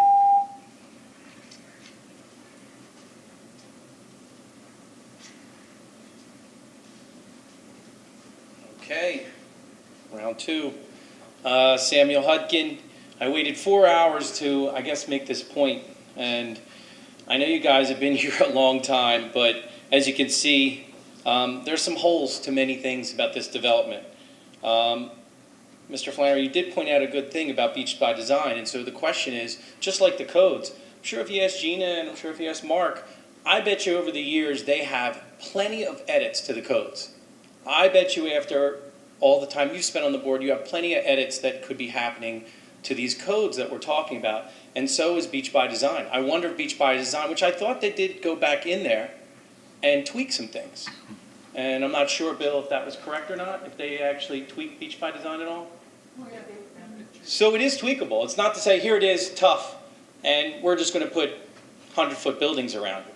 So we have the power through voting with council, and also the city has the power to ask the questions, and you have the questions that maybe we need to look at these codes. I mean, we're wasting a lot of time, because I know you're going to have to go to council, you're going to have to ask questions of yourself. Can we push back on this project in a reasonable way that's not going to, of course, he's going to have Mr. Ang's rebuttal to say, well, in the surrounding areas with flexible standards, this is what was approved before, this is what was approved before. And that's the other problem. We keep approving, and then it becomes law. Oh, well, this guy did it, so now we have to let him do it. And that's the problem that we're having on this beach right now. We've built up, a lot of great points of infrastructure there. We cannot just push them under the carpet. I would just say at this point, of course we're going to be somehow building on this property, but you have the control. Density credits, by the way, wasn't a unanimous give. That was a 3-2 vote. So let's just look back at when those density credits were given. But right now, you have the opportunity of not maximizing flex, and that's what I meant with Mr. Hanks. Yes, they could go higher or this way, but with flexibility right now, with the back setback and the side setback, I really think that we should minimize it, at the very least, at this point. That's all I wanted to say. I really do think that we need to look at ourselves right now in the future, and we need to look at these codes, we need to look at Beach by Design, and we need to start thinking of the future. And I really do appreciate your time. Thank you so much. I feel guilty coming up here because everybody wants to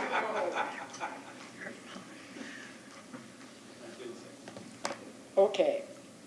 Susan Watt. All right. The DRC said it was 3 doors, okay? They said it. Now they've changed their mind. Which ones were right, which ones were wrong? Okay. Number 2, can't find anything in the narrative for the 1,000-foot a parking lot as just for extra parking. It's in K, 803K, doesn't say that. I can't find it anywhere else. The TDR log. This is from the city that Ms. Clayton sent to me just a couple of weeks ago. 850 Bayway, available 19 dwelling units, sent to.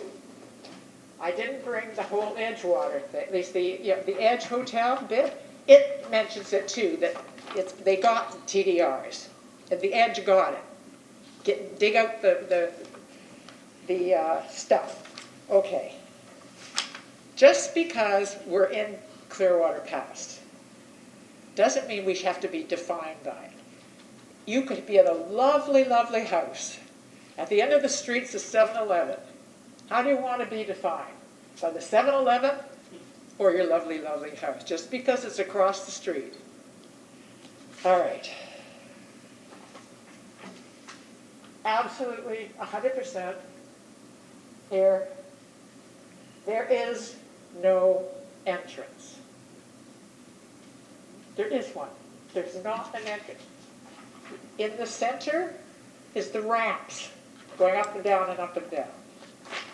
Pedestrians walk in 60 feet to the lobby in a parking garage. How classy is that? Here, it's not going through a lobby. That elevator is not going through a lobby, 100%. No question. No question. And I think that's it. We're right. And we're dead. Thank you.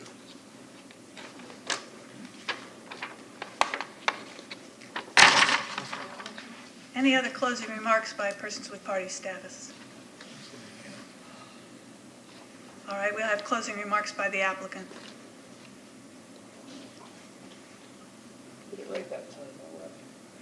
Good afternoon, Madam Chair, board members. First off, thank you so much for your patience, your thorough thoughtfulness. I know you've all been paying very close attention to everything that's been said.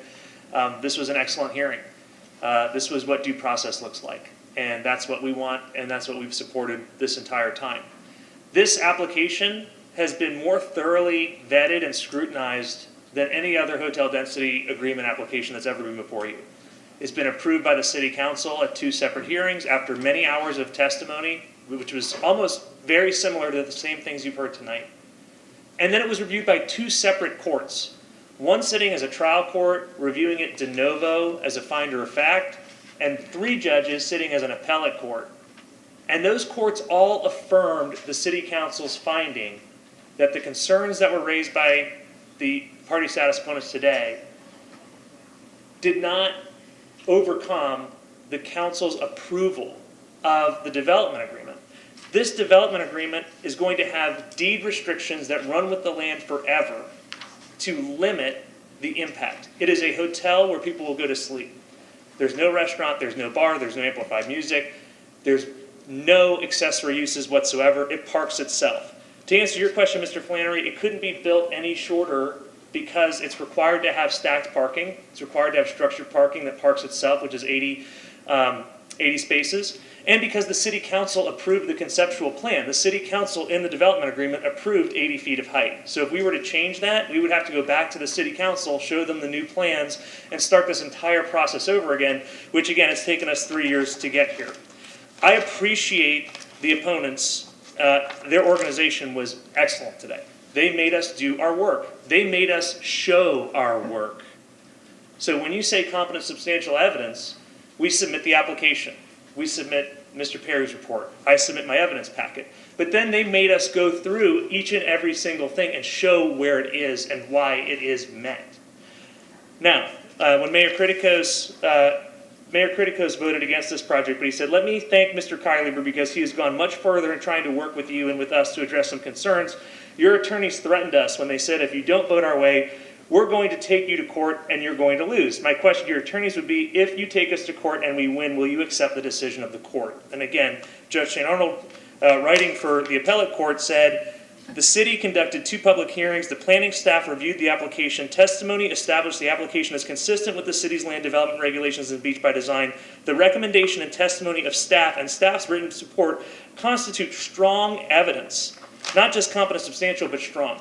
I'll close tab 10 is the Catherine's Bay Fagan case, which I've quoted to you before. Lay testimony is not competent substantial evidence. There was no expert witness testimony to refute the competent substantial evidence submitted by the applicant. Thank you. That concludes the public hearing. We'll have discussion by the board. Anybody have comments? Mr. Myers? I'm not scared to be first. I'm a little bit scared, but let me just tell you where I'm coming from, and everyone comes from it differently. But I see that we have a really unique job to do here. It's not the same as everybody else. That's why we're here. We're not just a board to say, hey, it's cool. We make our own decisions for a different purpose than everybody else. So first of all, the planning department's job is to get you the plans together. They're supposed to be on the side of the developer saying, you can't put this here, you can't. It's good for the city to develop. I'm in favor of development. I'm even in favor of real tall buildings. They're more efficient and everything, but that's not the question. Their job is to maximize, make it work. And that's what their job is. So when they go and they meet with developers and people and, well, let's make it wider and let's make the people happy, that's their job. And they're done fine. And there's no anything going on under here that I don't completely feel good about. City Council's job is to encourage development, if they can, to make this a vibrant city, make sure it's good for business in particular, and residents as much as they can, but that's their job. But they put in, to me, a escape hatch for themselves. When they get into a really difficult problem of telling people yes or no, there's a whole area they don't touch, and that's why they came up with this board. Our job is to evaluate these things that are hard to get a handle on. The 6 cases here, the things that we're supposed to decide on are not simple. They are feeling things. They are, where do you make this call? The proposed development of the land will be in harmony with the scale, bulk, density, coverage. Well, you can go on forever defining density, bulk, scale. But it is subjective, I'll admit that. And what I feel as a resident of a single family house is different than somebody who lives on the 12th story of some other building. But it's subjective. And so they're asking me, how do I vote on these things as being subjective? How do I feel about it? And we're the last call. I'm sorry if somebody put a lot of work into a tall building. If we made the call today and say, no, we're not going to go with these anymore, then we won't have any people wasting time on it. But otherwise, we're going to have these over and over again. We're going to have them tourist. Every place there's tourists, and you saw a lot on the map that was there that I put, the brown one. Thank you very much. They can put tourists 100 stories, and they'll be asking it over and over again. And I'm saying, this is a nice area. This is not a redevelopment area. This is not like up the beach or someplace else. This has its special problems. People have lived here forever. They expect to live in the way they have. And from those people, is it in harmony? I do not think so. I don't think having a tall building there is in harmony. It's just not, and remember, they can take that whole tourist zone, that vacant lot and everything, is a snap now. They did it next door. We can do it here. Why not? Now you're picking on me instead of him. You did it for him. So today we'd have a chance to sort of stop it in this one location, okay, only on this point because of their particular things. The proposed development is consistent with the community character of the immediate vicinity. Well, yes, there's high buildings, but when you look at that, when you drive out there, my wife and I went out, and I always look at there with her, and we go drive around, and she, like I said, her father-in-law lived out there, and it was a nice area, and so we came over the Sankey Bridge to look at it, and she says, oh my, we realized what a big building that would be there. She says, you know, this could turn into a whole wall of buildings against the water, against the whole thing. She says, that's not what I came for Clearwater for. I understand downtown. I understand Clearwater Beach where you have high buildings. But this is a nice area that's been here, and it is not in harmony. It is not consistent with the character. It admits the 6th one, the 1, 5, and 6 here. That's what we design on. This is our chance to say we're deciding on this. And the 6th one is a visual problem. Well, I think when you're driving down a building, a road that used to be where it was pretty low, and now you have 8, 10, 100 feet tall buildings, can be 112 feet eventually, if you add the other stuff onto them. That to me is not visually acceptable. Here, other places I'm all for it, and I voted for a lot of them that are tall, but I just don't, this is the place, we're set up to be that judgment. We're making that call. We're the official, we're the umpire for that one condition, and that's what I think we should be considering is on this, what our job here, not what the city did. I don't care if it's 5 to 1, 4 to whatever. Their job was to put out say, we'll give you the development rights, because that's a land issue.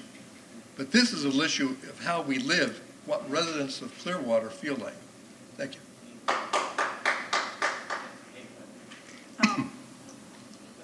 I'll be glad to go next. I don't see this board as being the escape hatch as you just described, and I'll tell you why. You know, in the development rights vote, in the development agreement, there are preliminary plans that were included, along with the development agreement, which is very detailed in this case. So I don't look at this board as being that escape hatch or scapegoat or whatever you want to call it. This property is zoned tourist. the Beach by Design was approved by City Council. You know, whether we like that or the residents like it or not, it's zoned tourist. The tourist district allows it.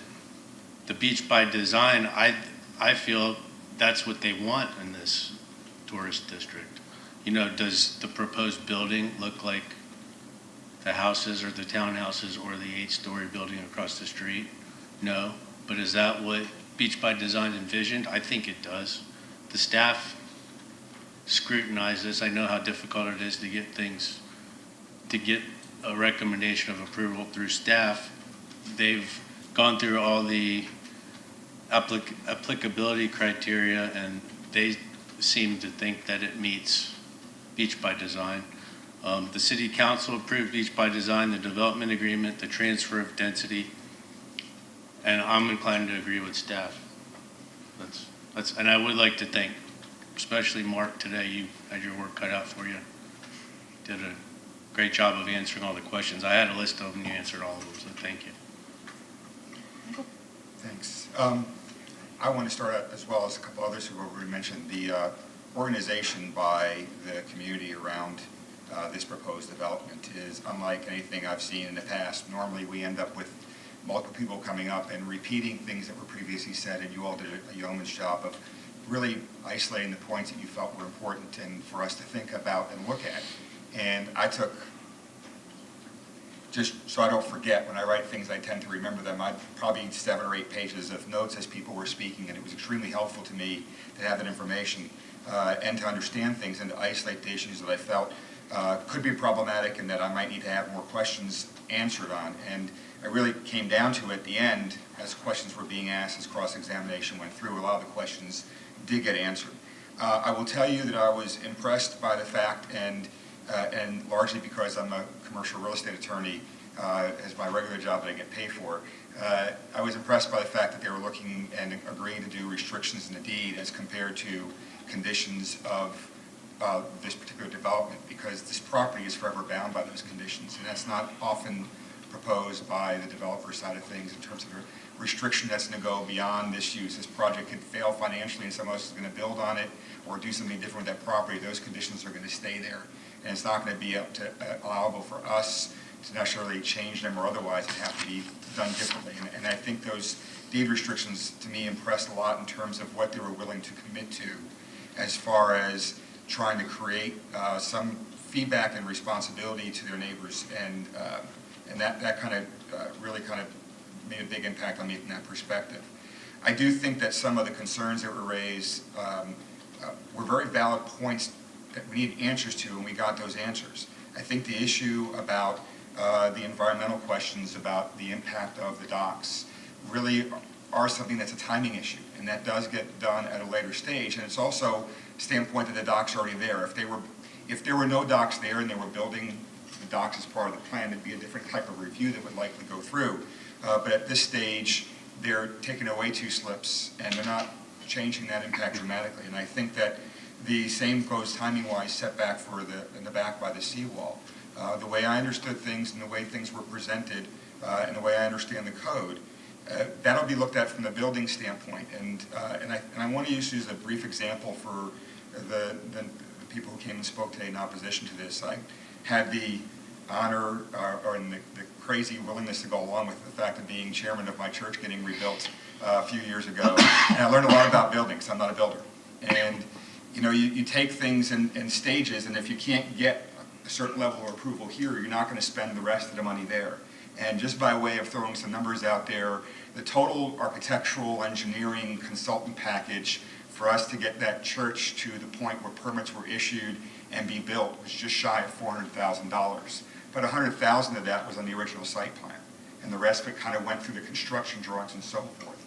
So the idea behind what Mr. Perry was explaining and behind why some of these things are done at a later stage is that why would somebody spend $400,000 to build something that if they don't get the first portion of it done, which is the approval, the right to build it, then they have to get plans that actually meet the building code to actually get it done, and can they still do that? You don't do those design drawings, the CDs, the construction drawings at that early stage for that particular reason. And I may be using the nomenclature a little incorrectly, but It's just not putting the cart before the horse there in that context. So I do believe that, from the standpoint of where our code is written, since it's not a zoning setback, but it was more of a setback from a building perspective, that's something that's going to be reviewed, and they're either going to have to engineer, they're either going to have to prove what's there, or submit as part of their building package the engineering plans to show that seawall can support what's being built. So those issues were addressed for me. And likewise, I think, not from a timing perspective, but I think from the standpoint of the ingress and egress and the way the section was written in the code, I do believe that the 2 curb cuts is for the vehicular access to and from the site, not necessarily the service access for the dumpsters. And I think that's, from the testimony I heard today, from looking at the responses to the emails, that's the impression that I get, and considering that from the evidentiary standpoint. I think that as a whole, a lot was made of, and for good cause, the compelling use of various terminology in our code, especially where we're compelled by must and will as compared to, and shall, as compared to may. But I think that the emphasis was put on must and will and shall, but the rest of the sentence wasn't necessarily picked up on. When it must or will be in harmony with the rest of the neighborhood, the term harmony becomes subjective. So it's the mandatory application of a subjective term. And so there is room in that subjectivity. They have to consider it. And what is subjectively deemed harmony is what we kind of gather today in the way of evidence and look at the density, the bulk, and the scale, and those things. And just as Mike pointed out, and others, it's one of those things that we have to look at as a whole. I do think this is one of those gray areas. And tying into what Mr. Hutkin commented about in terms of the code being tweakable, and it has been changed, one of the things that I wish the code addressed more was the transition between different zoning districts. But it's not there.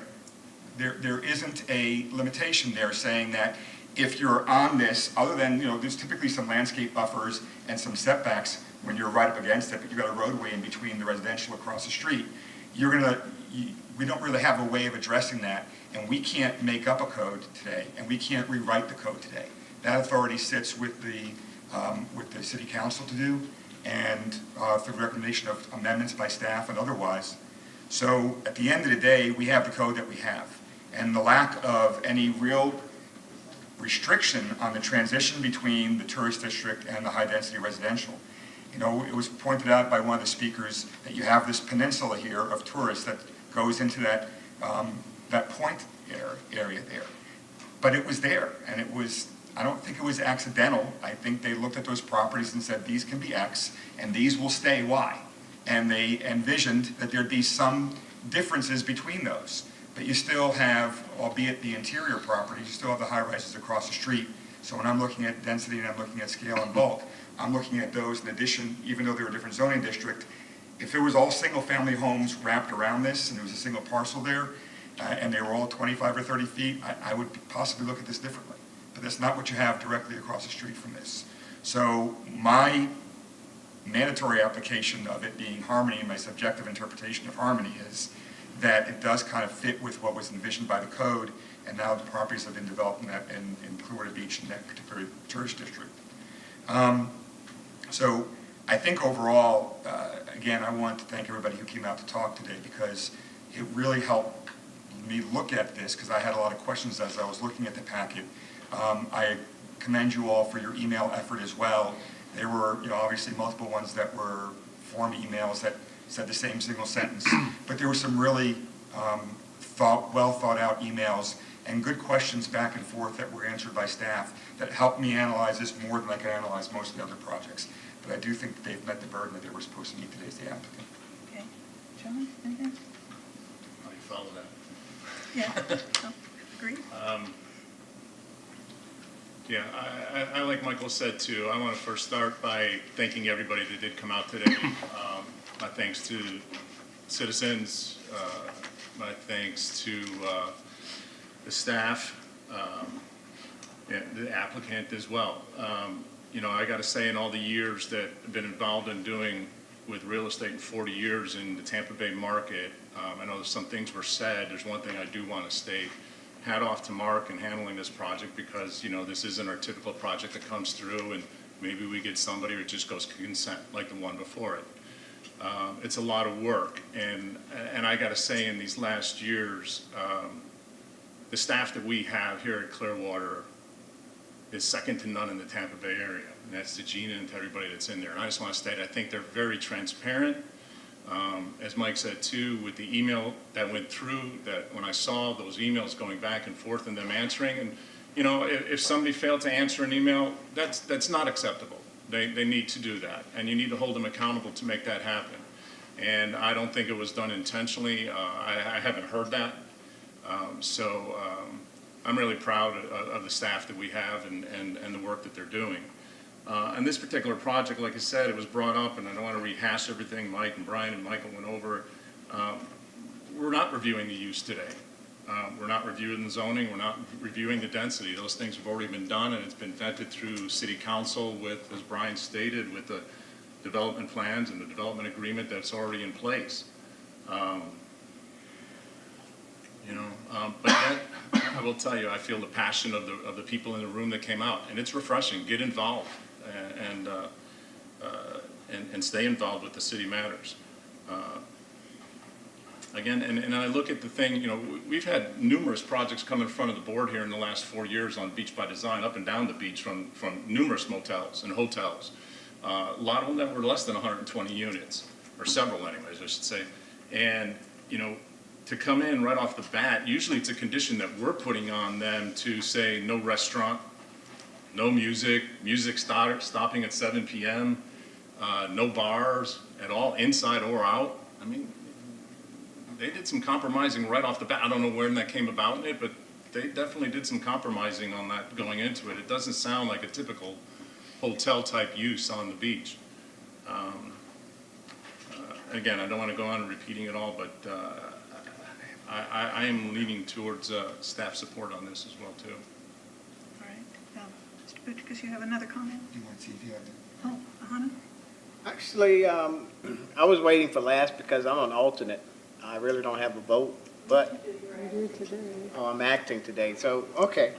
Being that that is the case, I do want to actually thank staff.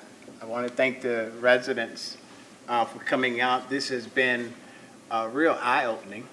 I wasn't as keen on looking at the Beach by Design of having such an impact with the residents and looking at how Clearwater Point is actually designed. I've been here since '64.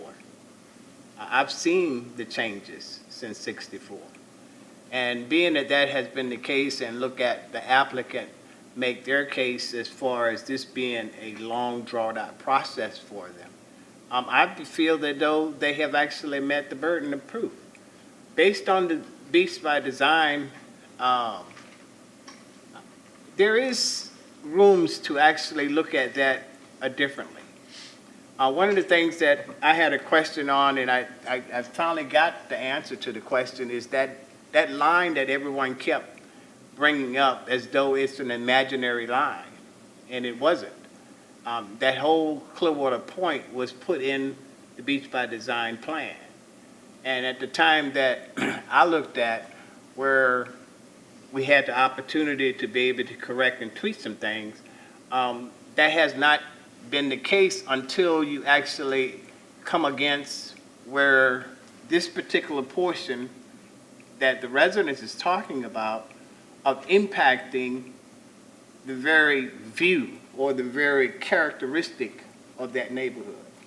And I've seen that change. This design and this plan, this applicant going forward is certainly going to impact that. And I feel what the residents is actually saying. So in my view, even though applicants have actually reached the burden of proof here, I still feel for the residents.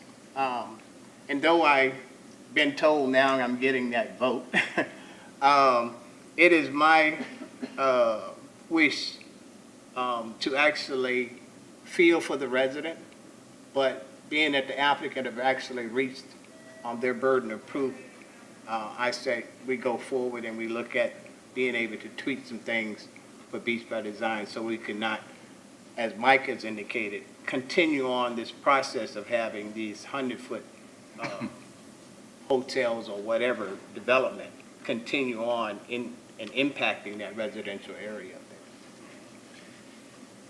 I have a question for our counsel, Mr. Daniel, and I don't know whether it goes to you or whether you might have to bounce it to staff, but the one thing that we didn't really talk about a whole lot, but was brought up by some of the residents, that is, if this is approved, it would be whether we would have the ability as a condition of approval to require some kind of, at this stage, some kind of vibratory monitoring or testing, because I know that that can have an impact on the adjoining properties just as a whole, and you've got, you know, I know this is a totally different project than when you got Surfside and so on and so forth, but at the end of the day, that kind of concerns me a little bit for other reasons that aren't really relevant to the record today, but I think it's relevant to this particular project. Is that within our purview to add that as a condition, do you know?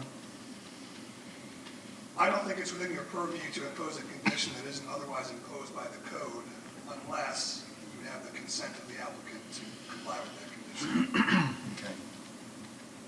All right, well, we didn't explore it during the actual process, but I do hope that it's considered and addressed in that respect, because at the end of the day, you know, it's not a small project, it's going boundary to boundary essentially, and that impact on the adjoining properties can be significant, so. And it has come up several times. What's that? We have talked about it several times. Yeah.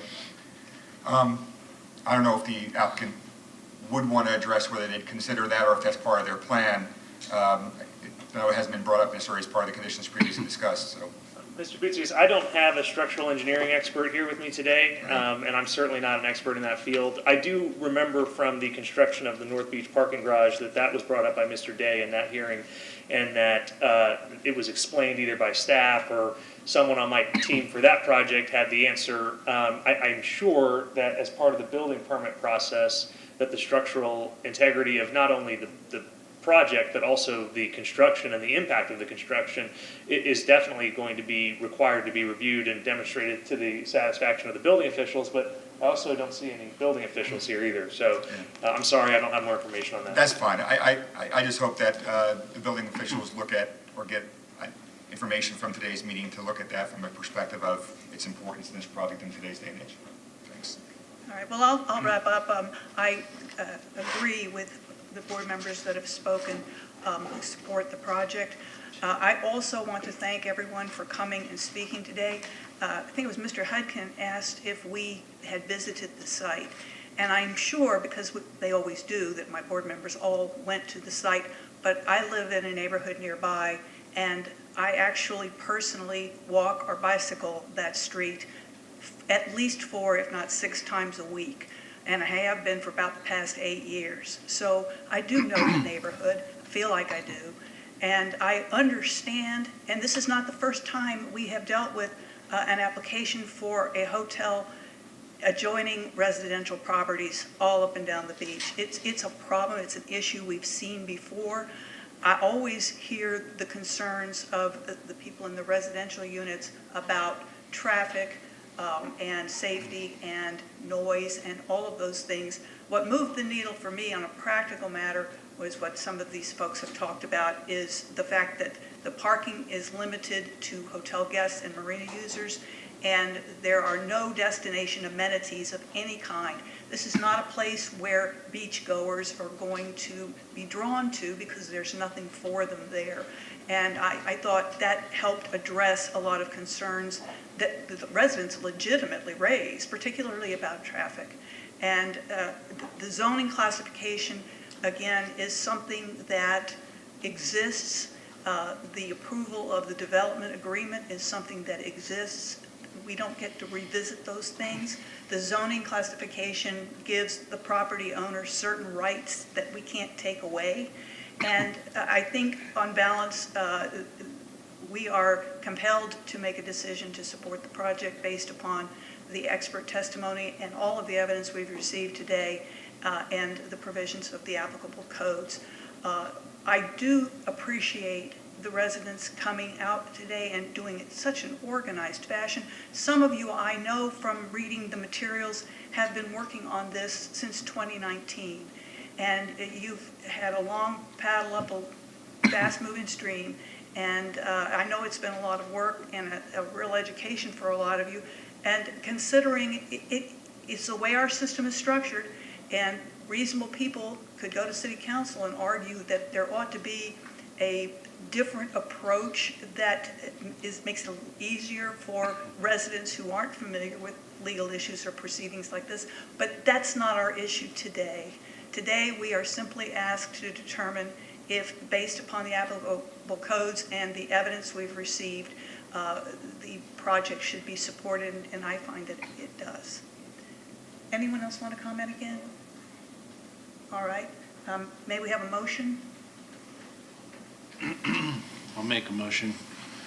I move to approve case number FLD 2021-04011 based on the evidence and testimony presented in the application, the staff report, and at today's hearing, and hereby adopt the findings of facts and conclusions of law stated in the staff report and with conditions of approval as listed.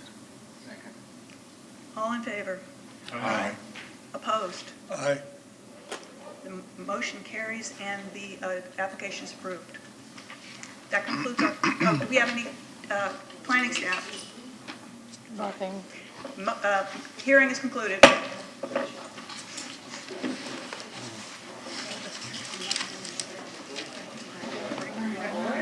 right, Mohammed. Good job, man.